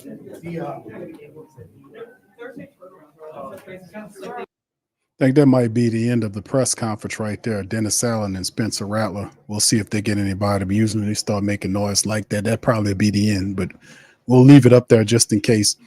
But Pops, quick thoughts, man. What you think about what you heard from Spencer Rattler and Dennis Allen? Well, I've heard the same old song and dance from Dennis. I feel that Dennis doesn't have the answers. But then, also injuries play a big part in what's going on here. You lose key pieces in your offense, like Taysom. Taysom can be a one-man wrecking crew, and they lost Taysom in this game. And I'm quite sure if he would have been playing, he would have. The score wouldn't have been this bad because they rally around Taysom, and Taysom lifts the team up. He excites them. You see what I'm saying? Excites the team. But once he's been out, once they lost him, and then look like they don't have the spirit to pick up their own games to try to make something work. It's not. Then you had injuries along the offensive line that is a part of it. But you should be able to make some kind of adjustments. And Dennis Allen runs the same plays when that would normally work if he's got all his pieces in. But he runs the same offensive plays, and then, teams are figuring him out. And that's what's happening. Tampa did it in the second half. They figured him out. They were Saints were leading, and then Tampa figured them out. Tampa started hitting them hard and rough, and next thing you know, the defense played like you take a baby bottle away from him. He wasn't able to do anything else, but cry. That's all he can do because they just really couldn't stop Tampa, or like you said, they gave up. They don't have any, and I feel this, to be honest with you, son. I think that they just don't have respect for Dennis Allen. You see what I'm saying? He's not a motivating type coach to fire them up, like Bill Belichick or some of the other head coaches that fire their players up, even though they have injuries. Just about all the NFL teams have injuries. Tampa had several of their key players out, but it wasn't enough to stop them from doing what they had to do because the Saints just simply gave up. And you don't get blown out like that on your own, on your coat, on your own field. You just don't allow that. That's enough. There's something about respect for your fans. You don't allow the people to run up and down the court on you. And that don't make no sense to me. I like I said, DA can't motivate these guys. It's time for him to go. Yeah, absolutely, Paul. I agree, man. We sit up here and watch the game, man, and my philosophy on it is pretty simple. The team is going to mirror the mentality and the energy of its head coach, and right now it's currently constructed. The Saints defense is supposed to be able to put their foot in the turf and make stands. Now they did get 3 interceptions. They were all out on the field for like just over 30 minutes. But it was key plays like in the later portion of the game, the Saints just crumbled. It's like, and that wasn't just a regular thing. They literally imploded. They imploded and gave up. I seen them give up. The family member was watching the games, seen the Saints defense literally quit. And then the Tampa Bay Buccaneers literally just mashed them in the ground. You don't 50 burger a team unless the team quit. And the reality is the Saints were all that defense couldn't get to Baker Mayfield. They did force the turnovers, but Baker Mayfield, those turnovers really didn't hurt Baker. When we had 3 picks, 3 turnovers there, the Saints they were only up by 3. And remember, even though it shows 27, the special teams had a punt return that added 7 and 2 field goals from group A made 13. So half the point production came from the special teams, and it still wasn't enough. How the Saints put up 27, almost 30 points and still lose the game 51. Now they had a guy ran a ball back for a touchdown. That's one score. The 51, they mashed on the Saints. They mashed on the Saints in the second half. That's when they mashed on the Saints and scored and blew the Saints out 27-0 in the second half because them people gave up, Pop. At halftime, it was a different affair. I mean, the game was 27-24 at half. When the half was over with, them people mashed on the Saints and towed them up 27-0. 27-0 in the second half. They really gave up a lot of points. They sure did. So gave up a lot of points. So let's look at it like this. We know what they did. What do they need to do between now and then? Because me personally, 4-game losing streak, 3 years in, team falling through the floor. We do have injuries, but so does everybody else. So I don't care about the injuries. Like you astutely mentioned, Tampa Bay had people. Their number 1 running back was out, and the team still put 300 yards up without their number 1 running back in there. They were missing offensive line. They were missing a starting center. They were missing players too. Yes, Mike Evans was going in and out. Mike Evans going in and out of the game. So they were missing people, and they still was able to use the guys that they have that was second and third stringers to help them win the game. If it wasn't for the production of the running attack, Buccaneers would have never won this game. Tucker is the 3rd string running back, Pop, for the Tampa Bay Buccaneers. He had 14 carries for 136 yards. He averaged 10 yards a carry on the Saints, and he had a score. They couldn't beat the Saints without their backup running backs. Right. They missing the center too, and they still was able to beat the Saints. We missing the center, we missing the guard, whatever. But put other guys in there that can run so we can keep our running attack. Saints can't run, so they can't win. So let's kind of fixate in on Thursday's matchup now, obviously, with this one in the toilet. How do we turn it around against Denver on a short week? For one thing, you got to get back to your basics, and you got to get back to practice, and you got to get it. In other words, football is a game that's played between the ears also. You got to remember that. So these guys got to look at what happened to them because, trust me, Denver is going to do the same thing to them. They're going to, if you know Sean Payton, he's going to run the hell out the football. He's going to run that ball down their throats, especially after this performance today. They've got to fix that running attack. And if they don't fix the running attack, guess what? If they don't give Alvin some protection, we're going to lose Alvin. He won't make the season. And that's all we got. You know, because they can, if you don't run the ball, you can't set up play action. You can't really do anything. They have to focus on how we have to run this football to make sure we can free up some space for our running backs and we can be able to throw the ball down the field. We got a couple of guys that can catch it, but you got to get it to them. You got to get some running room. And they tried to get the running room, but they just didn't have the horses to move those guys, move Tampa's defensive line back very far. They one thing you could do, I noticed Tampa did it a lot. They stacked the front, stacked the offensive line. So when they gave that ball to Alvin, there was 2 and 3 guys on him before he even got a good head of steam going. Mm-hmm. So we got a lot of planning to do. We got a lot of testing.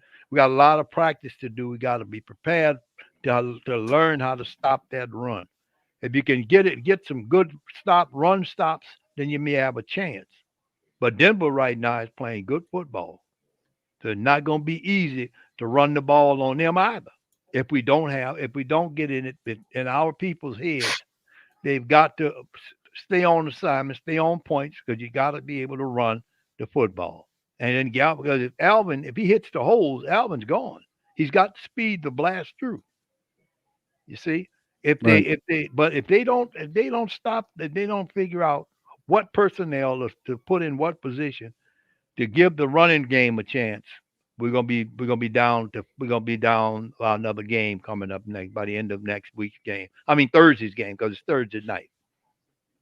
It is, Pops, and man, they got to figure it out some kind of way. Dennis Allen got to get to it. Let's hit the scores, man. So far, that's going on in the league right now. Let's go over the scores across the NFL before we get out of here. Right now, the team that we're talking about, the Denver Broncos, right now is losing to the Chargers 20-0.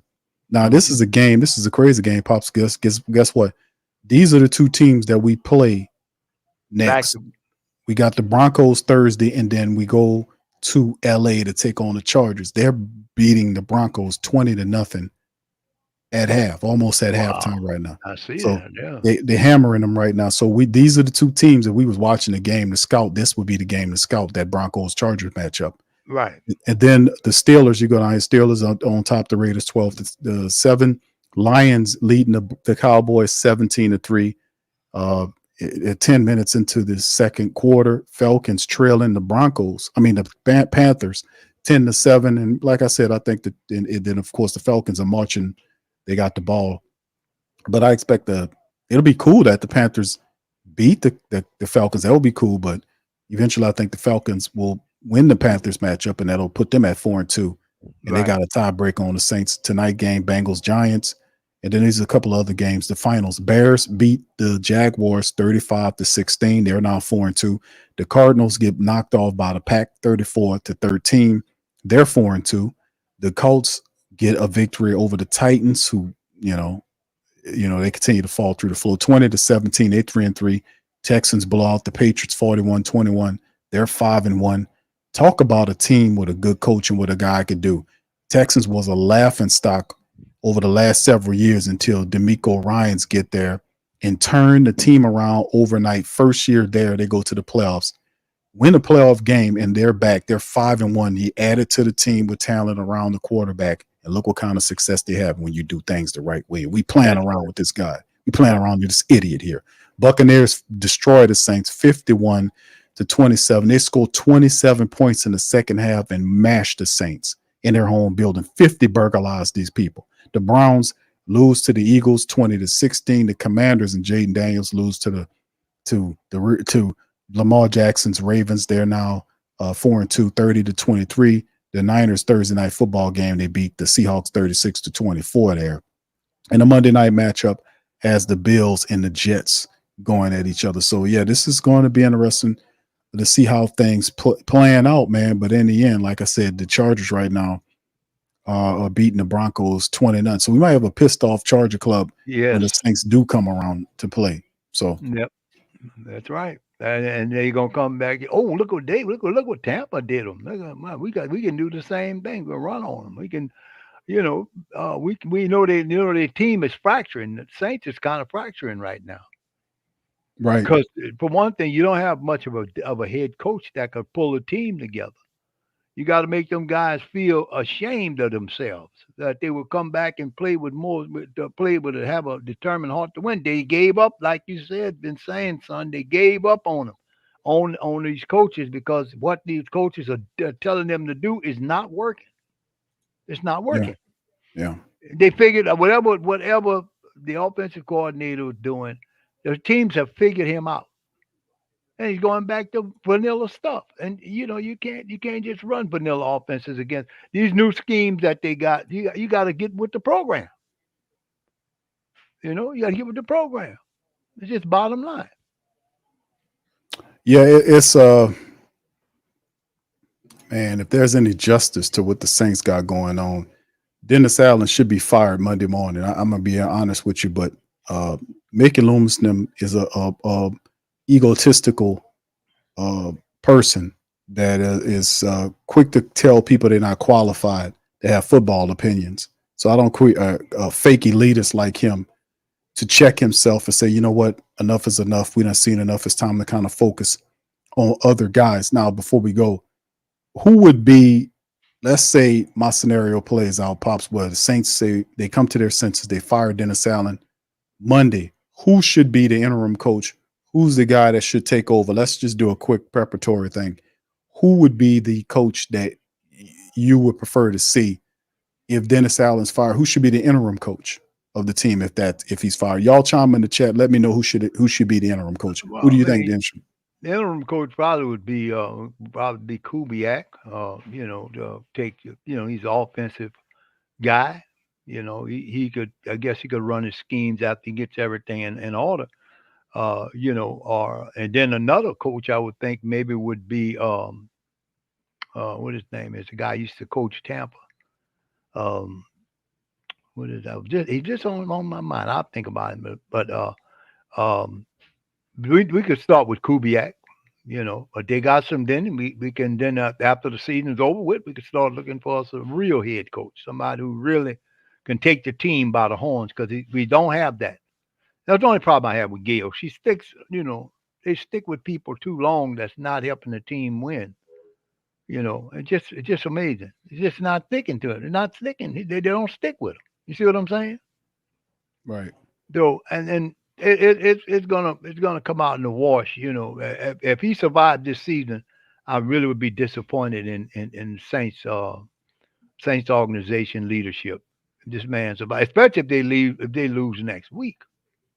That's this is what, 4 games straight they've lost.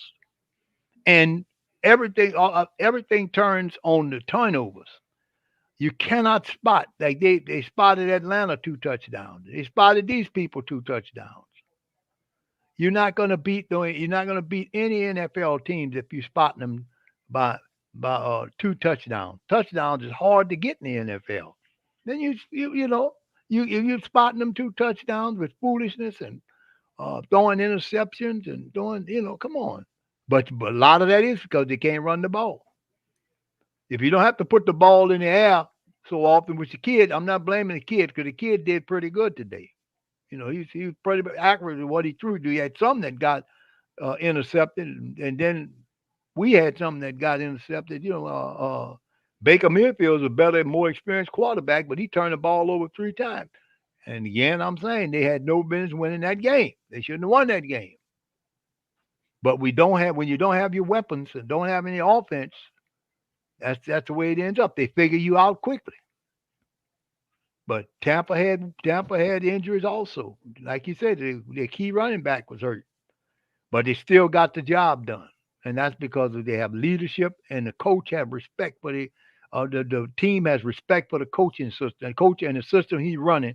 That's the reason why the Tampa Bay Buccaneers won that game, that they just took, like you said, they took the heart out of the Saints. And that crowd, that Superdome, people pay big money to come down there and watch them play, play the game, and then they lose the way they lost today. It's very disappointing. Very disappointing. Yeah, absolutely, Pops. I think my call is if Dennis Allen gets fired, he gets fired on Monday. The 2 guys that I would recommend would be number 1, Joe Woods, or number 2, Rick Dennison. Mm-hmm. That would be the 2 guys that I would recommend to run the team. Although Clint Kubiak's not ready for that responsibility. Yeah, he just got there. Yeah, he's regressed. His play calling is suspect as hell. He showed me over these 4, after they figured out who he was in weeks 1 and 2. The question I had at the time was, okay, we look good, but when the rest of the league catch up, then what do you do? And they caught up. They caught up, and he doesn't have any other wrinkles. He doesn't have anything else that he can give. And yeah, they're dealing with injuries, but unless you can coach with everybody, you're not going to be successful in the NFL. Right. A lot of times you're not going to have your best guy in there, or your best guys. You might be missing people. You still have to figure out a way to win, because you picking the backup. You're not only just picking the starters, you're also picking the backups. Right. So if this guy goes down, you got trust in this other guy. He not using those guys like that. Now, he did get Bub Means in there because that was because Chris Olave got knocked out early. Bub Means had an opportunity. Cedric Wilson didn't do anything. Mason Tipton really didn't do anything today. Jamal Williams had a couple of carries. Jordan Mims got some time in there. I thought Jordan Mims would fit in what they're doing because he's a fast running back that can catch the ball out the backfield. You can use him and Elvin Kamara in tandem if you need to. He's a weapon. He was doing good. They're just not using these players in the correct sense. And then an experienced coach knows that if he takes a look at his offensive line and he sees the main problem is the O-line. The main problem of the team is the O-line. The O-line interiorly not blocking. They're not opening up lanes to block. And until you fix that by getting these guys out of here and bringing other guys in who can run block, you're not going to win many games. And the blueprint, and then the thing is, it's not like teams have to figure out how to beat you. You've been blueprinted out. This is why you're getting successive losses over and over again. Teams have figured the Saints out after week number 2. When week 3 came, and I was telling people in the game, you see them all mocking the same stuff. They're hitting the Saints with the delayed draw plays. They're hitting the Saints with the dives. The Saints are soft up the middle. Today they gave up 300 yards. So if people almost 300 yards running. So if anybody don't see the Saints are soft up the middle, the whole NFL just showed how they beat the Saints because the Saints can't stop the run. They can't stop the run, and they shaky as hell. They'll get a few turnovers. They can't get to the quarterback. They can't stop the run. And you seen them quit on their guy today. They quit on that dude. No team gonna beat you 27-0 at halftime without you laying down. There was some laying down, missed tackles. Oh man, whip. A lot of them was whiff tackles. Guys are not trying to stop these runners, and the people are taking advantage of them. It's just like we were saying, they gave up on them. You know, they gave up on Dennis Allen. I don't think they believe in the philosophy of what Dennis Allen is doing. Injuries, the people they bringing in have no match for the people that they say that have been hurt that would be normally in those positions. Even though I have to say that the offensive line did pass protect pretty good today, but they just wasn't run blocking correctly. Because a lot of plays in there. As soon as Alvin got the ball, he might have gotten 1 or 2 yards. There was no blocking, no pass blocking at all. Run blocking at all, because they tried when Alvin got the ball, they know Alvin was a threat, and they spied Alvin. As soon as they know he had the ball, they all ganged up on him and stopped him, and he didn't have any running room. Yeah, absolutely, Pop. The game plan is out on the Saints in terms of teams needing to do what they do. They can stop them from running, put the pressure on the quarterback to make plays. Chris Olave had a concussion. Hopefully he's all right for next. But I don't think. And this is another thing. You're going to be more than likely without Chris Olave for the Thursday matchup. In my opinion, I don't think Olave clears the concussion protocol in time for the Thursday game unless they violate the protocol, which they probably going to end up doing because there ain't no such thing as a real protocol because the NFL don't care about the health of these players. It's bullshit. All right. So at the end of the day, we'll see what's going on with Chris Olave. The Saints still won't gain most of their people back by that time period. Hell, I don't think you get Taysom Hill back for Thursday's matchup. You'll probably gain some of these guys back after the fact because you got Thursday and got a kind of a mini bye after the Thursday game before you go to LA to take on the Chargers. Right. So at the end of the day, they get a little extra time there. But the reality is, man, a short week like this, and it shouldn't take this. Nowhere in the NFL will teams allow a guy like this to exist in a vacuum where you're supposed to be winning and your team is losing big time. There's no this place. This is a weird ass environment somewhere in the Netherlands. Somewhere this is in the Phantom Zone. It's not in the NFL. They don't operate that way. They don't want to hire or take what it takes to go and get a guy, a real leader of your team. They lazy and they back ass. And I've been saying that for a while. This is an antiquated style of running a team. That's why the success ain't there no more. You got to be able to move these older people out, especially at the general manager level, and get somebody that's fresh in there. Get some of these new guys in there. Problem is, the guy to make that decision don't want to give up the position, whether they're losing or not, tearing up the salary cap with these bad moves, doing all this stupid stuff that he got going on. He put this weak ass coach here and talk about this guy is good. This guy don't have any leadership ability. He don't have what it takes to pull your team. And another thing, psychologically speaking, you're on a 4-game slide. You got two opponents that are picked to be your top competitors in the NFC South that not got the tiebreakers on you. They're going to improve to 4-2. There's a 2-game gap between you and them, and the Saints got a short week against Thursday. They're in the hole. Dennis Allen is not capable of pulling no team out no hole, especially in this type of environment, meaning when stuff started happening from the family base and they started putting all this pressure on Dennis Allen, started putting all this pressure on the Saints because it's starting now. When next week come, the pressure is going to be favor pitch. And you think he's going to be able to survive that against the Broncos on a short week? When he said, we better figure it out. Your defense just quit on you. Your offense can't run the ball, and everybody who you have an adversary does know it. They know that you can't run the ball. Yeah. So how you going to do what you going to do with that? He's not capable of, to look like to me, he just don't have the attitude, the right spirit and fire in the belly to get these guys fired and motivated to play. And somebody like some Diedrich says, Rattler got sacked 5 times. I'm surprised it was that many. I mean, it wasn't more times he got sacked.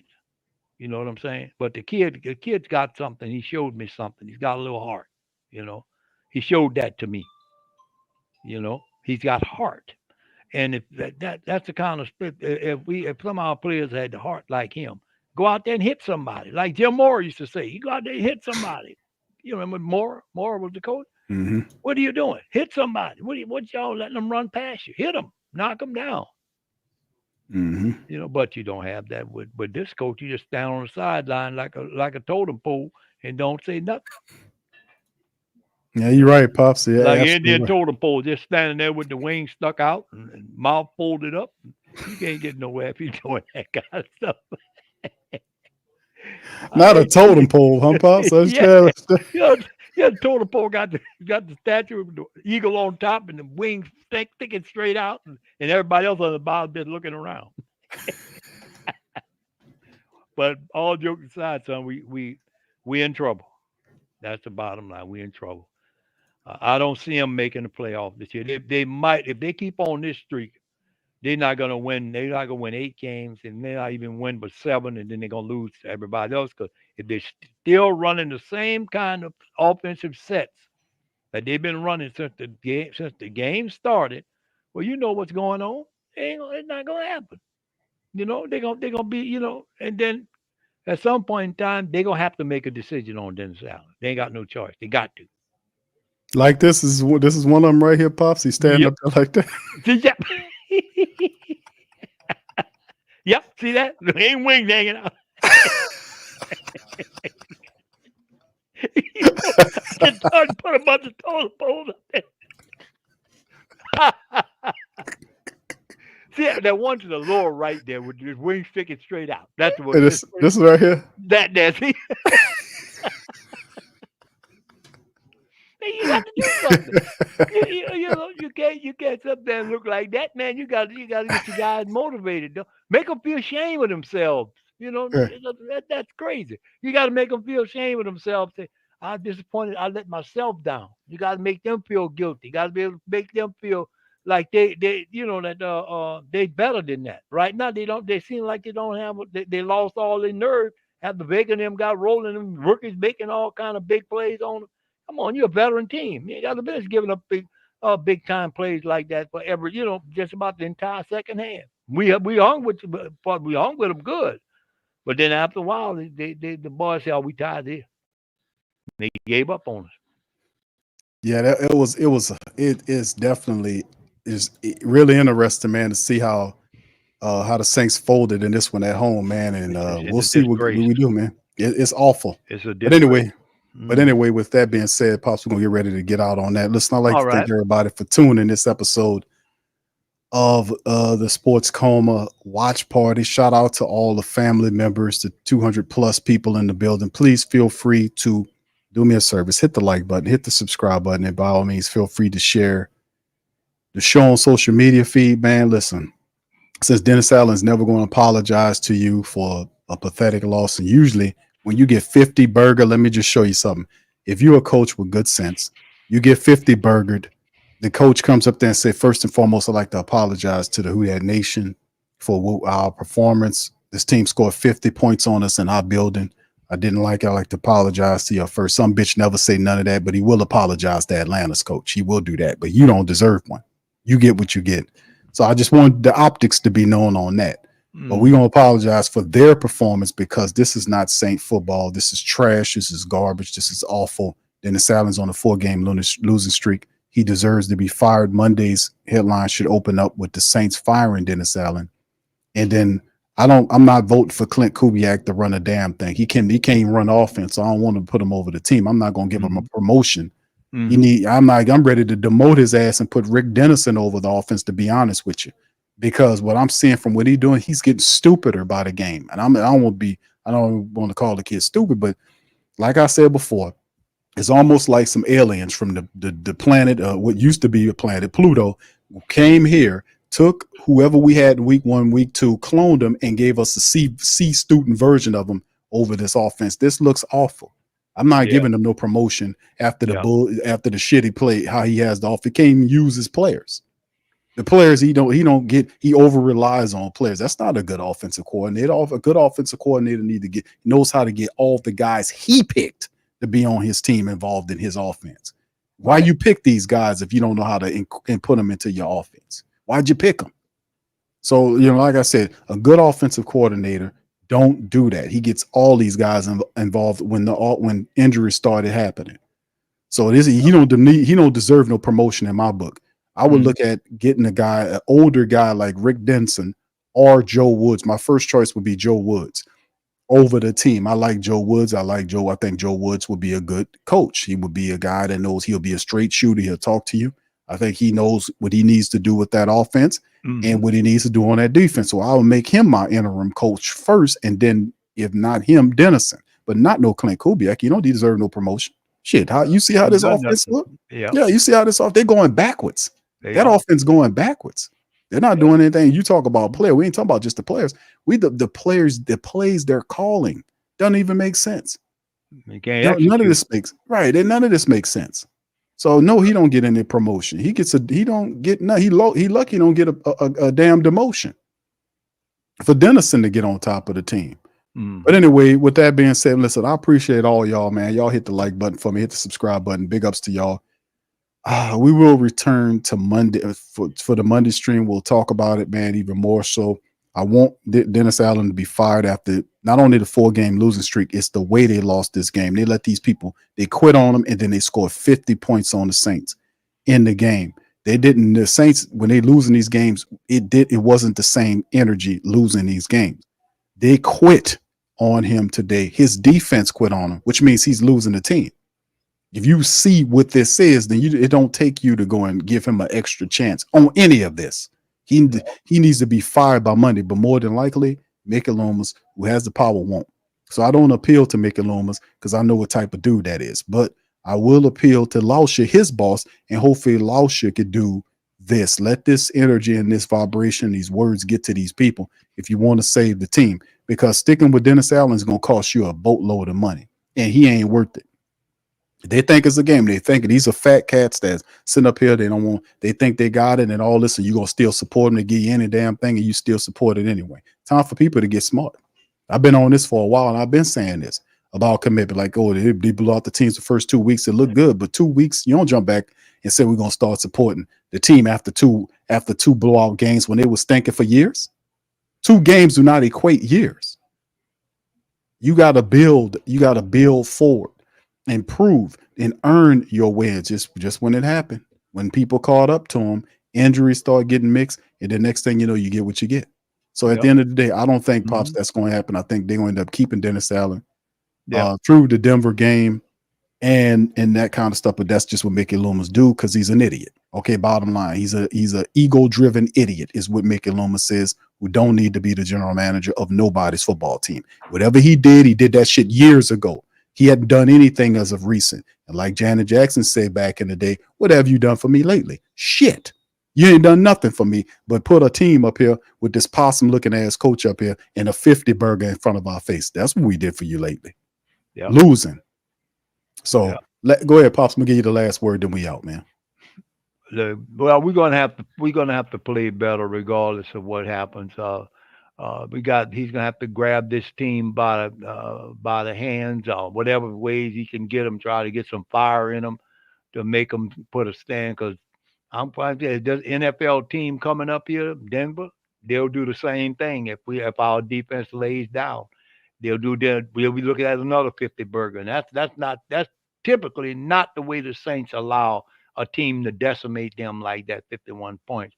I remember they hung that on somebody else once before. But for them to get, and then at home, I can understand if it happens on the road. But the Superdome is the fans there are an advantage, and we didn't take advantage of that advantage today. We gave up too many points, too much yardage. There were guys that were dropping in and out and wasn't doing what they're supposed to do, missing tackles. What's being done is not working. So we got to get that totem pole out of there. Yeah, you got to chop that damn totem pole down. Pull it on up out of there, man. Yeah, because he's not working. That's not working. Nah, he's standing up there. Ain't no use for him. Now he just got his arm stuck out there, his beak sticking out there. It ain't gonna work. That's correct. And no offense to the Indian people who built these wonderful looking totem poles, and there's no offense to them, because I love the people, and all the wonderful work they've done. But that's the kind of impression I got of Dennis Allen. He says nothing. He don't even try to help the people or try to get his players motivated. As long as you got players that don't respect the coach, we're going to have losses like this. Right. Exactly, Pops. All right. So with that being said, we're going to get out on that, man. I hope y'all enjoyed yourself and had a good time despite the win, man. The Saints lose. The loss. The Saints lose again. That's 4th straight. They got a short week with Denver coming up on Thursday Night Football. Should be a very interesting week this upcoming week, fam, to see what's going on. But anyway, that'll do it for us. We're going to holler at you then. We'll stay close. Stay in touch. We're going to be around. Much love. Who that to you? Peace. Yeah. Boogie like Benson, I'm a who that. I'm a who that. Long as I'm living, I'm a who that. Lose or winning, I'm a who that. Sports Coma, yeah, this is where we do that. Where we do that, where we do that, where we do that, where we do that, where we do that. Boogie like Benson, I'm a who that. I'm a who that. Sports Coma, this is where we do that. Where we do that. Welcome. Somebody please better help. Running this thing like Elf. Thank God every day I'm not a felt. Go to YouTube Live with Big Q and the guys. If you ain't ride or die, the bandwagon get flipped. Been marching in, that was way for the ring. I was yelling out your shame for the championship. Bucking on Tampa, duck down. Falcons, pluck, get shut down. Panthers ain't much touchdown. The vision really belong to us now. So much hate on the Saints, you could probably tell. Ever since Bounty Gate hit the NFL, when things seem fishy and you probably smell the crooked referees on Roger Goodell. Yeah, probably like this, and I'm a who that. Every day I'm living, I'm a who that. Lose or winning, I'm a who that. It's the Sports Coma, this is where we do that. Where we do that, where we do that, where we do that, where we do that, where we do that. Boogie like Benson, I'm a who that. It's the Sports Coma, this is where we do that. You're listening to the Sports Coma with Big Q and the guys on the PRO Media Network.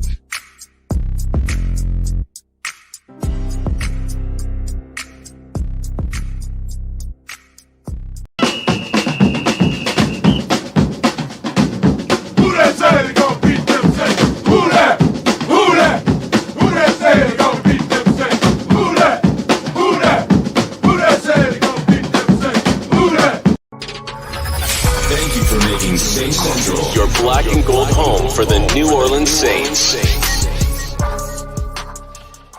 BetOnline is the world's most trusted betting platform and your number one source for everything sports betting. Every stat, matchup, breakdown, even live odds and spreads to bet on during games. With the largest catalog of odds on everything from football, MLB playoffs, NHL, NBA to political props. When the game's over, head on over to our online casino and get in on a game of blackjack or poker or unwind with over 150 slot games. Head to the website today to get on the action with America's most trusted site for online wagering. Bet online. The game starts here.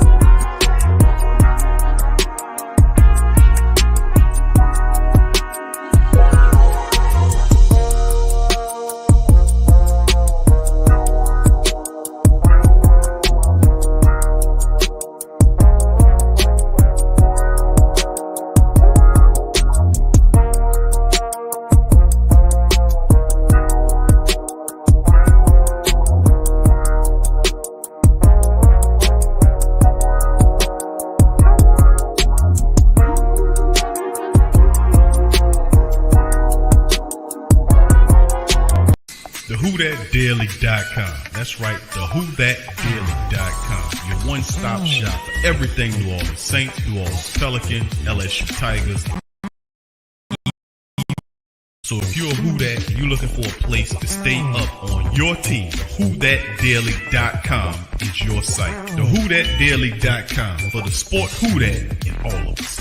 That's right, the Pro Shop is the platform store where you can go and buy all the latest merch to support the platform. Available at the Pro Shops, we have dozens of hundreds of products available for you and your family. Unisex tees for men and women, hoodies and sweatshirts, tank tops, kids and baby items, long sleeve tees, mugs, pillows, wall art, bath bedding, face masks, phone cases, stickers, bags, fanny packs, socks, hats, and many other items. Please feel free to check out the Pro Shops. The link is in the description section below. And remember, it helps the platform continue to grow. Check out